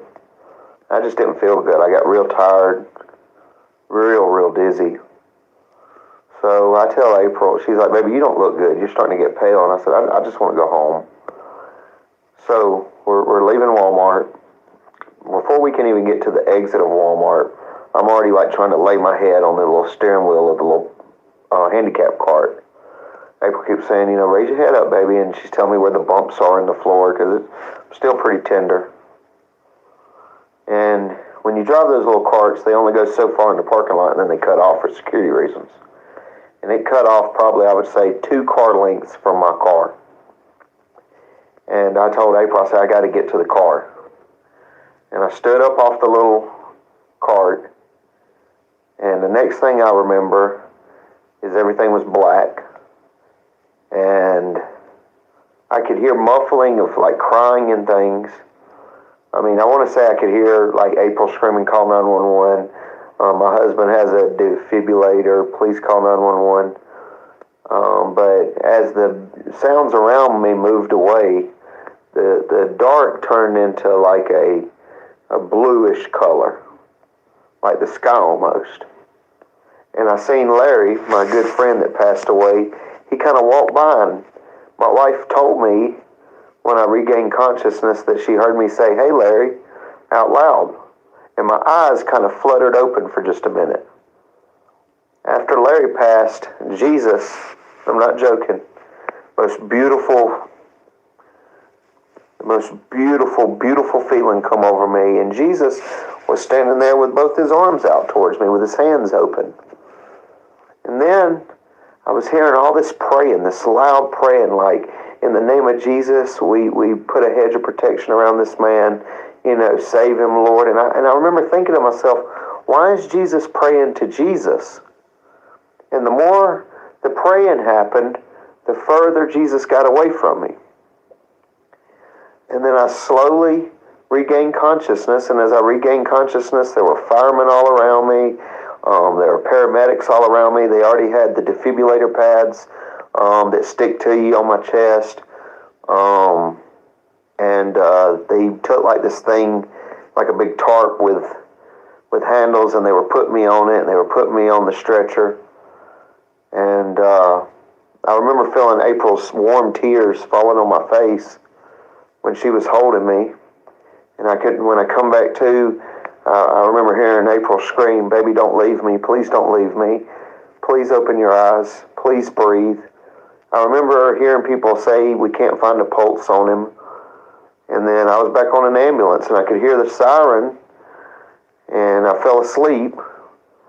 And when I woke back up, the siren was cutting off, and we were pulling back up to the hospital. And then I realized that I have a uncurable illness,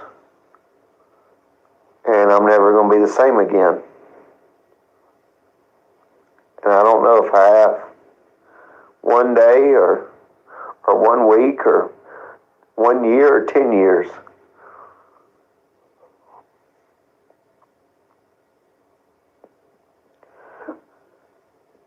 I don't want to die, but I have this weird feeling. But I'm back in the hospital.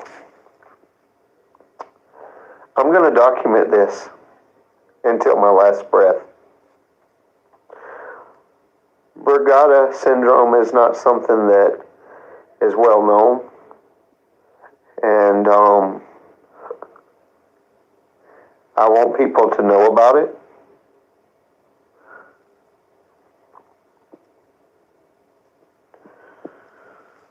People keep asking what we need. I don't know what we need. Y'all know I've helped a bunch of people. I've helped Florida multiple times. I've helped people on the app, and my family needs help, but I got too much pride to ask for it. They're saying that they're probably going to try to put me on Social Security disability. I have a long list of things I can never do again. And you're probably sitting there going, this guy's in really good spirits. I don't know how else to handle it or process it. A week ago, I felt fairly normal and just thought I had high blood pressure. And this week, I can't even get out of the hospital. I got this device implanted in me. My wife is scared to death. She's missed a whole week of work. My youngins are scared to death. My grandbabies are scared to death. A bunch of even my friends out there are scared.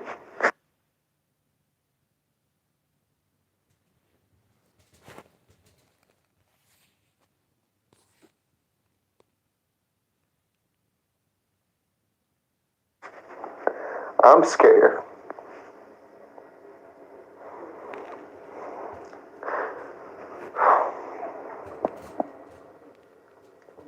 That's my story. And do you think this fraud? I don't know who crosses, you are. My name is Nick Shirley. Do you think this fraud is Republican or Democrat, or just facts that fraud is happening? Because that's what I heard you talking about. I know what I said is that what we're talking about is... we want to build trust, but fraud is fraud, so why should we be enabling fraud to happen here? No, I don't think anybody is enabling fraud to happen. Hold Governor Walz accountable for this. Okay, sir. No. This sir, is sir. When are you going to hold Governor Walz? No. She is a representative for the state of Minnesota. Yes or no? Excuse me? Yes, are you? If you're going to talk to me like that. Are you going to say to her, I'm a disability advocate? I heard you, and we've got a chance to testify. Thank you for testifying today. No. Ma'am, the facts are the fact that fraud is happening here, and it's not a nonpartisan issue. How come you think fraud has been able to happen so much underneath I think the if you've government been here? listening to our hearings, we've had now 10 hearings on this. And so there's really good data from the people who both work within the administration as well as who, both Democrat and Republicans. I think what you heard today. And do you think this fraud I don't know who you are. This is why you should not get dental implants during the holidays.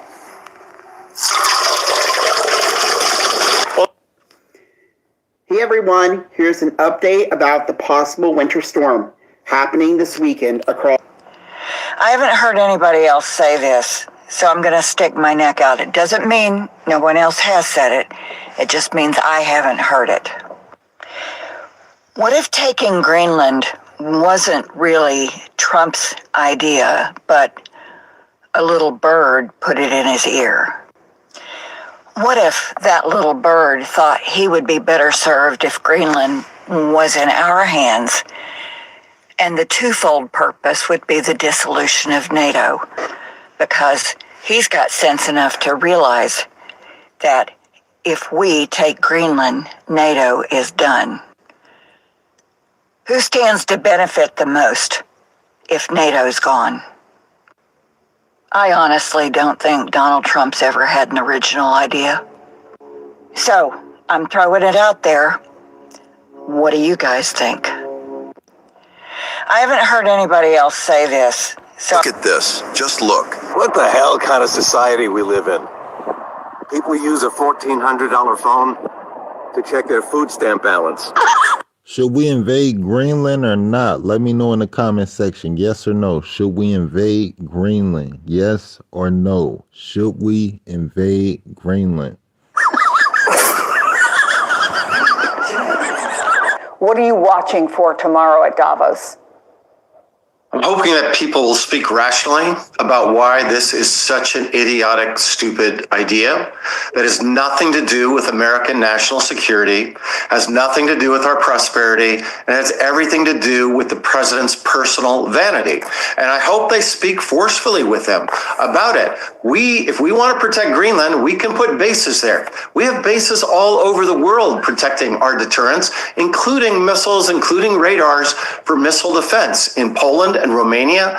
We can do that if we want to, but that's not what the president wants. He wants Greenland to become Trumpland, and then he wants to be known in history as the American president who expanded the United States of America. And I hope that there will be a forceful rejection of that very bad idea, which would be consistent, by the way, with the vast majority of Americans who also don't understand why we need to annex Greenland when we have other. Okay. Y'all, I'm on my way to Minnesota right now to open up me a daycare. Got me messed up. They over there giving them all that goddamn money. I'm on my way to open up me a daycare in Minnesota. I'm on my way, Minnesota. Minnesota, I'm on my way. Shit. Oh. Y'all, I'm on my way to Minnesota right now to open up me a daycare. Got me messed up. They over there giving them all that goddamn money. I'm on my way to open up me a daycare in Minnesota. I'm on my way, Minnesota. When this is all over, and I think it's going to be over sooner than a lot of people think. At least I certainly hope it is. And I think it will be. But regardless, whenever it ends, and however it ends, when we look back at this point in our history and everything we've been through, even many years from now, as we look back, there are things that I will never get over. That I will never be able to forgive. And one of those things that I don't think I will ever get over, is January 6th. And not just that day, but everything that led up to that day, the intent of that day, the criminal conspiracy that culminated in the events of that day. That insurrection was a tactic. It was part of the strategy in the criminal conspiracy to overturn the results of the election and keep Donald Trump in power illegally. And I will never get over that. And I will never be able to forgive people. See, the thing is, I am more angry about it today than I was on January 6th. And I think the reason is because of the people who voted for him after that happened. That I will never get my mind around that. And I will never be able to forgive anyone who voted for him in 2024 after January 6th, after everything that he did to literally try to overthrow the republic. He gets rewarded for it. He gets elected again. I will never. I will never get over that, and I will never be able to forgive anyone who either voted for that, and even those people who couldn't even be bothered to vote at all. That's what so infuriates me. That's why I'm even more angry about it now than I was on January 6th, and the days and weeks thereafter. We thought at that time that there's no way he comes back from this. At least many of us did.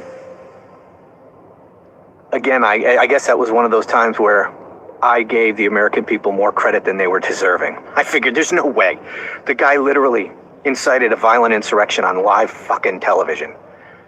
And everything that came out afterwards about the criminal conspiracy behind it. But you know what? Most Americans have no idea. They don't actually know everything that Donald Trump did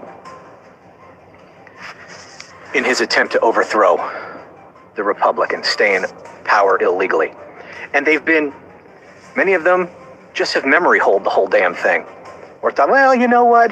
All he did was give a speech. He didn't mean it to turn into a violent riot, because they have no idea. They have no idea what actually happened. Anyway, and and all the other things that should have happened that didn't. I mean, the man should be in prison right now. He should have been convicted in that second impeachment trial. When this is all over... Why the fuck are you peeing in a little plastic... Oh, it's hurting so bad, I can't... Just relax, ma'am. Big breath in.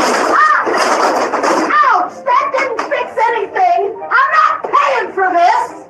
Oh, it's hurting so bad, I can't... Just relax, ma'am. Big breath in. Ouch! I want to describe for people what it is like in Minnesota right now for those who don't live here, for my friends, family, loved ones, but people who are just coming across this video. I am a suburban state senator. I live in Apple Valley. It is a suburb. I do not live in Minneapolis. This is not something that's just happening in Minneapolis. This federal paramilitary invasion and occupation is happening in communities across the state. So let's start here. ICE is not looking for specific people at specific addresses. They do not have like a sheet of paper that gives them a name and an address and like a judicial warrant to go and find that person. They just drive around looking for kidnappings of opportunity. And what I mean by that is they, like in communities like mine, they sit and idle their cars and wait for Black, brown, or Asian people to be out walking their dog, going into the gas station, taking out their trash, sitting with their kid at the bus stop, and they will swarm that person, kidnap them, and take them away. They drive around with license plate readers and they look for people with Hispanic sounding last names, pull them over, and snatch them and take them away. Again, these aren't specific people that they're looking for and they just happen to come across them at the bus stop or at the Burger King. They are just grabbing people with Hispanic last names or who are Black, brown, and Asian and taking them away. Most of the people that they are taking are U.S. citizens, lawful permanent residents, or people who have lawful status in this country of some sort, whether it's like a work permit or social security number, they're a refugee or asylee. Like these are people who are documented and allowed to be in this country. They have broken no laws, including the laws around lawful entry into this country. Their only crime is being Black, brown, or Asian and near an ICE agent at any given random time. Just going about our daily lives, like in my community, I'll be driving and I will just see abandoned cars on highways and neighborhood streets. Sometimes the doors are still open and the car is still running. You will just come across this like at any random time in any random place. You could be in line at Burger King to get food and watch ICE like snatch a worker on the way into work. You can be at a restaurant and all of a sudden like 14 ICE agents come in and just kidnap every single worker who works in that restaurant. Like this is just like right in front of your face. This can happen anywhere at any time. There is no place that we are assured in our community that we can go where we will not witness one of these violent kidnapping. Target, the grocery store, driving my daughter to swim lessons, driving to church, going to work. There is just no place that this isn't happening, and it is happening all the time, every single day, multiple times a day. You will get texts from, your coworkers or friends or like family members about someone that they know or they're related to or they work with that was taken. And this happens to every single person, or you'll just overhear it in random conversation. ICE sets up checkpoints in certain neighborhoods and looks at every single person's papers as they leave or enter the neighborhood. And I really want to note here that most people cannot prove their citizenship status at a moment's notice. A majority of Minnesotans do not have passports. A majority of people do not carry around the birth certificates. Lots of people don't even know where their birth certificates are. Being able to prove your immigration status or your citizenship status on the way to work is something most people do not have the ability to do at the drop of a hat. ICE also goes door to door in neighborhoods, so they'll just knock on doors or in apartments, hoping that a Black, brown, or Asian person will open the door, and then they'll just take that person. Schools have had to close because ICE shows up and pepper sprays parents and kids, or they circle the block or target bus stops or target kids who are walking to school. Right now, there are districts that are calling families and saying your kid should learn at home and do online school instead of coming to school because ICE has targeted schools and learning communities for their kidnappings. There are kids who come home to empty houses and are there for hours at a time without a guardian or an adult there because their parents have been stolen at some point during the workday. When these kidnappings happen in front of other observers, these parents that are being kidnapped will yell out their full name and the school that their children go to in hopes that somebody will call that school and alert the administration so that their kid doesn't go home to find no one. They circle Spanish immersion daycares, and now there's parents who have to sit in the parking lots to watch over their kids and the teachers who work at that school. I hope I'm really conveying this, but ICE is ubiquitous. They are everywhere. I see them 1, 3, 7 times a day in my own community just going about my daily life. There are more federal agents in Minnesota than there are local law enforcement from the 10 largest police forces combined. Here's how Minnesotans have come together to respond. Regular people who have never been to a protest, people who have never participated in an economic strike, or people who are rare voters have been activated in ways that are incredible. Grandparents carry whistles around in their cars because if they're going about their daily life and they see ICE, they can blow their whistles and warn the surrounding communities. Parents patrol bus stops and like form safety circles around schools to make sure that there's safe entry and exit and that they can get home safe. There's been a massive food donation and delivery infrastructure stood up, and we have organized rides to school and to work for people. There are people literally taking families into their homes. Like, people are fleeing their homes and then living with acquaintances or strangers for safety. So many kids are not going to school right now. Businesses are closing either because their workers all got taken, or they're too scared to come to work, or their customer base is completely gone. They won't go outside of their house. 6-month-old babies have been tear gassed because their parents were driving in their own neighborhood. There may be people outside of Minnesota who are thinking, when this comes to my state, I'm white, or I'm a US citizen, or I live in a suburb or a rural area or a neighborhood with few or no immigrants, and like, this is something I won't experience or I won't see. I'm here to dispel that myth for you. That is not the case. The ubiquitousness, the violent force and presence that ICE and DHS is in our communities is completely unavoidable, and none of the things I just mentioned will protect you from this federal invasion of a paramilitary. There are absolutely things I'm not saying or things I'm forgetting. I'm sharing this from my personal experience, and the experiences are different from across the state. But it is coming to other states. Minnesota is the test case. This is not like a place where they were like, oh, just JK. This will come to other states. Organize your communities now. Get with your people now. And also support Minnesota and help us stop this before it spreads. Standwithminnesota.com is a place to go if you want to support organizations in Minnesota who are helping do this work. But I just need people to know this is not a Minneapolis thing. And the idea that like this is just a thing that's happening like in a few neighborhoods, like a few times a week, or just like, occasionally. No, it is everywhere, every single day. And there is literally nowhere you can go where you can be assured that you will not witness some sort of violent kidnapping or detainment, or you will not yourself be involved in it, even if you're just going about your daily life and have no. I'm only running one more thing. I want to tell y'all about Minnesota and ICE, what's really going on. A lot of y'all don't know what y'all talking about. Y'all do not know what y'all talking about. The lady that they shot, the reason why she was tracking ICE all day long, she was out there, she was tracking ICE, because she knew ICE was coming for her and that lady. So they was out there taunting ICE and tracking ICE, trying to make ICE look bad, but they knew that they was coming for them. That lady was not from Minnesota. She was not from Minnesota. What they are sex traffickers. And the little baby that they got, that's not her baby. They stole that baby. That baby is now safe in the arms with his parents. Whoever the parents is of that, they not gonna tell you everything. They are not gonna tell you everything. They are sex traffickers. When they went in that store in another part of Minnesota, they all through Minnesota. They went into this store in another part of Minnesota. They went in there and got that man. Here go the girl. This the girl out there. They arrested an American citizen.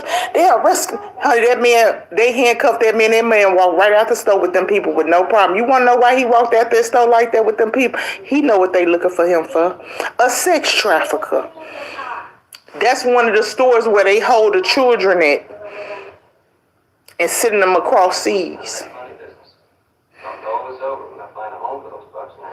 I wish y'all go in the house. Y'all don't know what y'all talking about. ICE is here for a reason. And they gonna round them people up, and they not gonna stop. No matter how you jump in their face. And then the mayor is a part of this. Make sure it's bigger. This is sex trafficking all through here. And the higher up people, that's why you got the whistleblowers. And the higher up, they've been doing it for a minute in Minnesota, sex trafficking children. And I'm going to tell you another place they do it, Virginia. Heavy sex trafficking, heavy child kidnapping. Y'all don't know what y'all talking about. It is a man here in Minnesota. They looking for 18 suspected people. And it is a man here in Minnesota. that has been going through the country, raping little girls, sex trafficking little girls, and he's here hiding in Minnesota, and they're looking for him. And they're going to get him too. If he trying to flee, but it ain't no way you can right now.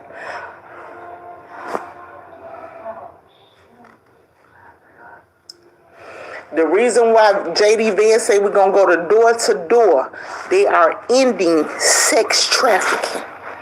They are ending. How did those people, they got Somalians all at the airport where the Somalis can get the cash through. Let me tell y'all something spiritually. If you go read your Bible, I don't really know how to work TikTok to put the scriptures and stuff up here, but if you go back and read your Bible in the Old Testament, God he cursed Somalia. That country, he cursed it. Yes, he did in the Bible. It's right there in your Bible. He cursed it. It's cursed to this day. If they God was so God, why is that country so poor? Because God cursed it. God cursed a lot of those nations over there across seas because of what they was doing. Sexually. What they was doing, the Bible said they was immoral. Once God had populated the earth, it was no reason for you to be like that. They did a lot of cloning. Some of these people ain't been real in years, in thousands of years. Some of these people don't have human blood. Some of these nations is not human. Everybody that you see ain't what you see. You ain't seeing what you think you seeing.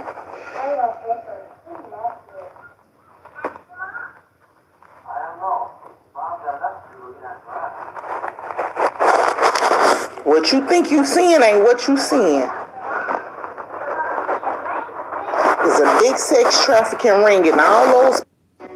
America, I told you. Patience, officer. Now make note of these. The next. I promised myself I would never. Listen to me good, because it's going to be a lot of information coming at you fast, but it's super important that everybody in the United States hear this. You can download it, you can share it, you don't need to tag me. It is just information that you guys need. When the big, beautiful bill was signed into legislation via Congress, it allocated $170 billion. That's already happened to ICE, to the Department of Homeland Security. There is another bill that Congress is about to pass for another $28 billion to go to the FBI as well as ICE. ICE now has the largest law enforcement budget. It is larger than all law enforcement agencies combined, okay? Why are they funneling them so much money? They are building their own private prison system. This is already underway. It is already being done. It is overseen by the FBI. They don't answer to the judges. They don't answer to anybody but the President of the United States. So the President of the United States of America will have his own prison system. It is an industrial prison system. He profits off of people being in jail, okay? That's how the American prison system has always worked. ICE agents are able to act with full impunity, and they are going to get paid for imprisoning you.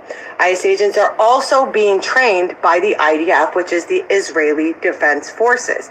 The IDF is the Israeli army that is responsible for committing the genocide against Palestine. I'll let you fall down the rabbit hole and watch all of the footage of all of the horror they are inflicting upon the Palestinian people. But these are the people responsible for training ICE in crowd responses. So ICE's job is to specifically antagonize the American citizens so that they can act with full impunity, whether it's murdering them or imprisoning them. If they murder you, then they get rid of what they would consider a dissenter. If they imprison you, then they have a slave to make money off of. Either way, your interactions with ICE guarantee that the president makes more profit off of the citizens of the United States of America, and the most cruelest army we have seen in modern history is the one responsible for training ICE, but it doesn't stop there.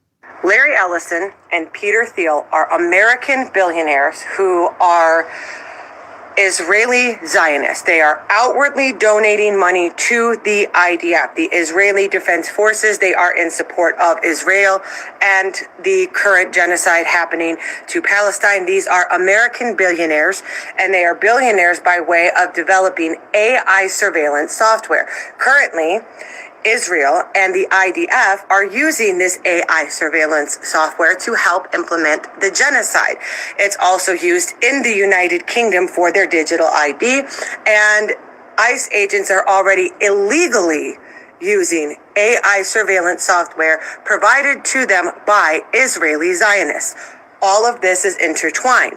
And if you're just new to this, Peter Thiel is also currently investing in offshore AI equipment that will mine minerals and gold in Greenland, anticipating the president is going to invade. So all of this is undoubtedly for the profit of the ruling billionaire class. What does that mean if you're a Trump supporter? It means this has fuck all to do with immigration. What does this mean if you're not a Trump supporter? It means that as an activist or even just a liberal, you are a dissenter. You are a target, and they very much have the surveillance software they need to determine who you are, where you live, and furthermore, target you. Now, I know a lot of you gung-ho Republicans are thinking, well, the army is going to come and save the American people. No, it's not. The Secretary of the Department of Defense is a man by the name of Steven Feinberg. Steven Feinberg is a Zionist. Steven Feinberg owns the second largest bank in Israel. Steven Feinberg owns an American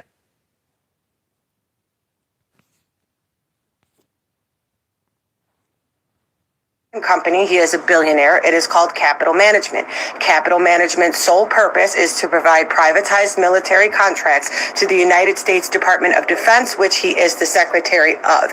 It's also massively important that we remind Americans they just failed their financial audit and can account for $506 billion of American taxpayer money that was budgeted to the Department of Defense. Why am I saying all of this? It's more likely that the Army would pair with the FBI, ICE, and IDF to further oppress citizens of the United States.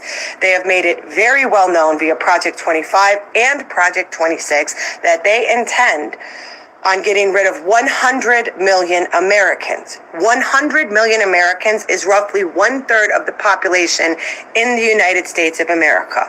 These people are now financed to commit a genocide, capable and willing to commit a genocide, and are operating with the backing, training, and also planning of people who are actively committing a genocide. There has never been a greater risk for the genocide of the citizens of the United States of America than there is at present. It does not matter what your political affiliation is. When AI surveillance kicks in, you will not have free speech. You will not have the constitutional right to peaceful assembly. You will not have the right to bear arms. You will not have freedom of press, and you will not have taxation with representation, because they are adamantly and vigorously funding a police authoritarian state while you don't have health care, while you don't have FEMA relief, while your children's Department of Education for the entire United States as a whole was defunded and funneled into the Department of Labor. They are intentionally letting you know that you and your children will be slaves if you are a Trump loyalist with none of your constitutional rights, and that is the best case scenario for those of you who have white skin in the United States of America. For the rest of everybody else, whether you're an activist, whether you're a Democrat, whether you're a minority, whether you're a woman, whether you're a migrant or an illegal migrant, you are a person of interest, and you are undoubtedly under attack, and the war they have declared is on you. I said it before yesterday, and I'm going to say it again today. The President of the United States of America has declared war on the citizens of the United States of America. Minneapolis is a very small example of what is to come for every city in the United States, especially now that they have the budgeting that they need, and they are already A, ramping up operations, B, ramping up recruitment, and C, building their privatized prison facility. You have two options right now. You either fight for your freedom or you leave. It is officially fight or flight time in the United States of America. Do with this information what you will, but first and foremost, I genuinely hope you spread it. So in response to the United States taking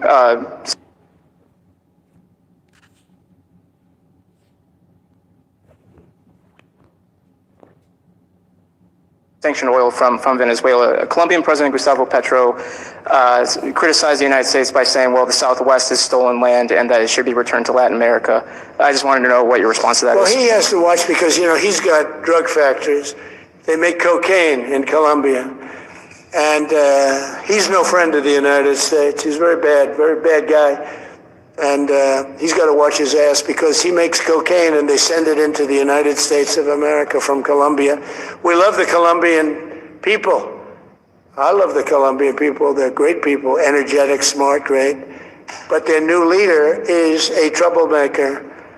And you better watch it. You better close up those cocaine factories. They have at least 3 major cocaine factories. We know where they are. He better close them up fast. So in response to the United States taking sanctioned oil from Venezuela, Colombian President Gustavo Petro criticized the United States by saying, well, the Southwest is stolen land and that it should be returned to Latin America. I just wanted to know what your response is. Okay, attention parents, especially if you have elementary or middle school age kids who play Roblox. Now, this is not a video that is going to shame you if you let your kids play Roblox or if you don't let your kids play Roblox. I know every parent makes the decision that's right for their family and is just trying to do their best. We're all just trying to do our best, okay? But we need to support each other. I am here to share some information that has my freaking blood boiling right now, okay? We've all heard the stories about Roblox, about predators getting on there, you know, messaging our kids, grooming them, nasty shit happening. Okay, the world sucks. A lot of the world sucks. And we want to protect our kids from that, okay? But also, like, all of my kids' friends play Roblox and they want to play Roblox together. And I'm thinking, well, I know what games he's playing. I got my own Roblox account. I got the parental control set up. I know he's only playing with friends that he knows from school in real life. I have the settings set up so, you know, nobody can direct message him and all of that, whatever. So I think I'm being responsible and letting my kid play the Roblox like he wants to, but doing the parental controls. I'm feeling pretty good about it, okay? So then today, I get an email from Roblox. Your child's age has been updated to 13 to 15. My child is 9, okay? So I'm like, how did this happen? I log into my parental controls. I no longer have control over basically anything. I can't change any settings on if he is able to receive direct messages. He can now receive direct messages from anybody. He can access content that's for 13 and up. I asked him, how did your age get updated? He said, Mom, I was playing and this weird thing popped up. It made me take a selfie and it estimated my age. And it updated my age to 13 to 15 and I thought that was weird. But I don't know, I just wanted to keep playing. I'm like, okay, well, let's see if we can change it back. I am unable to change it back. I'm unable to do anything under my account on my parental controls. So I'm like, okay, well, I'll log in to my son's account. I have his login and password. I log into his account and go to the settings and try to update the age, and it will not let you update the age. It says you're only allowed to update it once, and it was just updated. Roblox updated it for me based on an estimation of a selfie, okay? Won't let me change the age back to where it was without a government-issued photo ID. So you updated my child's age to be 5 years older than he is based on a selfie estimation, and you will not let me change it back. We have to put this company on blast. This is insane. This is absolutely insane. I didn't believe before that this, could be this bad company that's allowing our children to be targeted, but I have changed my mind now, and I implore you to look into it further. Tell me your experiences in the comments. If you've experienced this too, what other stories you have. Share this video. Let's make this go viral. Let's put Roblox on blast. This is... Okay, so now they're talking, Fox News is showing from their sister station that some guy in Minneapolis went and dropped his kids off at school and then went to the grocery store and saw ICE agents riding around in the grocery store parking lot. So he got behind them and was following them. Long story short, the ICE agent ends up pulling him over and telling him, stop doing all this, stop chasing me, stop doing this. And the guy said, I'm allowed to do this as much as I want to. And the ICE agent said, if you don't stop following me, I'm going to have to arrest you. He said, well, then I guess you'll have to arrest me. So the ICE agent gets back in his car and keeps driving, and the guy does too. What did you think was going to happen? What the fuck did you think was going to happen? So the ICE agent pulls over and gets the guy out of the car forcefully because he would not come out of the car, which now is an investigation. So he's going against the law. And he got thrown to the ground, and he's got a scratch mark here and a scratch mark here on his face. And now he's on the news crybabying that they had guns and they... What the fuck is wrong with you people? Okay, so now they're talking... What the hell is going on in this country? We now have a president of the United States, as I mentioned earlier, who is sharing posts about trying his opponents for sedition and hanging them. He is telling the military not to follow anyone but him. He is openly amplifying language that belongs in a dictatorship, not a democracy. And I have the same question for every politician, every general, every judge, every billionaire, every so-called leader in this country. How much more of this do you need to see? You all swore an oath to the Constitution, not to one man, yet you sit in your offices, you attend your meetings, you send your emails, all while the president normalizes talk of executing his political enemies in this country. That is failure, full stop. If any regular citizen did this, they would be in handcuffs. If any other country's leader did this, we would call them exactly what they are, an authoritarian, dangerous, unfit person. But here, you are all tiptoeing around it. You're issuing soft statements, you're posting safe tweets, and you are all hoping someone else will deal with it. Meanwhile, he is building his own army. These little deputized patriots, the border agents and ICE agents and police departments stacked with extremists, the cosplay tough guys in tactical gear who think they are heroes because they can shove a protester or snatch someone up off the street. Let me be very clear again. He is not preparing to leave power gracefully in 2028. He is preparing to never let it go. And if you think a hashtag, a march, a protest, a strongly worded post from some senator is going to stop that, you are not paying attention. Street protests alone will not stop this. They know how to handle that. They have shields and riot gear and tear gas and cameras turned away. The one thing they cannot control is the one thing we keep forgetting. We are the economy. We are the ones who work. We are the ones who spend. We are the ones who keep their stocks green, their profits soaring, and their donors happy. You want to know how we win this fight? We keep doing exactly what we are doing now, but we push harder. More economic blackouts, more boycotts of every corporation that props this system up. We refuse to feed a machine that is openly flirting with fascism. You billionaires, who think you are safe riding this out with him, you are not. If this country implodes, your wealth goes with it. The people you rely on to work, to spend, and to make your numbers look pretty, we are the ones you are squeezing to death.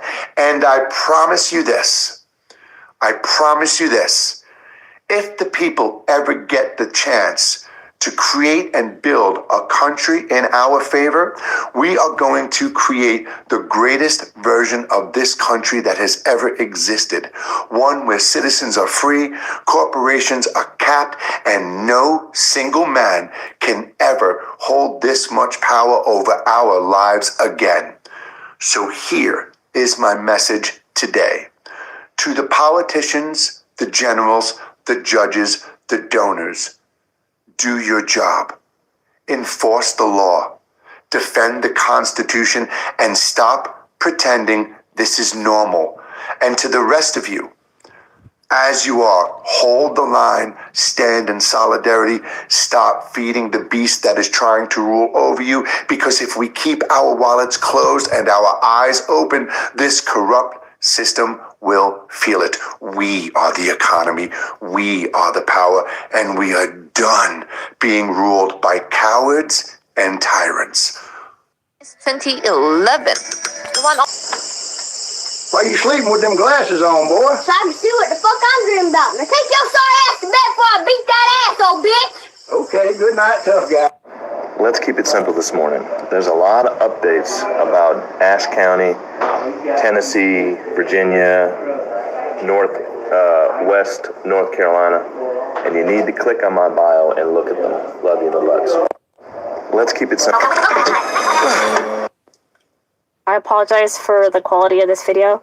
I'm doing this in the car because I don't want to have my youngest kid see that I'm scared. I live in Seattle, and there have been reports of ICE checking IDs at grocery stores and other places around the Sound. So I've decided to start carrying my passport as an American citizen who doesn't look white. And it's terrifying. I am terrified. Why am I having to protect myself against the government? I've never done anything wrong. But because I don't look white, I'm not Caucasian, I automatically become a target. Guys, what does this country come to? Attention ICE. Let me just say something that most people, most journalists will not say. They can't say it. I understand that. But I'm an independent journalist now, so I can't say it. Fuck off, ICE. Fuck all the way off. You are low-life losers, and you feel empowered by your dear leader, Donald Trump. You have never had this position of power before, small person, and you are treating people in an inhumane way, and you don't even understand why, because you're too dumb to figure it out. You are the poorly educated that Donald Trump loves. That's who you are. And you're out there doing his bidding, doing things that are illegal, doing things that are unconstitutional, doing things that are inhumane, like killing someone because you're pissed off because this person may be notifying people that you're in the area trying to round people up. That is that person's First Amendment right to do. You can do that as an American, but maybe not in Donald Trump's America.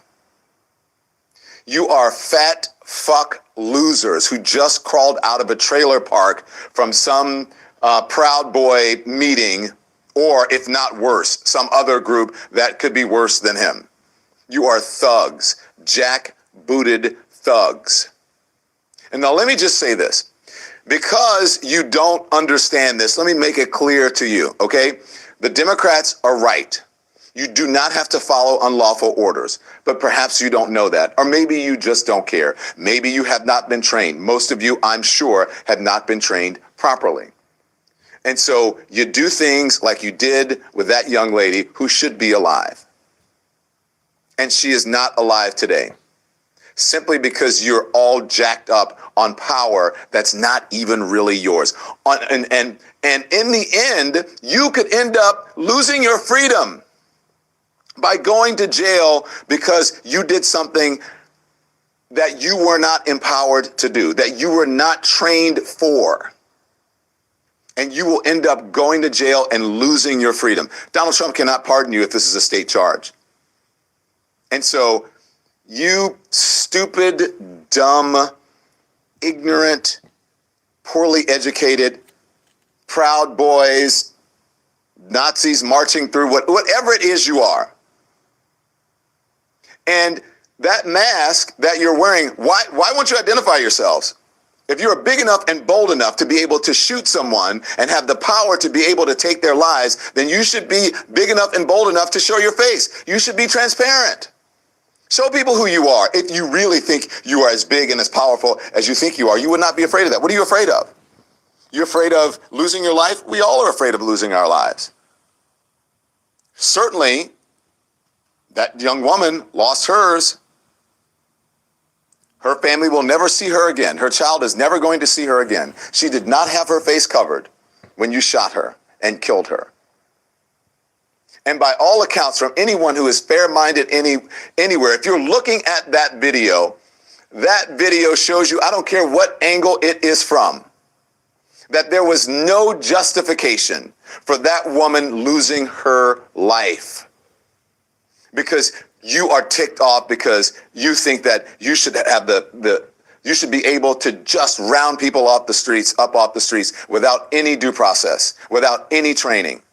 Any police officer, I believe, in my opinion, who did what that officer did in Minnesota and killed that woman would be in jail right now and would be facing an arraignment and a hearing, and the news would be covering it. But because it's Donald Trump and they are protecting and covering it up, that is not happening. But mark my words, karma is a bitch.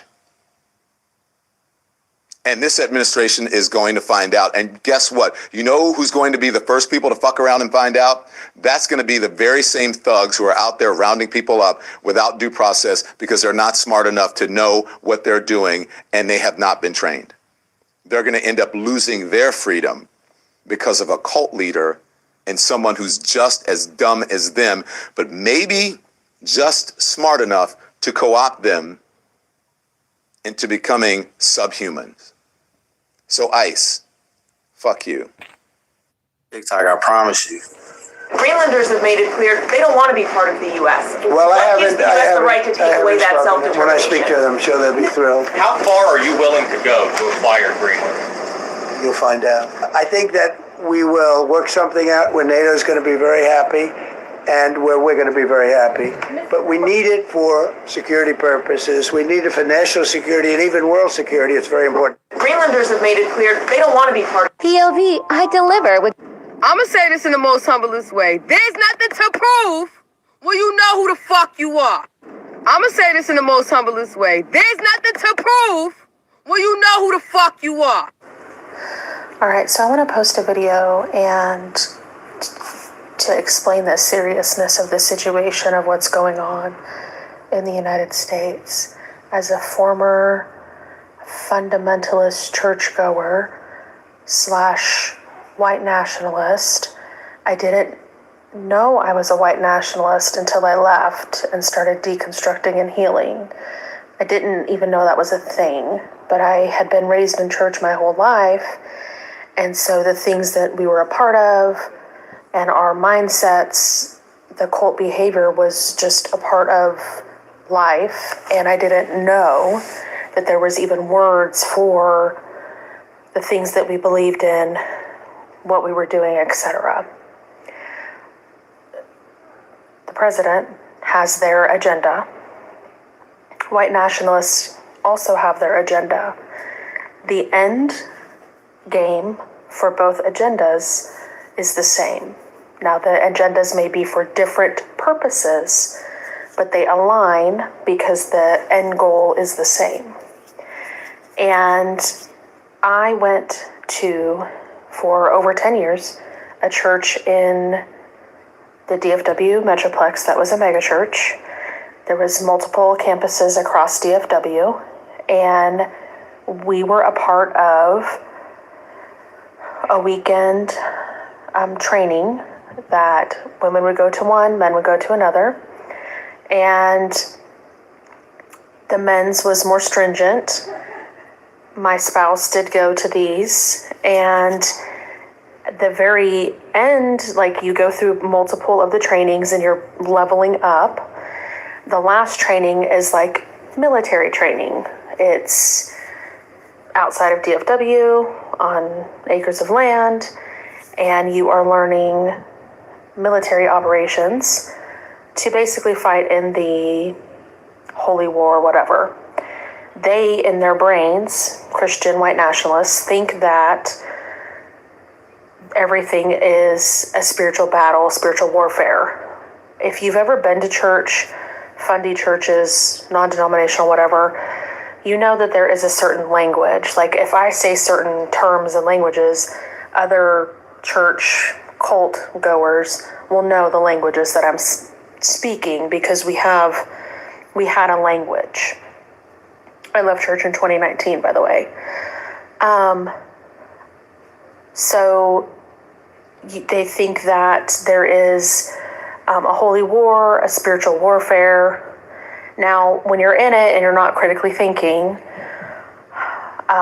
why you need to kill people for the holy war is really this. There's a couple of reasons. One, the God that they serve is a vengeful, killing God, murderous God. He doesn't mind killing people. It's all in the Bible.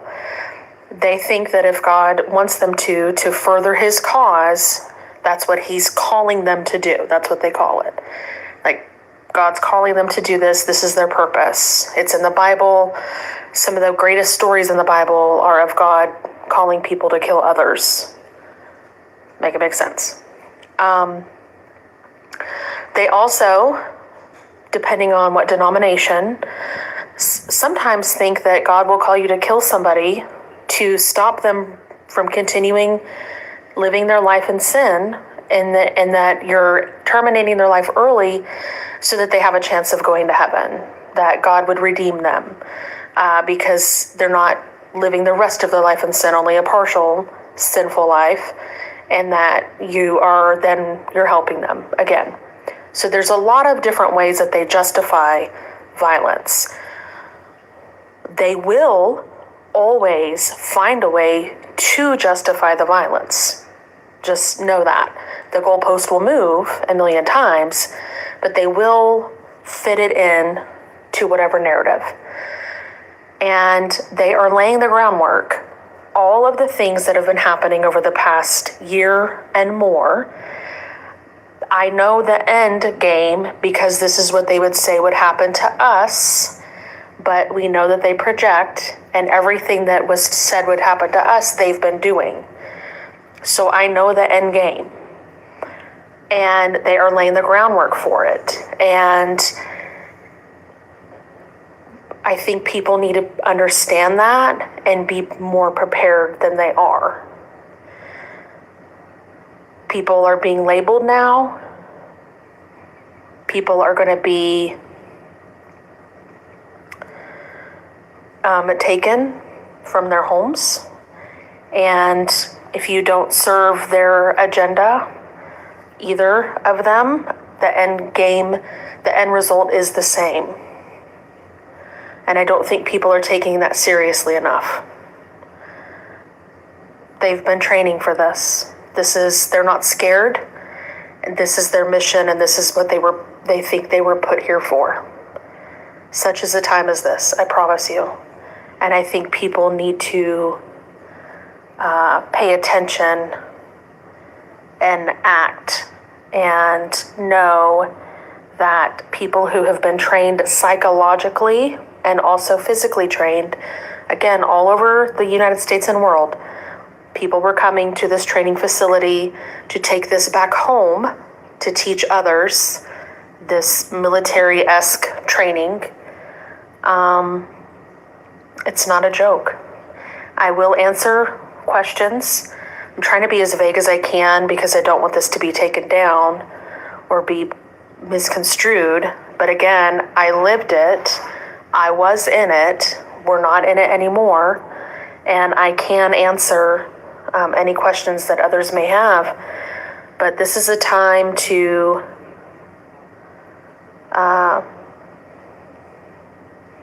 fully, truly understand what's happening.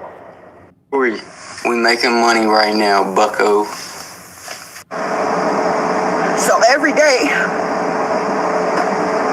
I get on this here app, and I see more and more countries coming together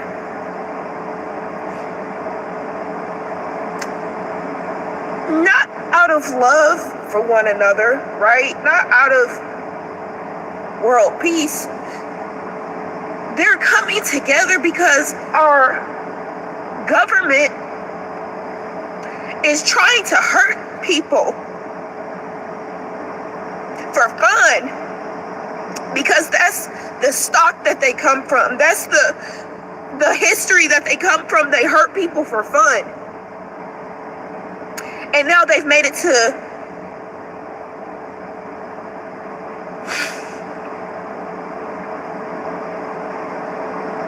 and then I have to get up here and I still have to see people in these goofy ass hats. I live in a part of Indiana where during the elections there were those flags everywhere. There was a man, he literally on his fence, he said, you know, go this administration. I refuse to say that fucker's name. I really do. Like, he said, go this administration, clear him out, round him up.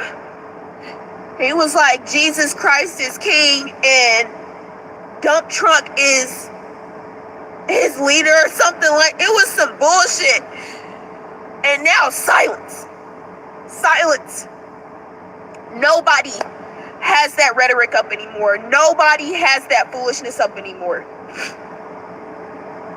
The messed up part about it is that some of y'all think that because of y'all's privilege, because of the color that your skin, that other countries won't come over here and rock your shit. You think that you won't wake up and your shit look like Gaza. They don't give a fuck about what God you serve. They don't give a fuck about that you paying your taxes. If you start something, there's gonna be some foolishness. And all these rich motherfuckers want to send our kids to war. Bitch, send your fucking child. How come when we finally start to get our lives together, how come when we finally start to pull ahead as minorities, as women, as LGBTQ, as literally anything, because they're coming after everybody? How come when we finally get this shit together and we finally have some modicum of peace? I literally told people during this person's first term that he, because of his personality type, he was going to retaliate against the American people for voting in a black man. And keep in mind, that black man was the best president we have ever had, ever. Argue with your mama, I don't give a fuck. Because he was... If Obama had done even a quarter, if he had even said part of what he wanted to do, if it even sounded remotely like what is happening right now, he would have been impeached.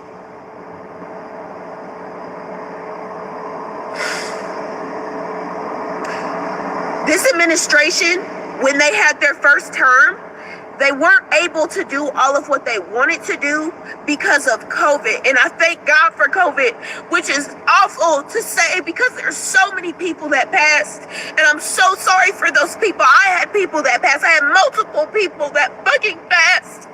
But thank God for COVID. Because it stopped his ass from doing a lot of what he wanted to do. And I told y'all he was going to retaliate. I literally told y'all because of his personality type, he's going to pick out a minority. He's going to demonize that minority.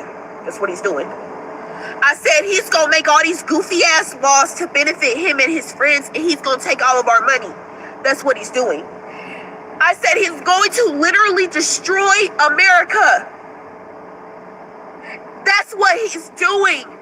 He is picking on other countries. He is poking the bear so that they will retaliate against us instead of just going after his ass. That's what he's fucking doing!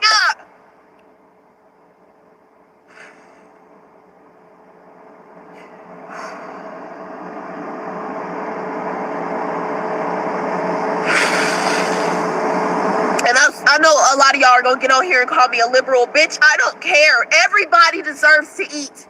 Everybody deserves to have clean water and air. Bitch, you're here too. That includes you.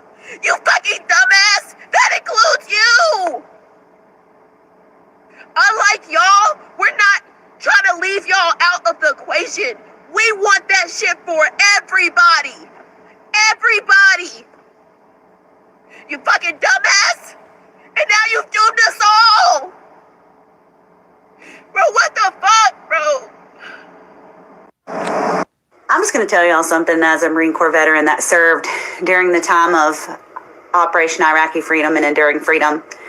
It's going to be kind of a long story, but you're going to get where I'm coming from.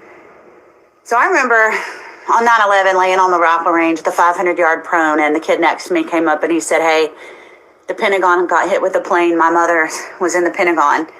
And the Twin Towers had 2 planes fly into it. And I was like, no, you're lying. Well, the warrant officer called us up. He's like, turn in your ammo, take your weapons to the armory, go home.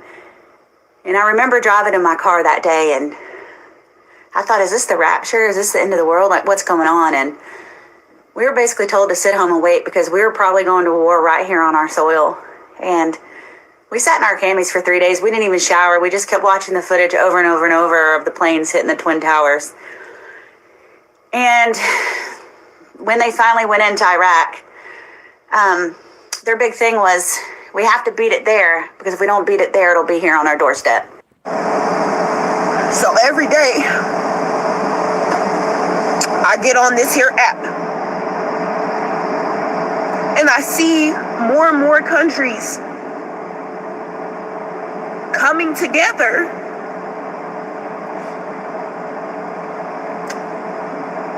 not out of love for one another, right? Not out of world peace. They're coming together because our government is trying to hurt people for fun. Because that's the stock that they come from. That's the history that they come from. They hurt people for fun. And now they've made it to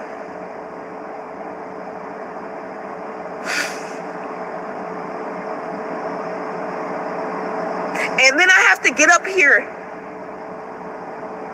and I still have to see people in these goofy ass hats. I live in a part of Indiana where during the elections, there were those flags everywhere.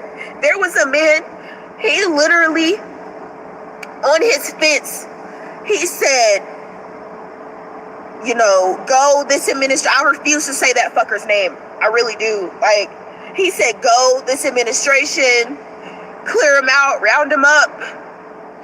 He was like, Jesus Christ is king and dump truck is his leader or something. Like, it was some bullshit. And now silence. Silence. Nobody has that rhetoric up anymore. Nobody has that foolishness up anymore. The messed up part about it is that some of y'all think that because of y'all's privilege, because of the color that your skin, that other countries won't come over here and rock your shit. You think that you won't wake up and the shit look like Gaza. They don't give a fuck about what God you serve. They don't give a fuck about that you paying your taxes. If you start something, there's gonna be some foolishness. And all these rich motherfuckers want to send our kids to war. Bitch, send your fucking child.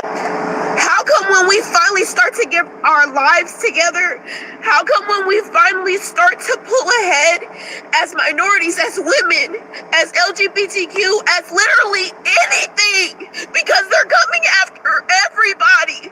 How come when we finally get this shit together and we finally have some modicum of peace? I literally told people during this person's first term that because of his personality type, he was going to retaliate against the American people for voting in a black man. And keep in mind, that black man was the best president we have ever had, ever. Argue with your mama, I don't give a fuck. Because he was...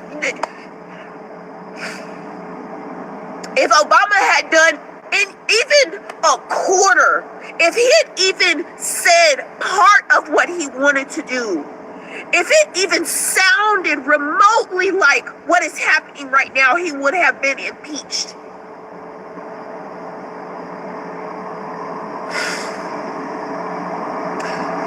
This administration, when they had their first term, they weren't able to do all of what they wanted to do because of COVID. And I thank God for COVID, which is awful to say because there's so many people that passed. And I'm so sorry for those people. I had people that passed. I had multiple people that fucking passed.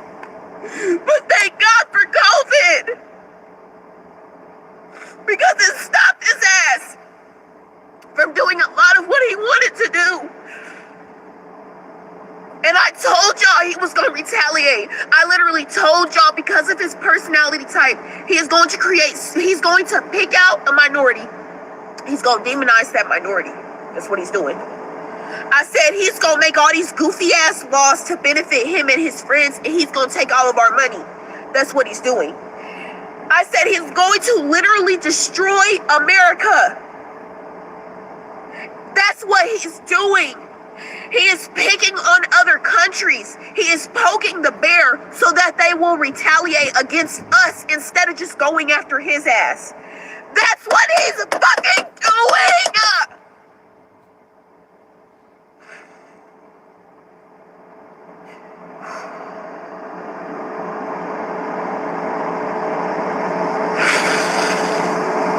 And I know a lot of y'all are gonna get on here and call me a liberal bitch. I don't care. Everybody deserves to eat. Everybody deserves to have clean water and air. Bitch, you're here too. That includes you. You fucking dumbass. That includes you. Unlike y'all, we're not trying to leave y'all out of the equation. We want that shit for everybody. Everybody. You fucking dumbass. And now you've doomed us all! Bro, what the fuck, bro? I'm just going to tell y'all something as a Marine Corps veteran that served during the time of Operation Iraqi Freedom and Enduring Freedom. It's going to be kind of a long story, but you're going to get where I'm coming from.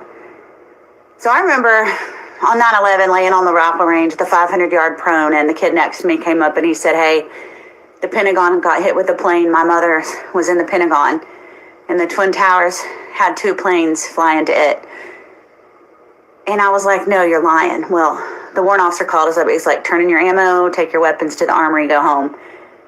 And I remember driving in my car that day, and I thought, is this the rapture? Is this the end of the world? Like, what's going on? And we were basically told to sit home and wait because we were probably going to war right here on our soil.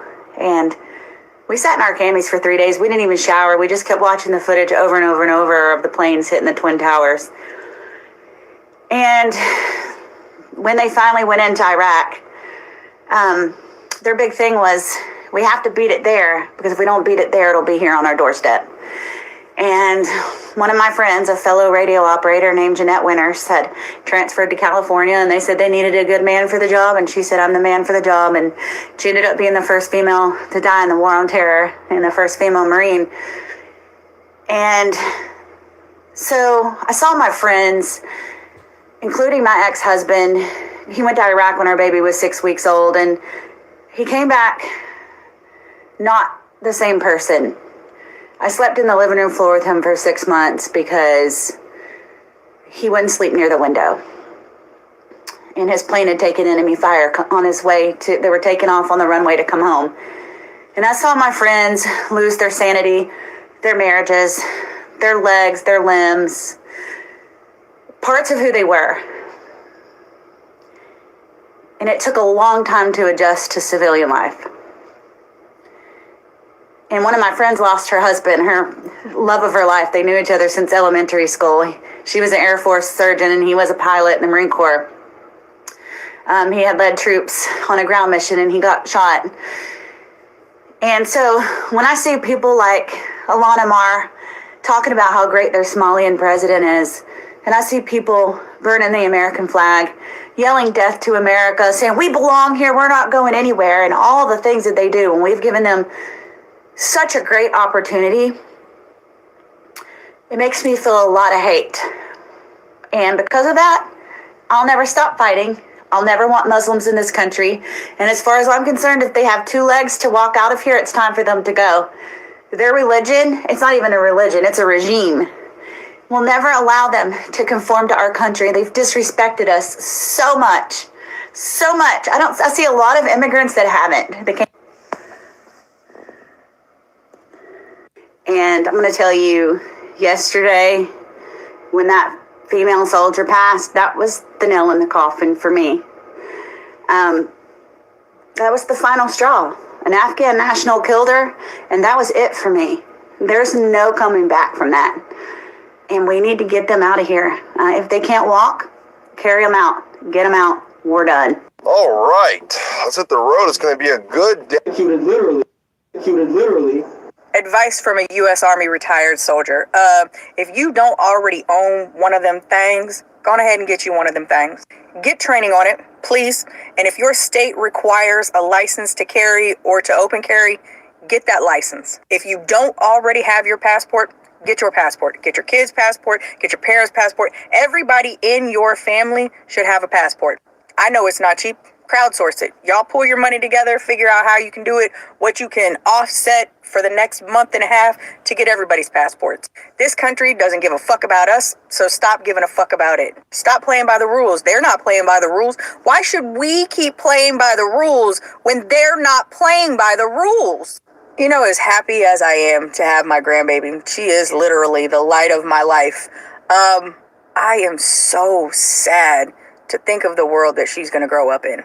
And those of you that voted for this, I just want you to know, I'm never going to forget. I'm never going to let you forget. I will remind you that your actions have caused all of this. Anyways, fuck it. Advice. They're blocking people's passports from leaving. You've seen these videos, right? Where people get on their plane with their passport, they get to a new country, and then they get denied entry. They say that your U.S. passport is invalidated. Somehow in some system it got invalidated. This is happening multiple times now. They're blocking your passports. Call this fear-mongering, whatever you want. I'm neurospicy. I'm great at pattern recognition. They're going to stop letting people leave. I mean, they already are. They're not letting trans people leave with the gender markers. Now they're blocking people's passports. People are getting deported back after they've caught a flight. They're not going to let you leave here very much longer. If you don't have your passport, get your passport and pray like candles, whatever you do, that they don't block yours. But if you're going to leave the United States, you need to hurry up and do it. I go live all the time and I help people figure out what they can do for work, visas, residency, citizenship. I help people all the time. If you're black, if you're BIPOC, I do it for free. If you're a white person, there's got to be energy exchange. I can't be doing this for free anymore. It's ridiculous.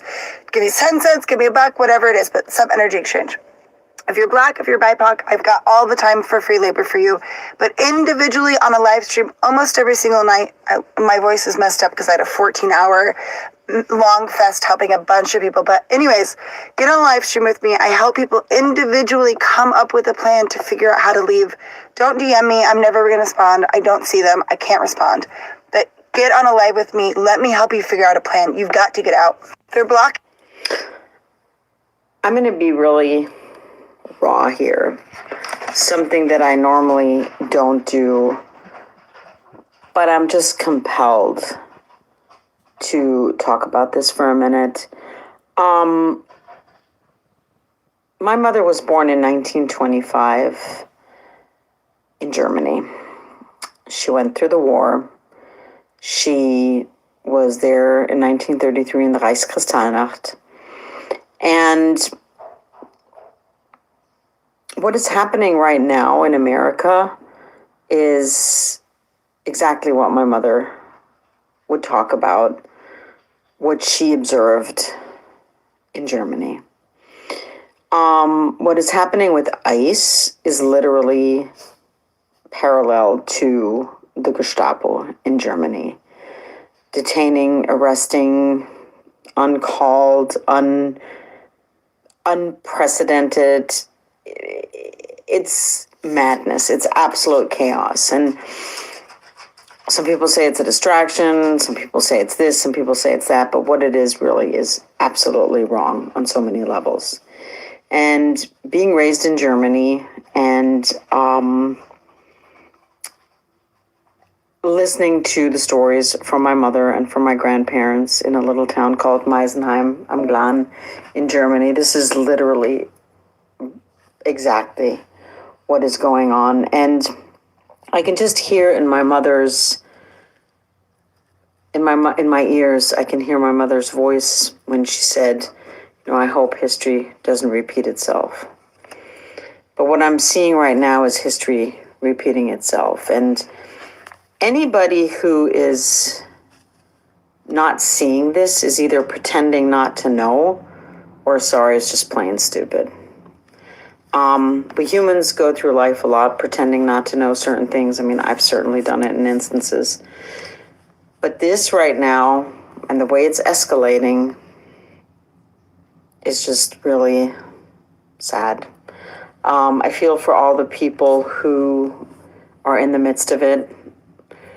Of course, I'm not even going to mention the recent disaster. But people, open your eyes. This is literally, look at the documentaries, look at textbooks, Google it, AI it, do whatever you want. This is literally textbook. This is Nazi USA on every level. And in a way, I'm glad my mother's not here to witness it, because I know she would be absolutely devastated. She was born in 1925, like I mentioned, and she saw it all. I mean, she lived through the whole war. And one of her best friends, she said, in 1933, the Reichskristallnacht, when all the storefronts of, Jewish families, their storefronts were broken into, and the glass broke. And she saw it. She saw people being arrested, her friends. And this is literally where this is going. So, I mean, I'm in the travel space and obviously not in the political space, but I just felt compelled to come on because, like I said, I can hear my mother's voice in my ears. And more countries, I get a lot of travel newsletters, are not allowing or putting the USA on the, dangerous list and not to fly to. And I mean, they're blocking advice. I'm just gonna. So every day, I get on this here app, and I see more and more countries coming together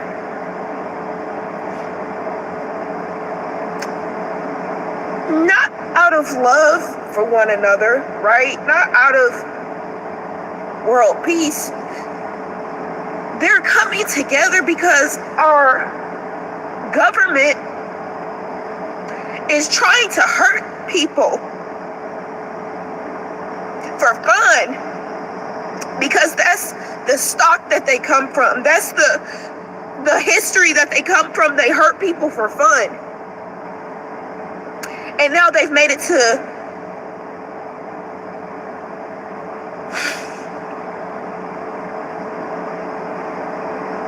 and then I have to get up here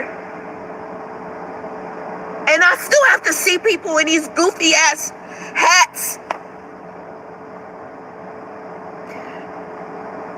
I live in a part of Indiana where during the elections there were those flags everywhere. There was a man, he literally, on his fence, he said, go this administration. I refuse to say that fucker's name. I really do. He said, go this administration, clear him out, round him up.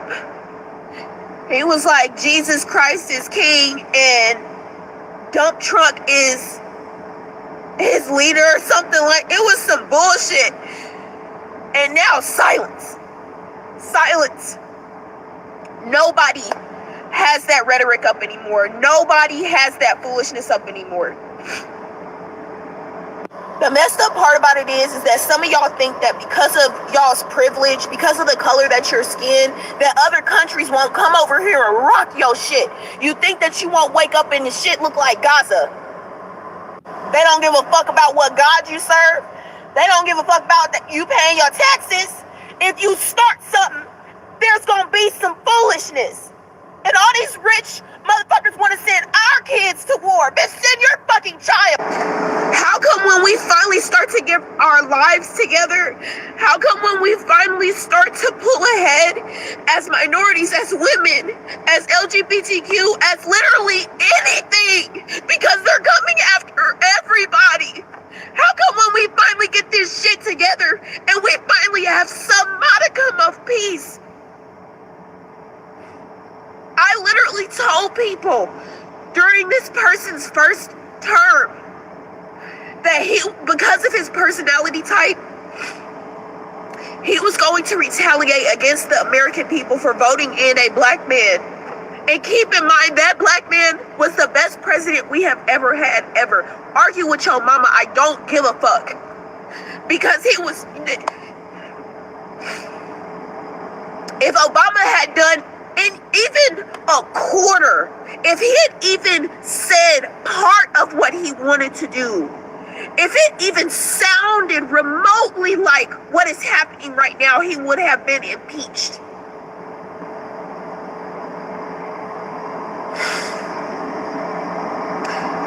This administration, when they had their first term, they weren't able to do all of what they wanted to do because of COVID. And I thank God for COVID, which is awful to say because there's so many people that passed. And I'm so sorry for those people. I had people that passed. I had multiple people that fucking passed. But thank God for COVID.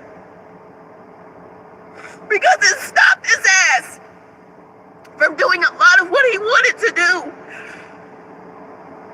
And I told y'all he was going to retaliate. I literally told y'all because of his personality type, he's going to pick out a minority. He's going to demonize that minority. That's what he's doing. I said he's going to make all these goofy ass laws to benefit him and his friends, and he's going to take all of our money. That's what he's doing. I said he's going to literally destroy America. That's what he's doing. He is picking on other countries. He is poking the bear so that they will retaliate against us instead of just going after his ass. That's what he's fucking doing!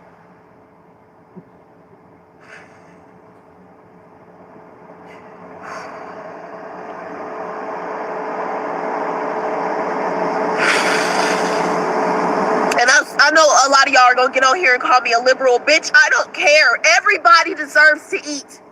Everybody deserves to have clean water and air. Bitch, you're here too. That includes you. You fucking dumbass. That includes you.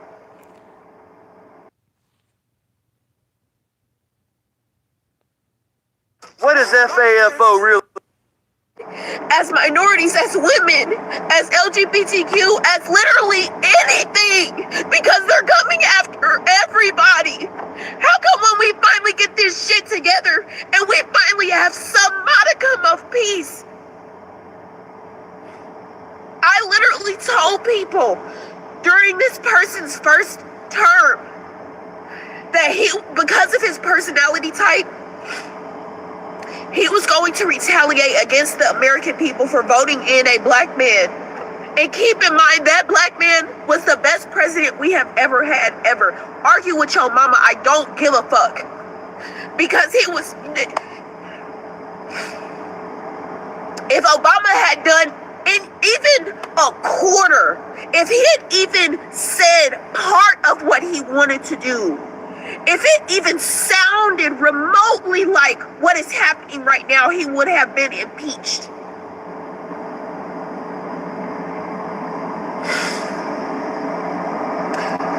This administration, when they had their first term, they weren't able to do all of what they wanted to do because of COVID. And I thank God for COVID, which is awful to say because there's so many people that passed. And I'm so sorry for those people. I had people that passed. I had multiple people that fucking passed. But thank God for COVID. Because it stopped his ass from doing a lot of what he wanted to do. We had to run this back, y'all. And I told y'all he was going to retaliate. I literally told y'all because of his personality type, he's going to pick out a minority. He's going to demonize that minority. That's what he's doing. I said he's going to make all these goofy ass laws to benefit him and his friends, and he's going to take all of our money. That's what he's doing. I said he's going to literally destroy America. That's what he's doing. He is picking on other countries. He is poking the bear so that they will retaliate against us instead of just going after his ass. That's what he's fucking doing!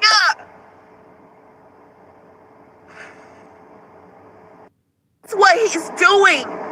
He is picking on other countries. He is poking the bear so that they will retaliate against us instead of just going after his ass. That's what he's fucking doing! I'm just... The things that I'm about to say to you may be disturbing to some of you. I'm not saying these things to bring any type of fear into your heart, nor do I come to you with any type of political bias or opinion, because I have left those things behind.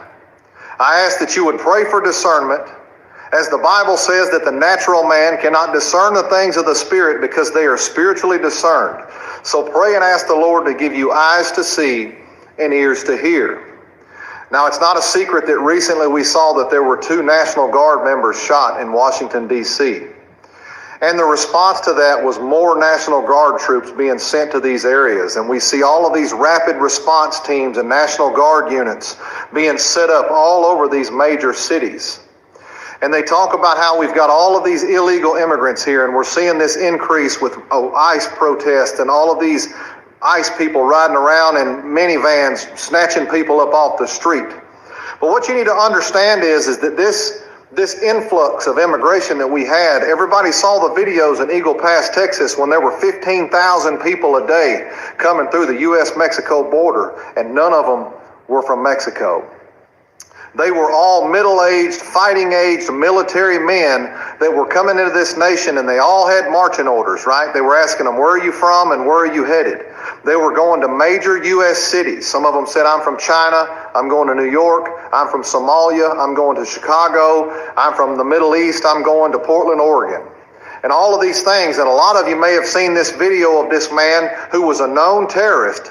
And when the guy approached him with the camera down at the border, he said, you may not know who I am right now, but very soon you're going to know who I am. Now, you need to understand something, that this massive movement of this kind of personnel takes a huge financial obligation and a coordinated effort to move 15,000 people a day. They were getting on charter buses and being delivered to these cities. They were housing them, and still are, in major high-rise buildings and hotels in these major cities. And as we're seeing this thing happen with these National Guard troops, and now a couple of them have been shot, Marjorie Taylor Greene has come out and announced her resignation, and she said that she's done, that there's no plan to save America, and that there's no 5D chess game being played, that the political industrial complex of the right wing and the left wing have one agenda, and that's to destroy the United States of America. While all this is happening, this is the most disturbing part, and I need you to pay attention here. Just recently, in the past week, the president of this nation signed an executive order to launch the Genesis mission, which is to unleash a new age of AI, accelerated innovation and discovery. That means that they are directing the Department of Energy to build infrastructure to increase this AI system to a place where we've never seen it before, and they're calling it the Genesis mission. Now, when I saw this, I began to pray about this in the spirit, and I said, Lord, what is this? And I look at the fruit that's on the tree with AI. And I was directed to Revelation chapter 13, where it says, when the beast, the second beast, rose up out of the sea, he told the people on the earth to create an image to the beast. And that beast gave power to the image, that it should both speak and cause all those who do not worship it to be put to death. And he causeth all, small and great, rich and poor, free and bond, to not be able to buy or sell unless he had a mark in his right hand or his forehead. And I saw a bit deeper, because Jesus said, as it was in the days of Noah, so also will it be in the coming of the Son of Man. That means that the things that were going on in the days of Noah, they're going to come back. What was happening in the days of Noah, and what book of the Bible did that come from? It was from the Genesis chapter. The Genesis chapter is God's creation, right? That's his Genesis. The Bible tells me, for no marvel, Satan is transformed into an angel of light. He will declare himself to be God. What does it look like he's doing with this system? The book of Daniel chapter 2 says the fourth and final kingdom that will be set up on the earth, that will tread down the whole earth, will be the kingdom of iron and miry clay, and the iron will mingle themselves together with the seed of the miry clay. So this is a kingdom that's being set up, and it looks to me like Satan is calling it his Genesis mission. Because when you go on a mission, you go to retrieve something and bring it back, right? You have a goal. But if this is his Genesis mission, and Jesus said that it'll be as it was in the days of Noah, the Nephilim, the demons, the offspring of the fallen angels were walking around in the sight of men. What do we see that Elon Musk has told us time and time again with what AI is? He said, with AI, we are summoning the demon. Guys, I talk about this more in depth in this podcast that I just released on Friday. It's called the Tyler Wood Encounter. If you haven't seen that podcast yet, you can find it on YouTube, Spotify, Apple Podcasts, and every other platform. It is free for all to watch and listen to. I strongly recommend that you go check this. I think for some strange ass reason, immigrants, y'all Somalis think because we black, we supposed to stick with y'all. No, ma'am. No, ma'am. We don't share an allegiance because I'm black. Ma'am, I'm an American. There's a big fucking difference. But Theodore Roosevelt said, it ain't but one flag. That's the American flag. He said it ain't but one motherfucking language, and that's the English language. And he said, God bless America. above them all, it ain't but one loyalty, undivided, explicitly, for the United States of America. If that ain't what the fuck you about, then you ain't about what I'm about. Being an American, first and only, honey. Not nothing in front of it, not no stipulations behind it. We not the same. Okay, y'all, so they back at it in other countries, sending us messages that they want us to know, and I can't say it, not on this app, but I need y'all to type this in so you can see it for yourself. Now, brace yourself for what you're about to see, because some of this stuff is extremely graphic. This is absolutely something that Americans need to see, that we need to know that our government is being complicit in, because otherwise, we just gonna be in the dark about all of this, and people are gonna continue to blame all of us as Americans for these wrongdoings that we have nothing to do with. You might not even want to look at this, honestly. Some of these things, you might not even want to look at this. I don't even know why I'm making this video. But if you do, type it up there in your search bar, up here or down there. Type in what's on the screen. Okay, yeah. Yeah, only for the head. Only for the head. But well, I can give you something as freebie. This for free after you buy this, okay? For the head, okay. It's just a big bend over and take it ass fucking. That's what this is. Think about it. I didn't choose to come here. I have no control, zero control over what happens to me here. I can't leave when I want to. I have to wait until something fatal finds me, whatever that may look like, from horrific to peaceful. And nobody knows. There are zero promises that are guarantees of any kind that the next 30 minutes is going to be okay for anybody.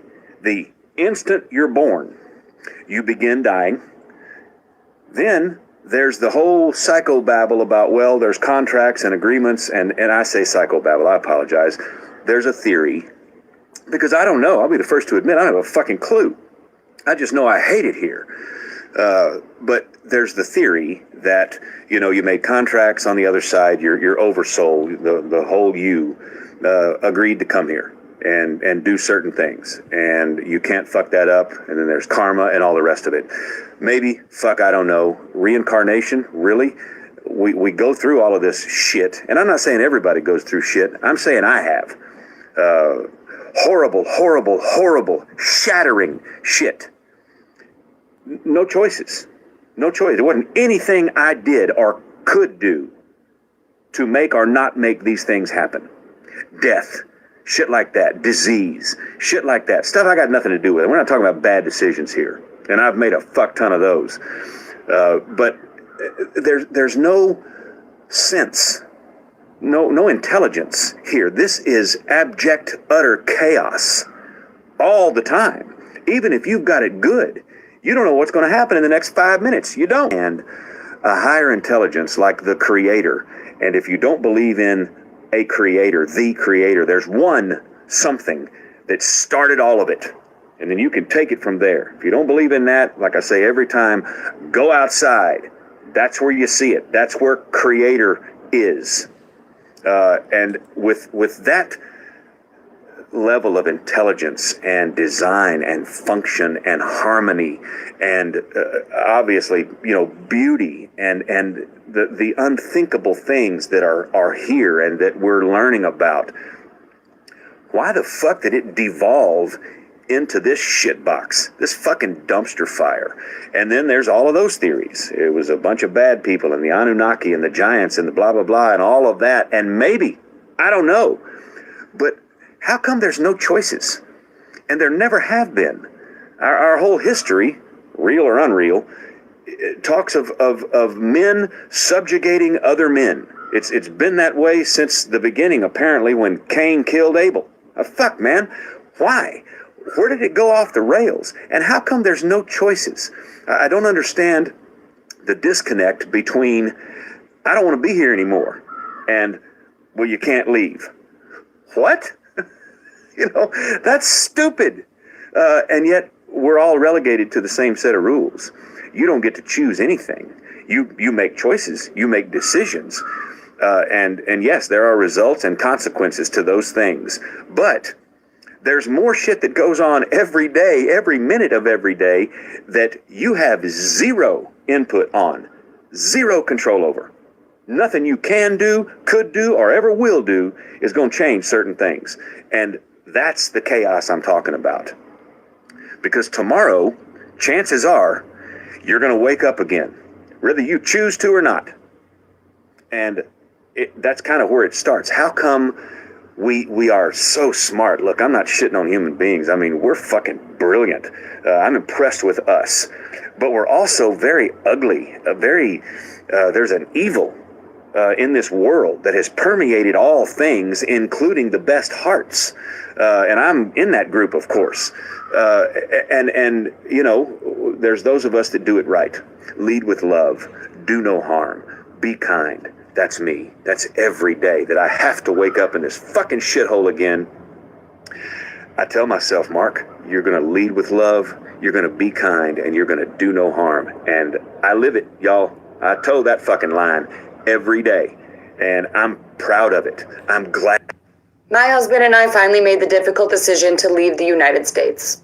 It was not an easy decision, and it came from a lot of conversations, but we finally realized we're fighting to stay somewhere that not only is he unwanted, but we're fighting to stay at a place that's just falling apart more and more each day and becoming an unrecognizable place. My husband came here to study English and to be part of everything the United States had to offer, which was a better life. The irony. Let me tell you a few things that I'm also forfeiting as a US citizen that our country fights so hard to protect their interest.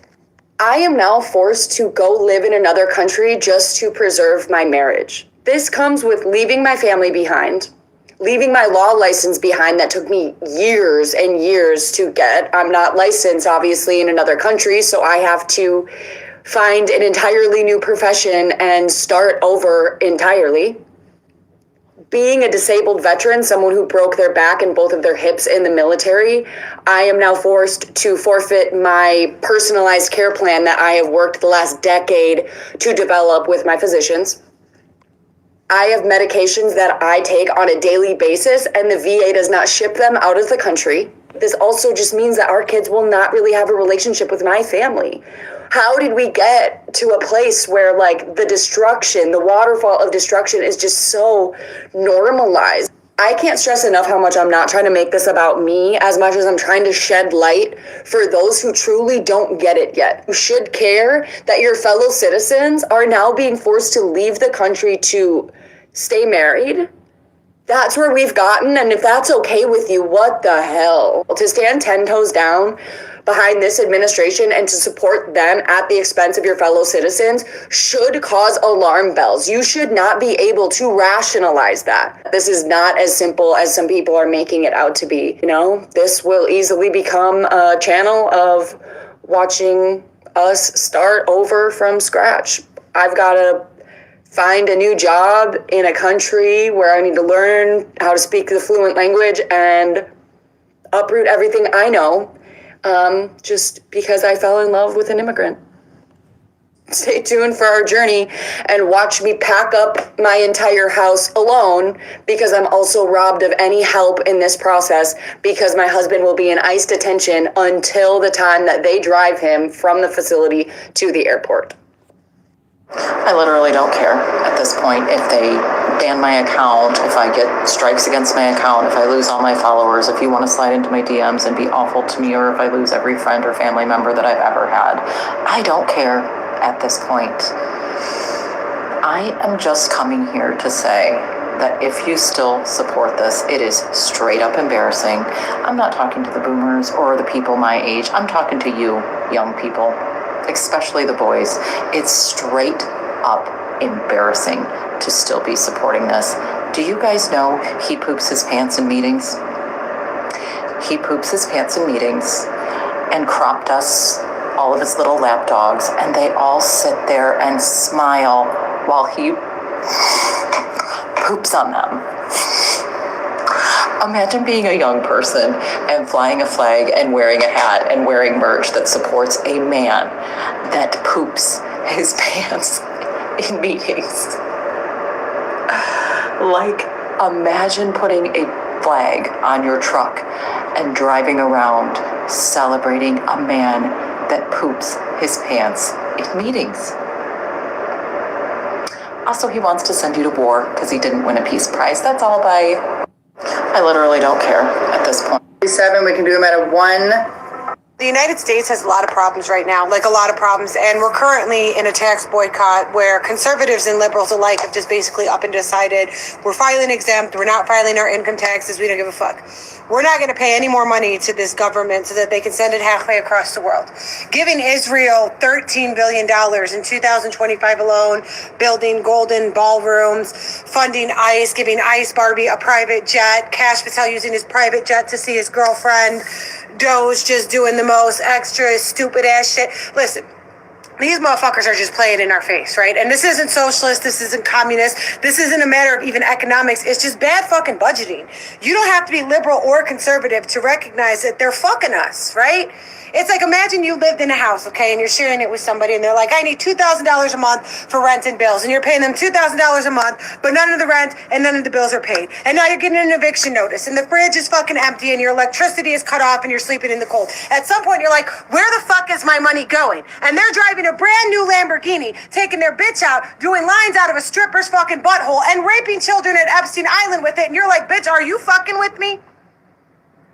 Are you fucking with me? I cannot stress this enough. You do not have to be liberal or conservative to participate in the tax boycott. It isn't even a matter of economics or politics. It's not liberal versus conservative.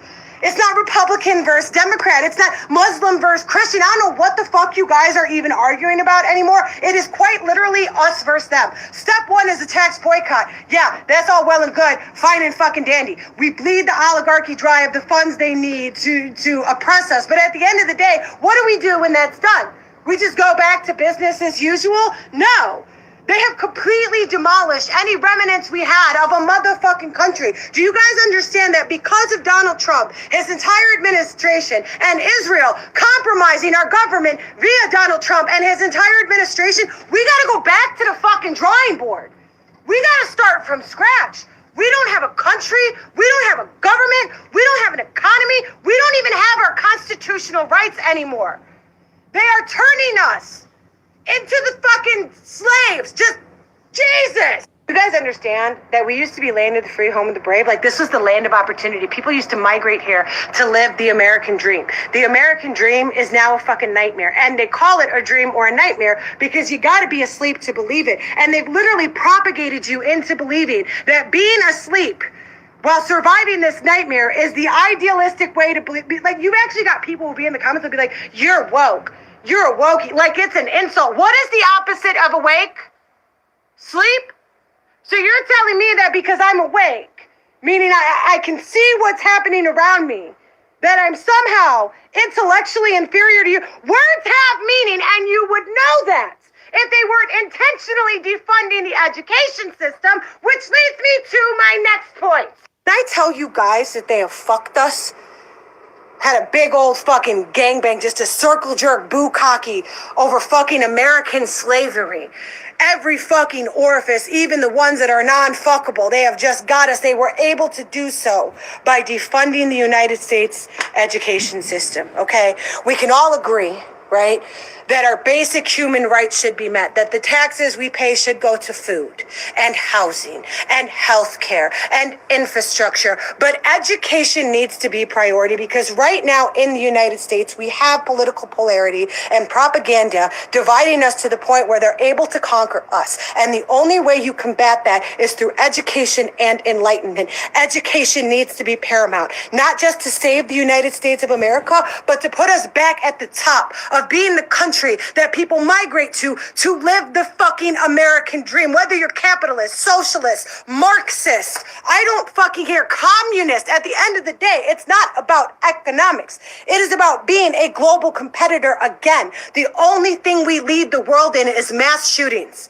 We're the largest creator and consumer of child pornography. We have the most missing children annually and the most citizens incarcerated per capita. So what we are world renowned for is not being land of the free, home of the brave. It is raping and shooting children while incarcerating our citizens. We are now land of the greed, home of the slaves. We are world renowned, as in the entire world knows this as a matter of fucking fact, that people in the United States of America are fucking slaves to the ultra rich and greedy. Come on, guys. Is that the reputation you want circulate for the United States of America? Is that what you want to be globally known for? Racist fucking pedophiles? Fucking enslaving 330 million citizens? Bitch, what? Once we have overthrown the oligarchy and taken the United States back, we are all going to be in fucking agreement that the tax dollars I pay should go to the community that I fucking pay them in. I do want to see people fucking fed. I do think we should have free fucking healthcare. I think that housing is a basic fucking human right. And guess what? So does every other thriving civilization in the fucking world, literally. I'm so sick of people acting like it is wildly fucking controversial to say shit like, yeah, I do think that poor people should have fucking food. I do think that housing is a basic human right. I think that healthcare should be free and education should be priority. Why is common sense wildly controversial in the United States of America? Because you guys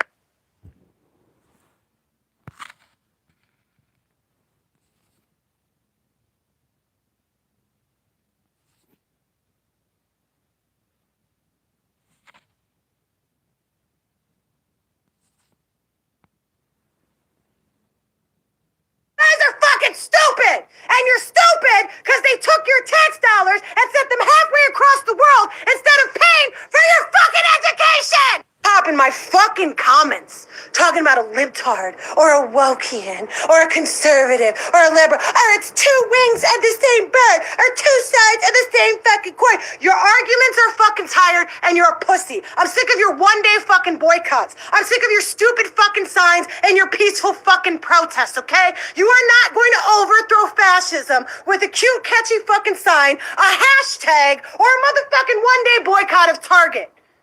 Be the fuck for real! The United So apparently this month, right here, the month of January 2026, they're passing a law where ICE agents can come and knock at your door to check your credentials to see if you are a U.S. citizen.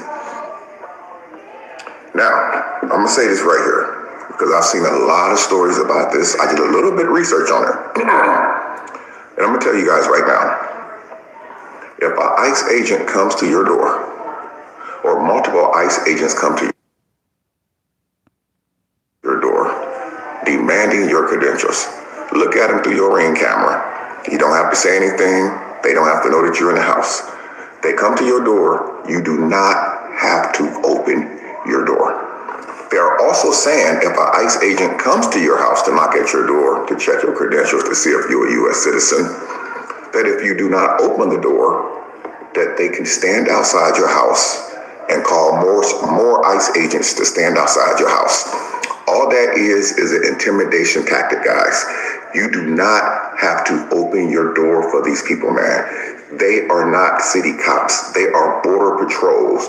Border patrol agents should not be patrolling our cities. This right here is what you call, you know who's little private army, who think that they can do whatever that they want to do. The moment that you let that ICE agent in your house, they're going to start walking around your house, looking at stuff, asking all kind of questions, guys. There's two type of warrants that ICE agents would have to have. One warrant would have to be signed, I believe, is by a federal judge for them to actually come into your house. I have to do a little bit more research on this, guys. I should have had my ducks in a row before I did this video. But when an ICE agent comes to your house and knocks at your door, you do not have to open your door, guys. Leave they ass outside. Do not open your door, because once you open that door up, they're going to start trying to find out information about your kids, your babies, your grandkids. They're not just knocking at the door just for the person who answers the door. They're knocking at the door for everybody inside the house, guys. They are actually deporting people. I'm sorry. They're actually detaining people that they find out 7 or 8 months after those people have been detained by ICE, that they are actually legal U.S. citizens. But guess what? During that whole time of detainment, those people who were detained by ICE illegally have lost their jobs. They've lost their homes. They've lost their cars. They lost all of their sources of incomes. Their lives are already ruined. So I'm telling you guys right now, if an ICE agent comes to your house or ICE agents come to your house, do not open your door. Leave them. The video went viral on social media. America is heading into a major recession. I've spent the last 3 days talking to my contacts all over the world, including my contacts from Washington when I worked in the Bush administration years ago. And I have some friends at Social Security, pretty high up in Social Security administration, and there's a lot of concerns what's going on with them. People are going to start missing checks, Social Security checks. So I just wanted to put this out as a warning to my friends, especially my entrepreneurial friends, my younger friends around the world that are not big on following economic trends and what's going on around the world and the impact it has on us financially. I just want to say, you're not going to hear this probably from the government, because consumer spending is what controls 70% of the economy. And if the government comes out and warns against recession, more people will tighten up and consumer confidence goes down, which actually can be a major cause of the recession. So my point is this: please hold on to your money. I'll tell you what rich people are doing all over the country. They're holding back. They're selling their stocks. If you have stock, I would say hold. I'm not a big fan of flipping back and forth as the market goes up and down, but we are living in uncertain times, and markets hate uncertainty, which is why you saw the stock market, just dive last week. I think we're going to have another terrible week in the market. We'll see. No one really knows. I don't have a crystal ball, but I'm just trying to communicate this to especially people who don't follow economic trends as much, maybe in some of the political things that are happening. What's going on in Washington is terrifying the world. We had offices at one time in 10 countries around the world, and I'm in constant communication with my friends in all those countries, and even though we don't operate there anymore, since I said I'm retired. But what they're telling me is the world is blocking us out.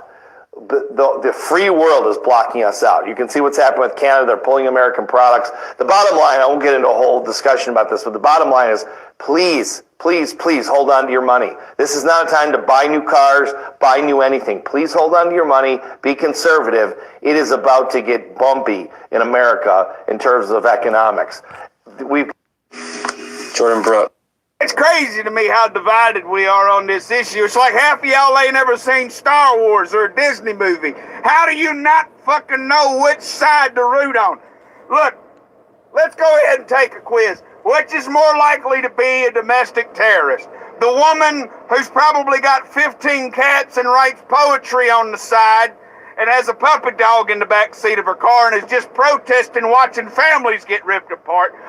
Or is it the group of men driving an unmarked big-ass pickup truck wrapped in camouflage and body armor, wearing masks and carrying guns, running around screaming and threatening folks and pointing guns at people and killing people? Which to you seems like the obvious goddamn threat, you fucking ignorant? It's crazy to me how divided we...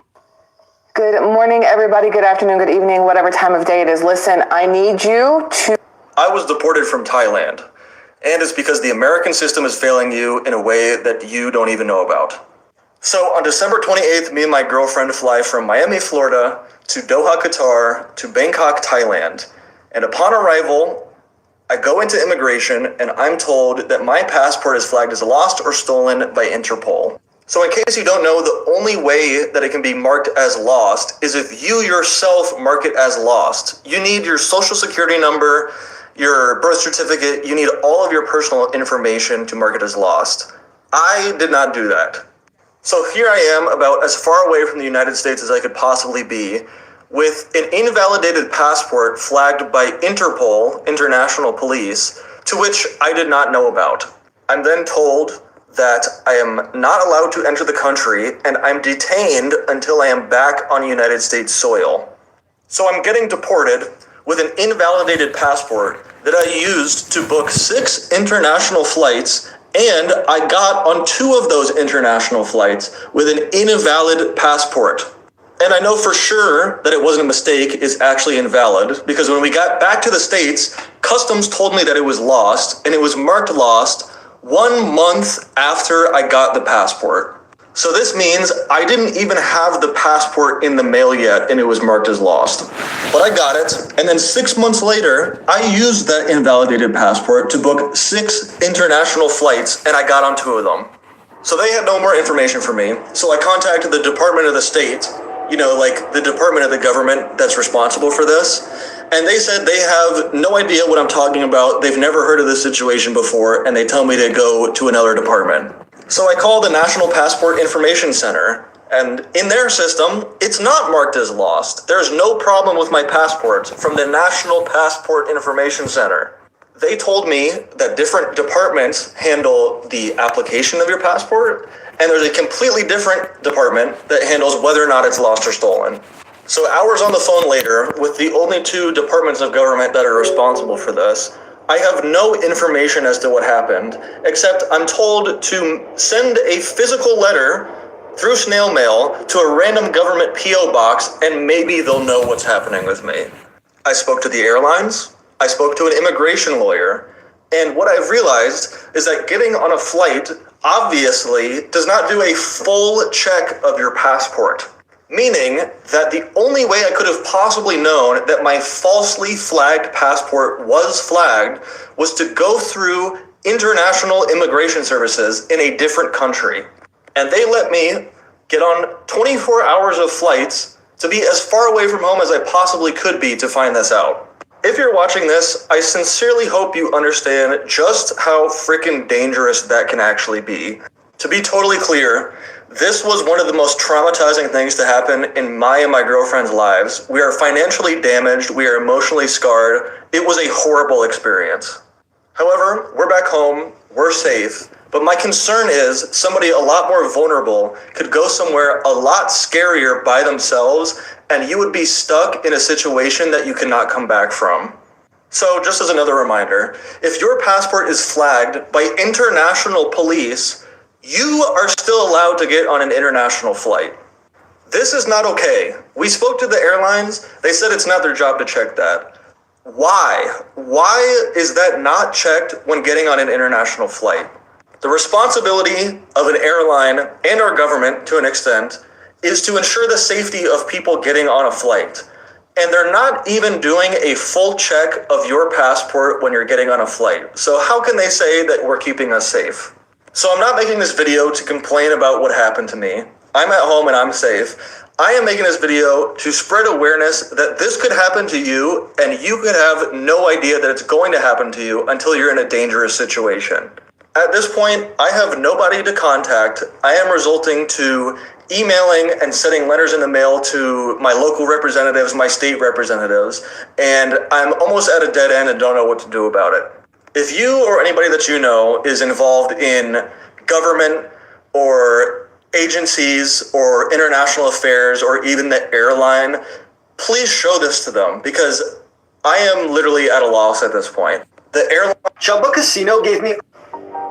Have you heard? Look, before anything else, you need to understand one thing about this new Group 7 forming right now. If this landed on your screen, don't scroll. That's the one rule. Second thing, and this is where 99% of people get hung up, you're probably wondering what even is Group 7 everyone keeps whispering about. So here's the real story. It's not the name, it's not the number, it never has been.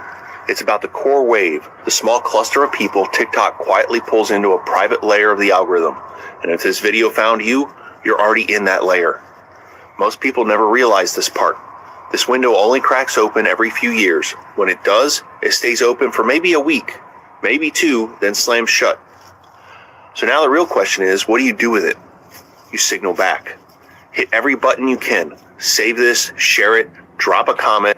My mom tagged me. Shit is getting very weird, and I've been having some very interesting experiences, and I've been wanting to share this one for some time now. A couple of weeks ago, I went and got gas. I know what I'm doing. I put my pump into the gas tank. I'm sitting there pumping gas. I do the whole thing, and then it asks if I want a receipt. I even remember how much it was. It was like a little over $40. I said, no, I don't want the receipt. Okay, and I carried on. Whenever I got home, I looked at my gas gauge, and my gas gauge hadn't moved. So I thought, okay, maybe my gas gauge is broken. So then I look at my transaction, my bank statement. There is no transaction on my bank statement. I am not a dumbass. I know I sat there and I got gas.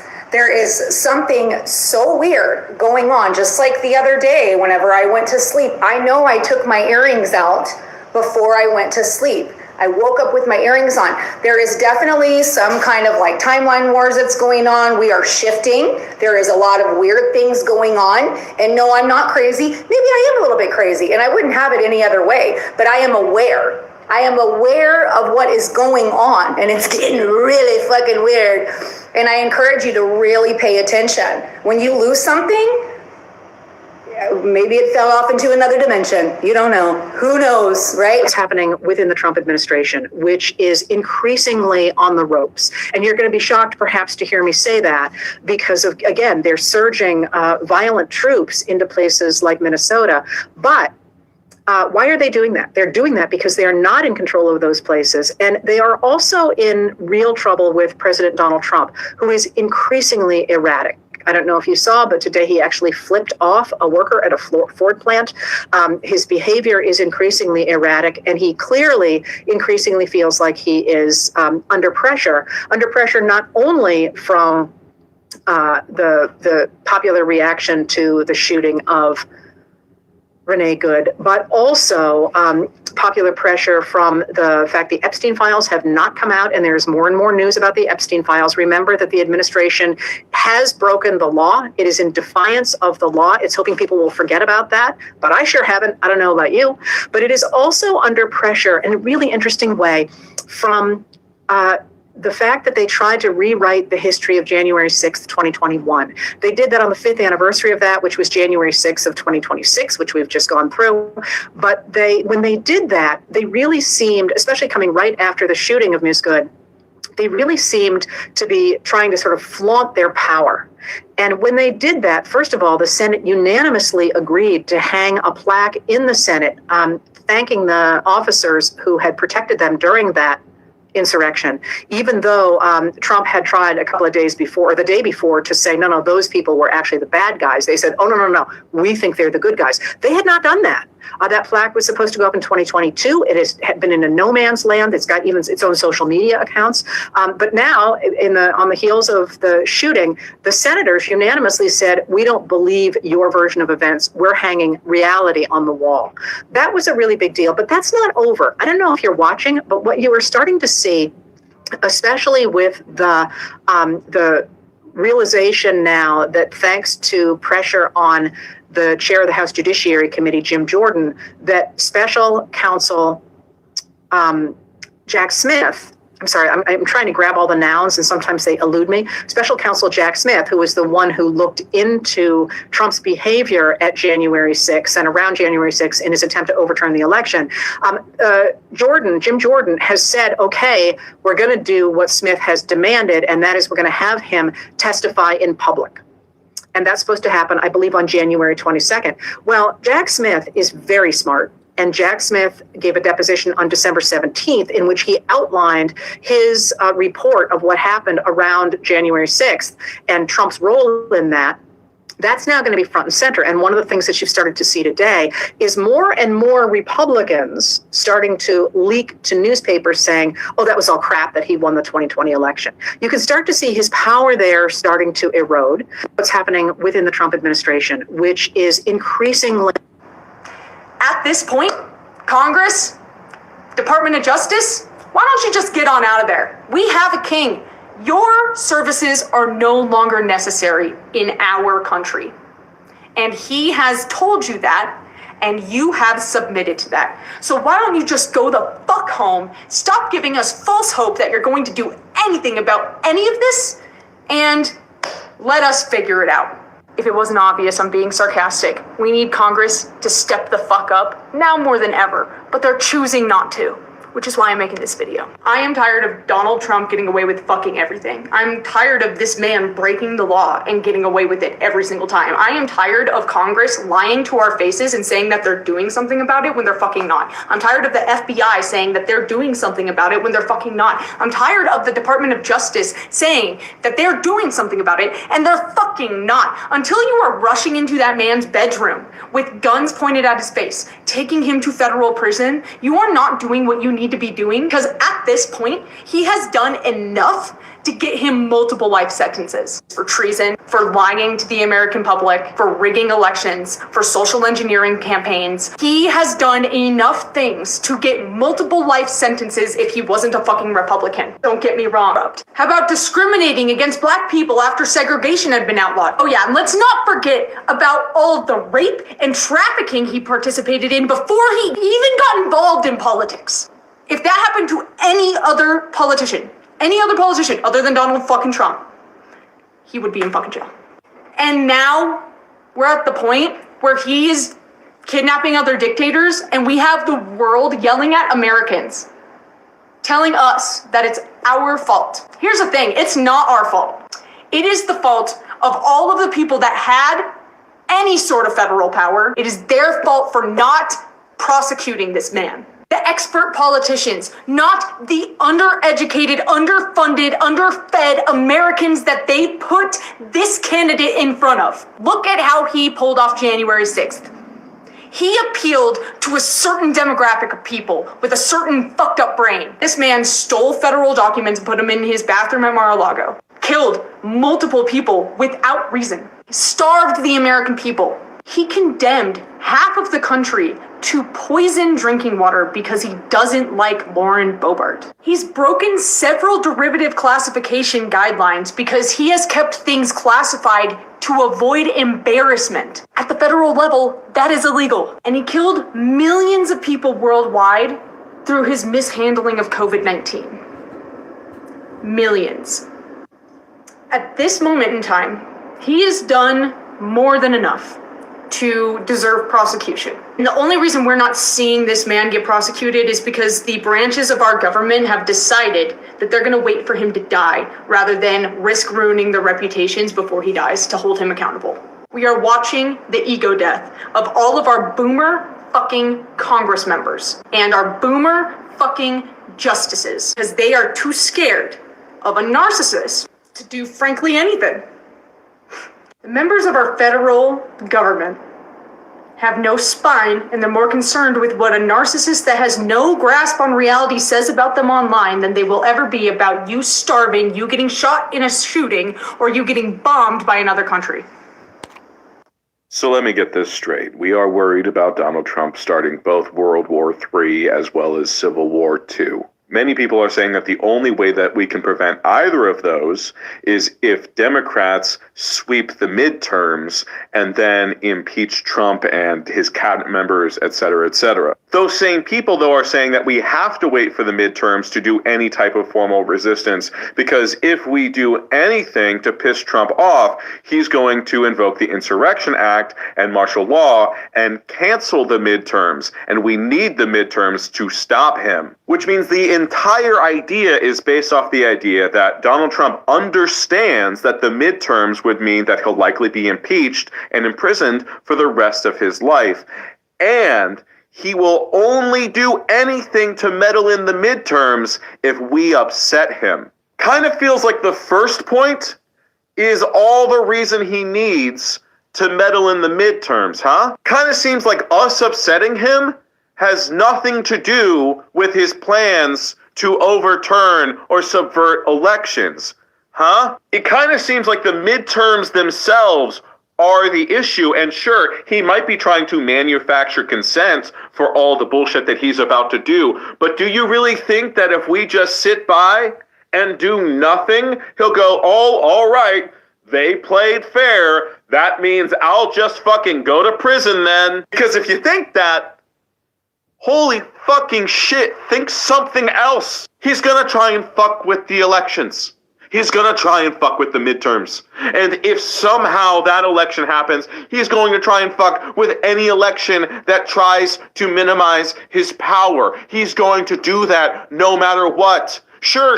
He's going to look at something going on in the country and say, oh, well, I have to do all these extraordinary measures because of that thing. But if it's not one thing, it will be another thing. He's gonna do it. He's gonna do it no matter what. So, what are we gonna do about it?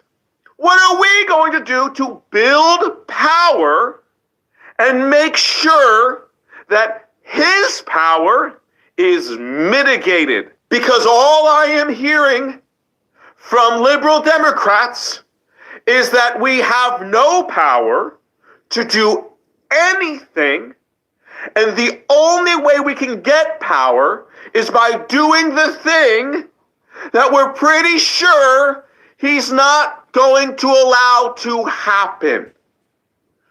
So what's our plan to make it happen? Not hope and pray that the fascist who's trying to dismantle democracy just lets this one go, what are we going to do to make the elections happen? Do you hear me? And to be very clear, I'm not telling you what the answer to that question is, because if I do, this video goes away. Okay? I'm not going to get on here and give you a roadmap video of all the beat for beat things that I'm pretty sure we're gonna have to do, because the video will get taken down. But to sum up the vibe of the things that we need to do, there's a really great historical phrase, and this is just me referencing history. Give me liberty or give me death. I can't connect the dots further than that on a public social media post, but give me liberty or give me death. So let me get this straight. We are worried about Donald Trump. Somebody please tell me we're being punked. Will someone please point out to me where the candid cameras are? Because I cannot believe this is reality. But yet I've checked sources and it appears to be true. Have you heard what Trump has announced now for how we are going to celebrate our 250th anniversary next year? Real life Patriot games. And just listen to what the Patriot games sound like. There will be one young man and one young woman chosen from every state and territory of the United States to go to Washington, D.C. to compete in a multi-day sporting event that is supposed to be lots of crowds there to watch the games, to celebrate our 250th anniversary. This is supposed to be in 2026. We don't know what games they will compete in. We don't know how people are going to be chosen. We don't know what the prizes are that they win. But we do know a few things. We do know this sounds eerily familiar to something we have seen before. I did a video last week saying, are we in every movie script that is ever written? But come on. What in the...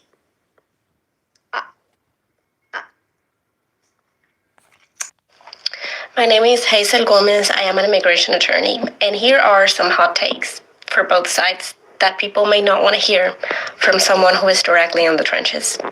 The first thing that I want to say is that nobody who is advocating for immigrants' rights is advocating for criminals. I really don't know where there is this disconnection. And by that, I want to start by saying that not having documents in the United States is a civil offense. It's not a criminal offense. In certain cases, it is a misdemeanor, like driving without a license, driving without car insurance. Nobody would consider somebody who drives over the speed limit or who doesn't wear a seatbelt or who drives with an expired license a criminal. Therefore, we need to stop that rhetoric that immigrants that are here without documents are criminals. They are infringing the law, but they are not criminals. There is a big difference. The second thing that I want to say is that anybody in the United States who commits a crime, it's subject to being processed by the local authorities. Nobody is beyond the law just because they have documents or they don't have documents. And since the beginning of time, anybody who commits a crime goes through due process through the criminal system. And afterwards, if they are in the United States illegally, the local authorities have always had the prerogative of deporting that people. This isn't something new. This isn't something that Trump established. The second thing that I want to talk about is how immigration is being enforced. I think they told people that they were going to focus on deporting criminals, but that is not the reality. As somebody that is in the trenches, I receive calls every day from people that have been here in the United States for years at a time, people that are have families, that have children that are U.S. citizens that are being detained simply because of how they look. They're being detained on their way to work. They're being targeted at their workplaces, and they're being detained by ICE, and they are taken into custody. These people, a lot of them are not given the option of being released on bond because of certain new regulations that ICE installed about people that enter into the country without inspection. That is a complicated legal subject for another day. But a lot of these people that are here, what I hear Americans say is, well, they should have arranged their papers. But what if I tell you that they can't? What if I tell you that once you are in the country and either your visa expires or you enter without inspection, there's very little that you can do, if anything, to fix your immigration status. And when you're here and you're working and you have a family, I think we can all agree that it is a lot more complicated than that. The third thing that I want to say, and I just want to end with this, is that people that are doing it the right way and that are going through the process of what the court entails are also being detained and are being removed. I have had clients that have a work permit, that have an asylum pending, and yet they are detained and they are removed. Therefore, we have to consider if it actually is about crime, if it actually is about doing it the right way. And I don't know how the fuck anybody can listen to that shit. I just tried, because it was on in the background. I just tried to listen to some of that, whatever the fuck that was, that Trump was, I don't know if he was talking about Hanukkah or Iran or how much he loves Israel. It's just always a fucking babbling brook of sheer insanity, just meandering bullshit. And you got a room full of fucking people. It is the most pathetic, fucking embarrassing, humiliating, repulsive shit I've ever had to fucking endure. And like when I listen to him, it's just like I cannot wrap my head around how there are people that are like, yeah, dude, he's playing with a full deck, like a big 9 million D chess. He's so smart. And he's up there. Hanukkah was begun in the oppressive. Well, they were very oppressive. We had a president, if he was scooching up to Iran, would have been very different. Drones are good. They're not as good as fighter jets. We got the best fighter jets, and we blowing up drones, but we like drones. BB Netanyahu. What the fuck are you even attempting to talk about? What in the fuck? If you look at other presidential addresses or speeches throughout the entirety of the history of the United States, it is clear, cogent fucking speeches with a point, with a goddamn destination. And Trump just goes up there and just fucking vomits. Blah, blah, blah, blah, blah. And then to have this room full of people, these are the same motherfuckers that the second he's gone are going to be like, we never had, it was just hard, because like it was the climate, the political climate of all these, and we couldn't do it because he was so scary. Fuck these people. God damn it, dude. I forget that I have a social media platform from time to time because I see this shit and it just sends me down into a deep, dark hole and I get so fucking angry. And then I crawl out. And I'm like, you know what? I think things are fine. I need to shift my focus onto something else. And then I see this shit. It just creeps its way in. This infectious disease that is this administration. It finds its way into my world. And when I witness it, my God, dude, my veins burst with fucking hatred and fury. I can't say the things that I want to say about this administration on this fucking platform. On the internet. This is it, guys. This is the tipping point. I'm a Marine Corps veteran, and I'm going to tell you how to prepare for the impending civil and world war. And I know that sounds scary, and I'm not trying to fearmonger here, but please stay with me. Today, J.D. Vance went on record and publicly declared that ICE officer who shot Renee Good has absolute immunity before an investigation is even complete, and they have all of the facts. So you know what else that means? That means he thinks he has immunity, and Trump has immunity. He just gave every member of ICE permission to unalive Americans. Let me repeat that. Our vice president of the goddamn United States gave total immunity to ICE, to off Americans. Don't get it twisted. This is state-sanctioned harm. The same shit that happened in 1930s and 1940s Germany. They are telling us that our lives come second to their authority. And here's the part that people might want to hear. If you are actually paying your taxes still, well, you can stop now. Because for the last year, they have taken away our rights, our benefits, our opportunity in the United States, and now they've actually taken away our protection. And our government is co-signing government agencies hunting us down and saying that it is okay. Meanwhile, they want to send $100,000 to each citizen in Greenland while most of us can't even frickin' buy food.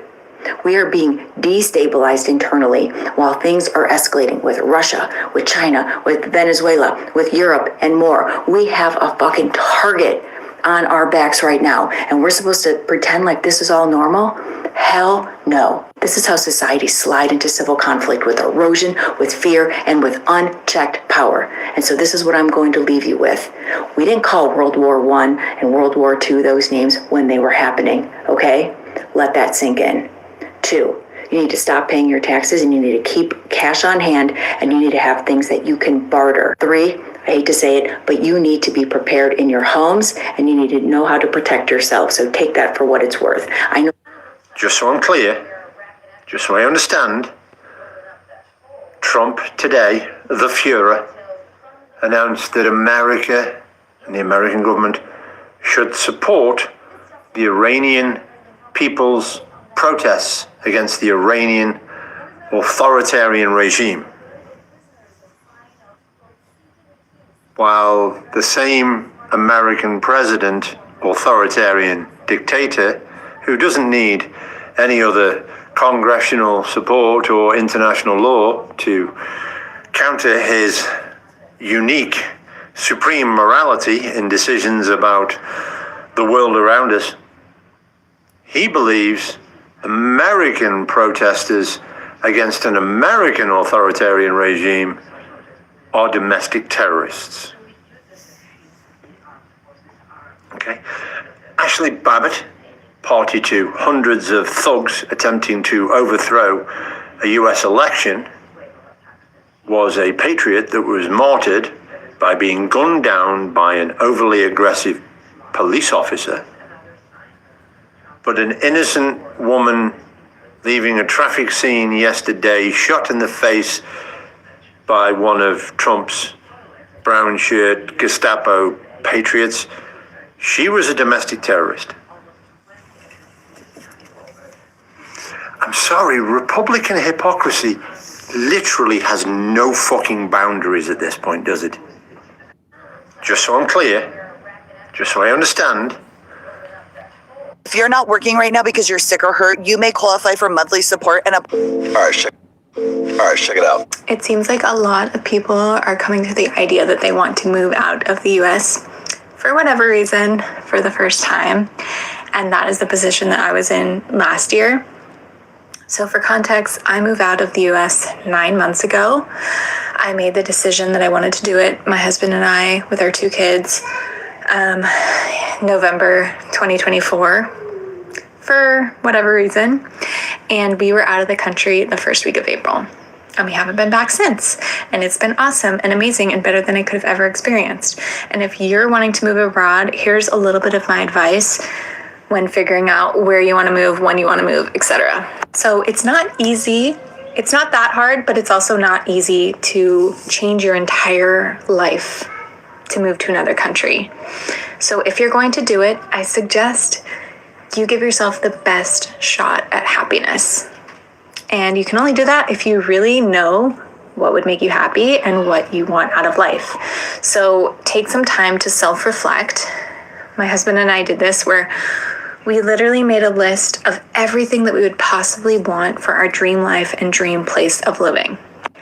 And don't even think about, don't let your brain lock you into what's realistic, or some people go for what's the bare minimum that I would want, or what could I survive in, not thrive in and enjoy your life. So for us, our dream life, we wanted to be able to walk to the beach. We literally are a 3-minute walk to the beach. We wanted to be able to eat healthy food all the time that's accessible and cheap. We wanted good health care. We wanted somewhere safe. We wanted somewhere not geopolitically relevant and all the crazy shit that's... Well, good morning, TikTokers. the 12th of January, 2026.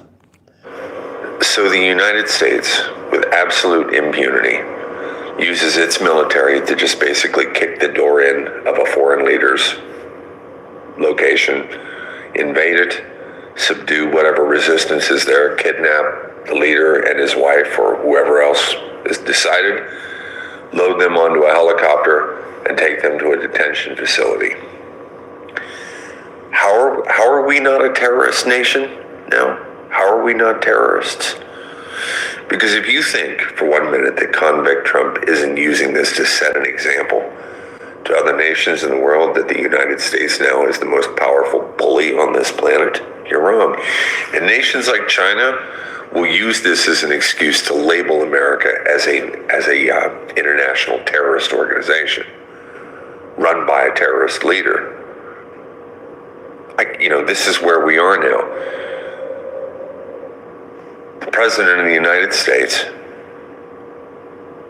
convict Trump, is a terrorist. And his entire administration supports a terrorist regime. The United States government is now a regime. Of course, there's going to be a little bit of criticism here that says, well, Jace, you're just now noticing this. What about the Iraq War? What about the Gulf War? I hear you. I'm not a babe in the woods here thinking about what the role of America is in the world. What I'm saying to you is it gets worse. There's worse versions of this. Things can go from bad to worse to terrible to the absolute fucking worst of all time. Nuclear war is actually a thing. It's not just an imaginary concept. This maniac is not only simultaneously gutting democracy, he is behind the wheel of America, moving it towards a cliff with the pedal to the floor. This diseased, mentally deranged, dementia patient in the White House, who is a criminal and has been his entire life, has nothing else to live for. He does not care if in the last days of his life he watches this nation burn to the ground, as long as he can imagine it's his enemies that are doing the roasting, being roasted. In his wealth and his privilege, and the wealth and privilege of the people that surround him will be protected as he does this. Or so they think. Convict Trump is not coming out of that White House without force. We can talk about elections all day long, and yes, we'll win them. We will win them. But what happens after that is going to require force. There's no other way around it. Unless, health takes him or mental capacity takes him before that. It couldn't be possibly any more clear. So now you're waking up. Congratulations. Now comes the part that nobody wants to talk about. The fallout. You're going to feel lost, pissed off, maybe a little crazy. Your old life don't fit anymore and friends start acting weird. You might cry for no reason, and you'll question everything from your job to Jesus. That's normal. You ain't broken. You're deprogrammed. You've been fed lies since birth from the church, the government, hell, even your own mama. But now your soul's calling bull. So what next? Go quiet. Start listening. Journal. Sit in the woods and lay that phone down for a bit. We only have one peaceful option left. I don't think we're going to make it to midterms, so we have to do this soon. Everybody keeps asking what they can do. Well, I may have a solution, somebody may have a better idea, but this is what I got. I don't normally ask people to like and share videos, but I'm going to ask you here on this one to get it to the people who can organize this and get it where it needs to go. The people with the big platforms, some of the other groups that can actually organize an official date and time to kick this thing off, okay? So that's out of the way. What I want you to do is nothing. And if all of us do nothing together, we can make a difference. The game only works when people play it. And so we opt out. We pick a date. I have one in mind already, coming up relatively soon. We got to get the word out. And we don't go to work. We don't go to school. We don't put gas in our cars. We don't eat at restaurants. We do nothing. We stay home. That's about as peaceful as you can get.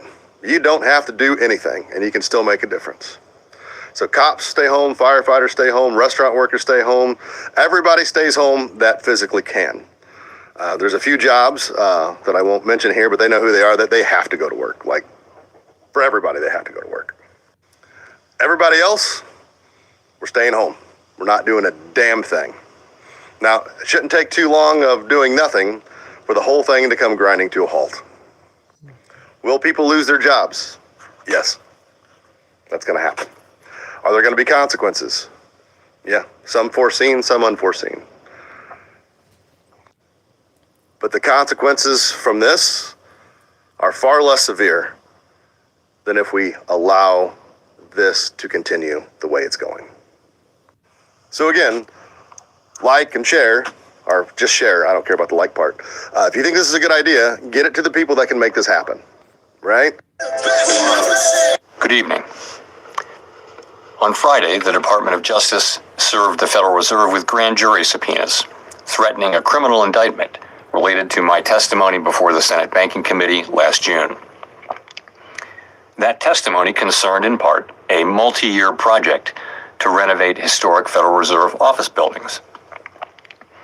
I have deep respect for the rule of law and for accountability in our democracy. No one, certainly not the chair of the Federal Reserve, is above the law. But this unprecedented action should be seen in the broader context of the administration's threats and ongoing pressure. This new threat is not about my testimony last June or about the renovation of the Federal Reserve buildings. It is not about Congress's oversight role. The Fed, through testimony and other public disclosures, made every effort to keep Congress informed about the renovation project. Those are pretexts. The threat of criminal charges is a consequence of the Federal Reserve setting interest rates based on our best assessment of what will serve the public, rather than following the preferences of the president. This is about whether the Fed will be able to continue to set interest rates based on evidence and economic conditions, or whether instead monetary policy will be directed by political pressure or intimidation. I have served at the Federal Reserve under 4 administrations, Republicans and Democrats alike. In every case, I have carried out my duties without political fear or favor, focused solely on our mandate of price stability and maximum employment. Public service sometimes requires standing firm in the face of threats. I will continue to do the job the Senate confirmed me to do, with integrity and a commitment to serving the American people. Thank you.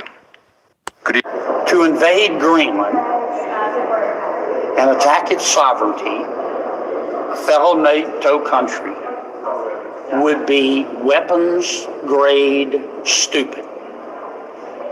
President Trump is not weapons-grade stupid, nor is Marco Rubio. That's all I'm going to say on Greenland, but there will be more to happen with respect to Greenland. To invade Greenland.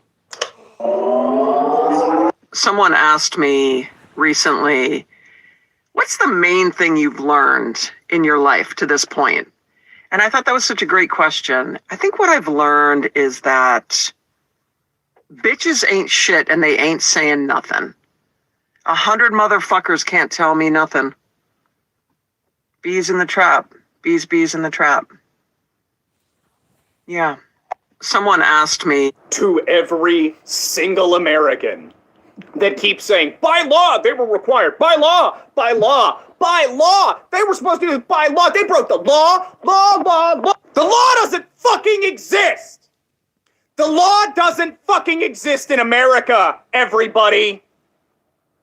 Every single member of the government is a criminal. And we keep expecting the criminals to hold the other criminals accountable. When the fucking dictator in charge can ignore the courts, law doesn't exist. When every system of checks and balances we had fails because nobody's being held accountable. Law doesn't exist. Stop screaming about what is legally required. Nobody fucking cares. The only way this stops is if the people listen to the Constitution and overthrow tyranny. Revolution! Let me talk to you about the officer, Jonathan Ross. He was struck. He was hospitalized. Oh, don't say his name. I mean, for heaven's sakes, we shouldn't have people continue to dox law enforcement when they have an 8,000% increase in death threats against them. I know, but that doesn't mean it should continue to be said. His life, he got attacked with a car that was trying to take his life, and then the people have attacked him and his family, and they are in jeopardy. And we have law enforcement officers every day who are getting death threats and getting attacked at their hotels. Well, can you tell me about his status right now? Thrown at them and getting, well, of course, no one condones violence against anyone, but here, CBS reported that he did have internal bleeding in the torso, but he was released that same day. So is he back at work? Did you give him the required 3 days of suspension? We followed the exact same protocols that we always have for years as to investigations into these situations. But 3 days of I'm not going to talk about his medical records. I know that you know that in itself is his prerogative to discuss his health, but we're hopeful that all of our law enforcement officers know that they can go out and do their job, apply the law equally to everyone, and that they can do so safely, and that the media and people aren't going to attack them for standing up for what's right. I'm asking you about your policies. I asked you if you had put him on administrative leave. This is in question because the governor of Minnesota said the only person not being investigated for the shooting of Renee Good is the federal agent who shot her. Is he correct that the federal agent is not being investigated in any way? Is there any review of protocol here? We are following the exact same investigative and review process that we always have under ICE and under the Department of Homeland Security and within the administration. The exact same policy that the Biden administration used. So his actions are being reviewed? So we haven't changed any of that. I would not listen to Governor Walz. He has a very bad track record. All this billions of dollars of fraud was stolen from people under his watch. He allowed it to happen, and he also ignored the law and allowed the city of Minneapolis to burn down in 2020. He certainly isn't have good judgment in these types of situations, and I'm not going to be taking any advice from him on how we implement the law and protect people. Do I understand you saying that the Office of Professional Responsibility is doing its own probe to determine that the ICE agent violated protocol and that he was on 3 days of administrative leave, because that is what is in the handbook? The protocol and the advice and the guidance within that handbook and within our policies is being followed exactly like it has been for years. Okay, so there is some review of his actions, is what I understand you saying there. Remember, there always is. Every law enforcement officer knows that. When they take the oath to step up and to protect the public and put their lives on the line, they absolutely know that everything that they do will be analyzed and investigated. But also what I don't think they realized until just recently is how the liberals and the Democrats and the media would attack them and try to ruin their lives for doing what's right. And we're seeing in Minneapolis an unprecedented fraud history going on by elected leaders and individuals in that state, but also criminal activity, and it's being allowed to happen. When we did these operations in other cities across the country, we didn't see this kind of violence. We didn't see organized, funded protesters come in to conduct acts of violence against our law enforcement officers like we're seeing in Minneapolis. The elected leaders and Mayor Fry is allowing that to happen and allowing this kind of violence to happen when we didn't see it in Louisiana, we didn't see it in Florida, we didn't see it in other cities. We will talk to Fry about what's happening in his city. We shouldn't have to be watching it here in Minneapolis. Let me talk to you about the officer, Jonathan. If you've been wondering whether the United States is still the world's dominant superpower under Donald Trump, it appears that the answer is no. Because while Donald Trump was busy cozying up to authoritarians, slapping tariffs on allies, and by the way, being missing for 6 days, which we will get to in a moment, the rest of the world has been forming new alliances, and they don't seem to need us anymore. We saw this during Donald Trump's first term as the United States was increasingly excluded from important climate change discussions and other aspects of global governance because Donald Trump just wasn't worth even including. We now are starting to see more of the same. In China, something happened that really should not send a tingle down your leg, but send a chill down your spine, which is that if you're still clinging to the idea of American global leadership, Chinese President Xi, Russian President Putin, and Indian Prime Minister Narendra Modi, the leaders of China, Russia, and India, they held hands, literally, shared laughs, embraced at the largest ever Shanghai Cooperation Summit. This was not just a photo op. It was a signal of we've got each other, we don't need Trump, we don't need the United States. And the symbolism is brutal because Putin, who after meeting with Trump, conceding nothing, some people said Trump was cucked figuratively. I would never use language like that, but some people are out there saying that. After that, Putin went and dropped even more bombs, clearly doesn't care what Trump says to him. And then Putin meets with Modi, took a joyride in Putin's limo, Modi did, and they are bypassing Trump, figuratively and literally. Why is this happening? Trump's chaos, Trump's cartoonish nature. The US puts tariffs on India for continuing to buy Russian oil. So India moves closer to China. China, its longtime rival, and joins what's being called an axis of upheaval that includes Iran, Turkey, to some degree, Belarus, and others.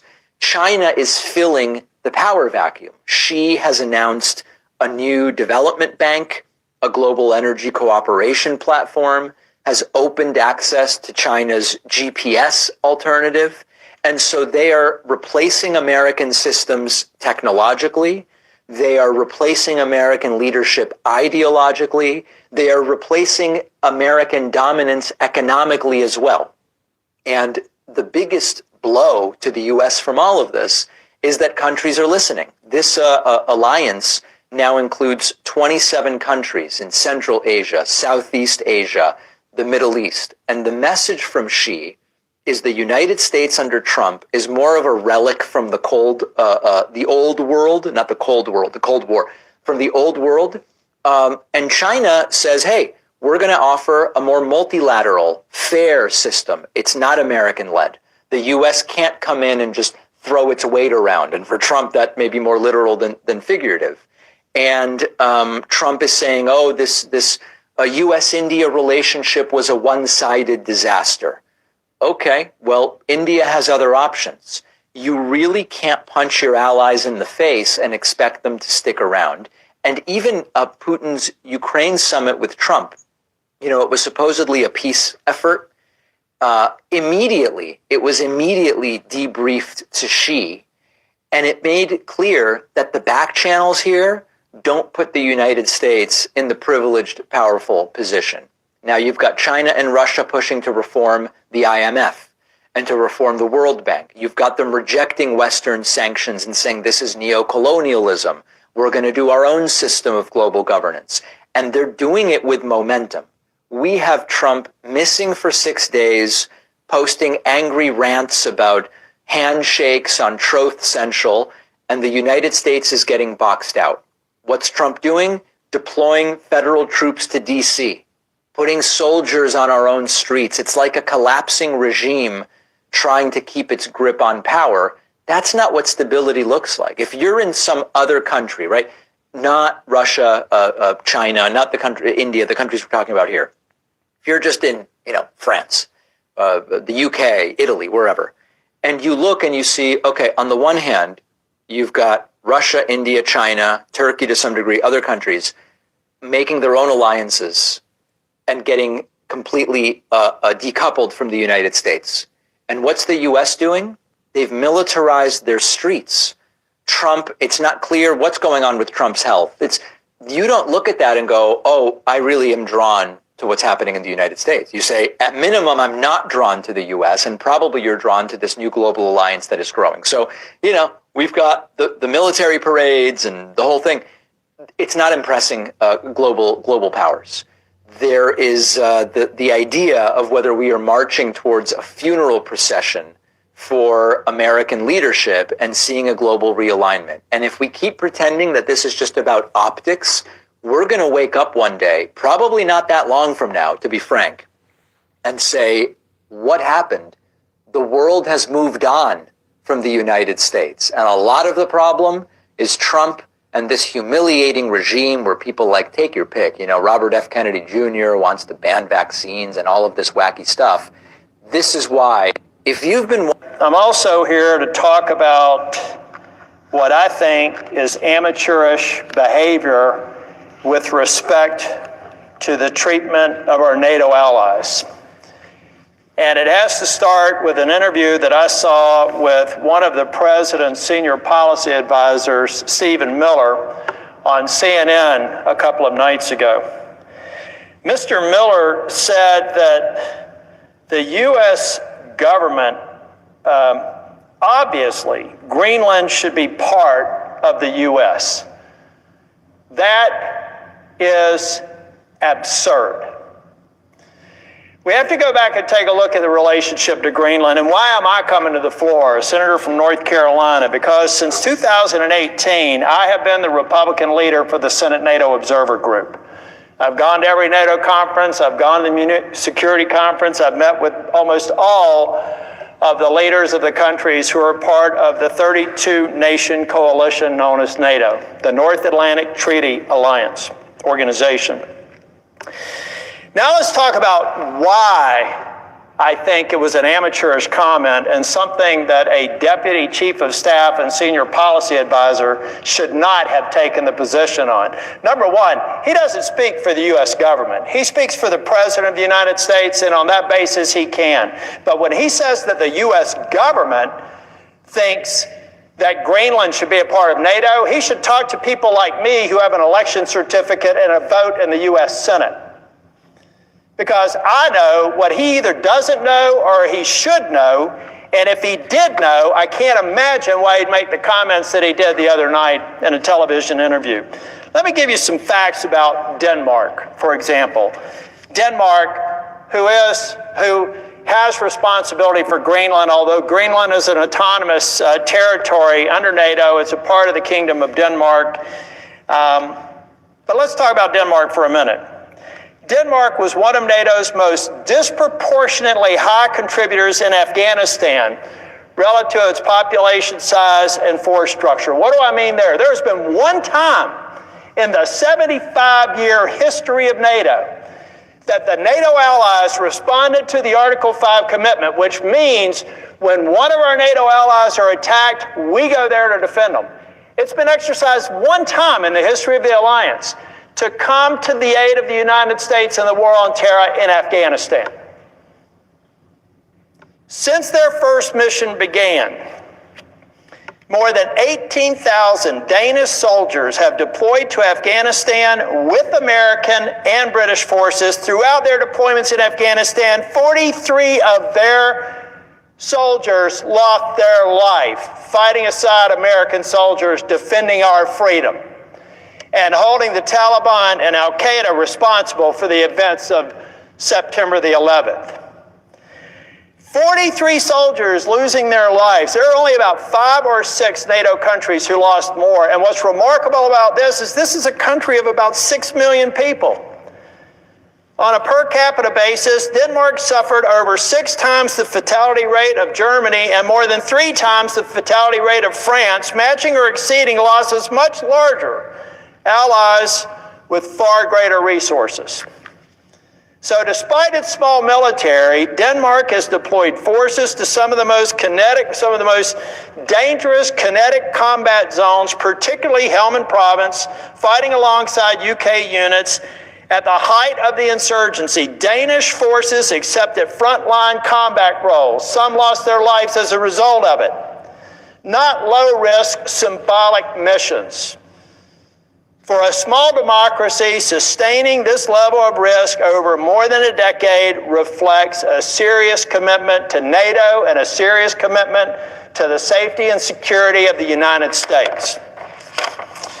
Mr. President, I ask unanimous consent that I can have that specific language and the list of NATO countries who came to our aid and a photograph of our U.S. Marines thanking the Danes for their work that they did in Afghanistan submitted to the record.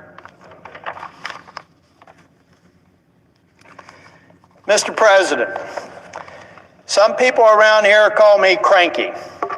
I've got a couple of buddies that call me cranky. You know what makes me cranky? Stupid. What makes me cranky is when people don't do their homework. What makes me cranky is when we tarnish the extraordinary execution of a mission I fully support in Venezuela by turning around and making insane comments about how it is our right to have territory owned by the Kingdom of Denmark. Folks, amateur hour is over. You don't speak on behalf of this U.S. Senator or the Congress. You can say it may be the position of the President of the United States that Greenland should be a part of the United States, but it's not the position of this government because we are a co-equal branch. And if that were to come to pass, there would be a vote on the floor to make it real. Not the surreal sort of environment that some deputy chief of staff thinks was cute to say on TV. So, you want to get me back to thanking the president for all the good things he's doing? Then give him good advice. One of two things happened with Greenland. Either one, the president came up with the idea that maybe we should have Greenland as a part of our assets. And somebody said that's a great idea. Versus saying, Mr. President, take a look at our alliance. Take a look at the most important alliance in the history of the United States, the NATO alliance. This could actually destabilize that, Mr. President. Mr. President, you should know at one point we had 17 military installations in Greenland and they'd be happy to have us back. They're not refusing to have us have access to project power into the Arctic. We could do it without taking over a NATO country. That's the sort of advice that they should have been given. So if the president thought it was a good idea, then he needs the expertise to say, Mr. President, that's why this is not a good idea. And I would defy you to find any credible general with a star on his shoulder who would say that it is, because they understand that the NATO alliance is what has kept this nation largely, or this world, largely safe for over 75 years. The flip side could be that Mr. Miller or somebody else said, hey, this would be cool. Let's take over Greenland. It'll be like a big aircraft carrier. Well, that's stupid too. And I'm sick of stupid. I want good advice for this president because I want this president to have a good legacy. And this nonsense on what's going on with Greenland is a distraction from the good work he's doing, and the amateurs who said it was a good idea should lose their jobs. Thank you, Mr. President. I'm also here to talk about... Christina, why would you ever have the slogan, one of ours, all of yours, on a podium that you were speaking from? What? She actually had one of ours, all of yours, on her podium. Oh, yes, she did. You not see it? Well, if you don't know where that came from, it came back from World War II by the Germans. We're on TikTok, so I have to be careful how I say what I say. And the Czechoslovakian resistance unalived a man named Reinhard Heydrich, and he was basically the governor, for lack of a better word, over part of Czechoslovakia, over Bohemia and Moravia. And the Czech resistance unalived him. He also had his hands in some of the horrible things that were going on, if you know what I'm saying, with people disappearing. Part of the real bad guys. And after this happened, they came about with this slogan, one of ours, all of yours. So it was used by the losing side in Germany. And they ended up going to a village that supposedly harbored the two gentlemen that, the Czechs that unalived him. And all 199 men over the age of 15 were with a pew-pew, boom. 15 years and up, boom, everybody. And most of the rest of the people were sent to camps, and a few of the children that were deemed, I guess, okay, were given back to German families for Germanification. But why would Kristi Noem choose this? I mean, of any and all slogans that you would pick, that's not a good slogan. That's not from a good group of people you would ever pick to use. but she's using it. And that's not the only thing they're using.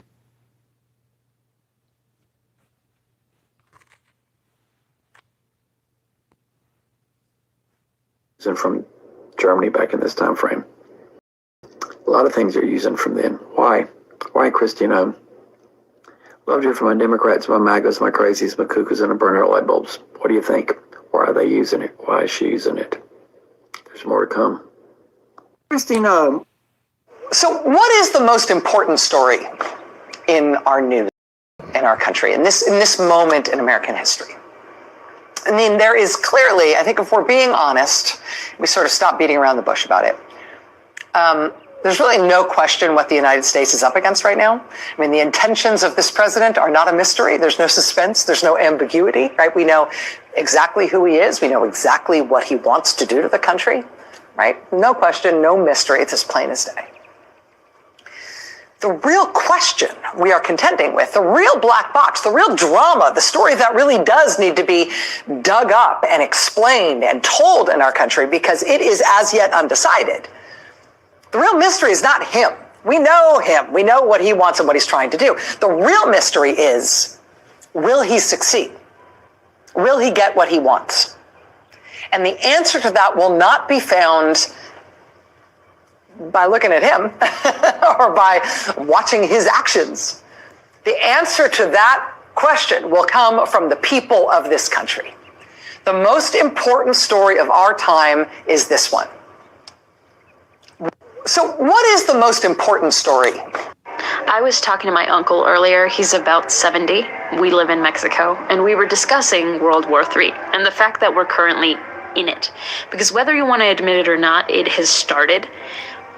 History doesn't usually name the wars or make them official until after they're over. And he's talking about how they are fighting amongst themselves, but they've dragged us into it this time. And they did. They absolutely did.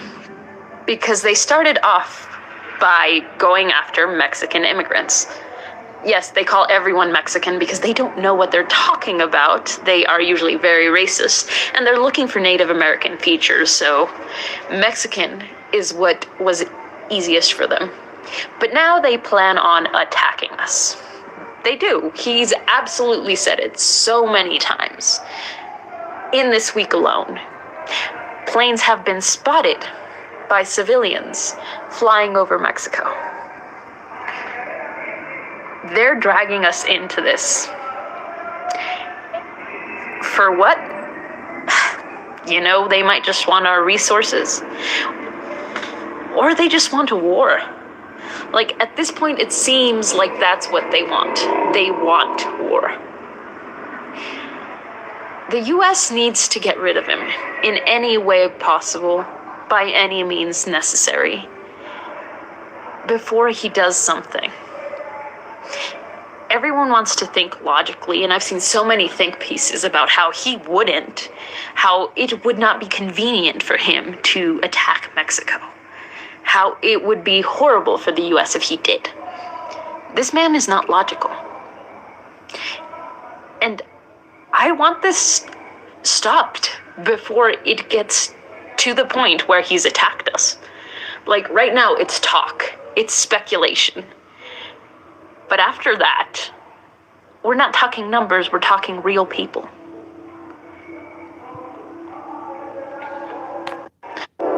Okay, so this is the absolute end, and we need to talk about it right now because the Supreme Court just rejected Trump's final emergency appeal to block the release of his complete Deutsche Bank records, and those records are now fully public, and they prove beyond any doubt that Donald Trump has been operating as a money laundering vehicle for Russian oligarchs for decades, while simultaneously funneling $30 million to a shell company connected to Jeffrey Epstein. This happened at 11 a.m. Eastern Time on January 4th, 2026, when the Supreme Court voted 5-4 to deny Trump's stay request, with Chief Justice Roberts and Justice Barrett once again joining the 3 liberal justices to reject Trump's desperate plea. The court cited its 2022 precedent on Trump's tax returns and explicitly stated there is no immunity for emoluments probes, meaning presidents cannot hide financial crimes behind claims of executive privilege. The full Deutsche Bank files subpoenaed since 2019 are now unsealed, and what they reveal is the biggest corruption scandal in American history. But before we go any further, real quick, let's be honest, you can't really trust mainstream media anymore. That's why we built Pump Politics, to bring you real story. I have tried to film this video so many times, and it's just simply not working. So hello, long time no see. I am popping in from the lovely state of Minnesota, and you haven't seen me for a while because for the past months, my state has been under attack and terrorized by the federal government. Now, whatever you have seen online, whatever has made it to the news, whatever you have heard, it is worse. It is worse than you can imagine. We have helicopters circling. There are vehicles with no license plates and entirely tinted, blacked out windows driving around with armed men inside of them. There are vehicles that say Minnesota Police. That is not a real agency. We have the Proud Boys and the Peacekeepers in town trying to stir shit up and cause more problems. There is a known anti-Muslim hate rally planned for this weekend from one of the literal people who was at January 6th. Now, I am a white woman. I am aware that I am in far less danger than many, many, many people, and the level of fear that I feel daily is almost unbearable. I am anxious leaving my house. I'm anxious going to work. I don't remember the last time I was in public without hearing whistles and horns. Agents are literally rounding up people wherever they can, and they don't even care about their status. They don't care about their immigration paperwork. They're just taking them. There is an entire sector of the Whipple building, which is what DHS operates out of, dedicated to U.S. citizens. U.S. citizens that have been detained by ICE have an entire wing in the Henry Benjamin Whipple building. ICE does not have authority over U.S. citizens, and they do not care. We have had multiple ICE-related shootings in the last week. There are entire families going missing. There are cars being abandoned on the side of the roads with their doors open, and no one has any idea where these people went. I mean, we all saw the video of Renee Good. Regardless of political opinion, there is no situation in which turning your wheels away from an officer means you are driving into them. There is a quote from 1984 by George Orwell that, I don't remember the exact wording, but it's along the lines of, the party told you to ignore what you saw with your own eyes and heard with your own ears. And it feels like that's where we are now. Now, I am so proud of my Minnesotan community and the people that I share this state with for showing up and showing out for our immigrant population. There's a reason why Minnesota has such a strong immigrant population, and that's because we want them here. You do not get to come into Minnesota and threaten the people that we love without any type of reaction. Minnesota was the first state to pledge soldiers to the Union. Minnesota is one of the top 2 states to raise a family in. Minnesota has phenomenal schools. We have a thriving medical community. We have state-funded healthcare. We have more labor protections than many, many other states. There is a reason why people come here to raise families. If you know anyone in Minnesota and you're seeing this video from outside of Minnesota, please check in on them. Please see how they are doing. It feels like a war zone out here. I was speaking to one of my representatives who just got back from DC, and their comment was, for the first time in almost a decade of being a public servant, Minnesota is more militarized than Washington, DC. And if you're seeing this video from inside Minnesota, please remember that you are not alone. There are people willing, able, and trying to help. It feels like an endless uphill battle, but if they were secure in their power hold, they would not be so concerned of our protest. They are scared. They know that our spirit will outweigh their might.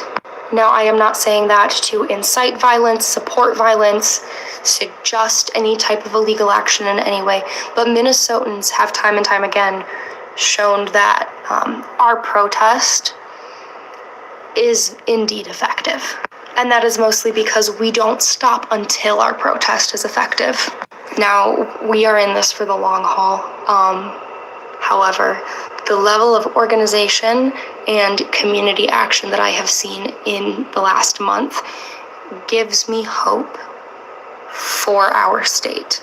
And it gives me hope that on the other side of this, our community will only be stronger. That concludes our show tonight. I appreciate everybody coming out, man. You are now tuned into Surviving Filmo Africa. Hit that like button, hit that subscribe button, hit that notification bell so you do not miss an episode. If you're a Trump supporter, let me know in the comment section. MAGA, MAGA, MAGA, MAGA, MAGA. We need Greenland. We need Greenland. We need Greenland. We need motherfucking Greenland. Until next time, y'all, hit that subscribe.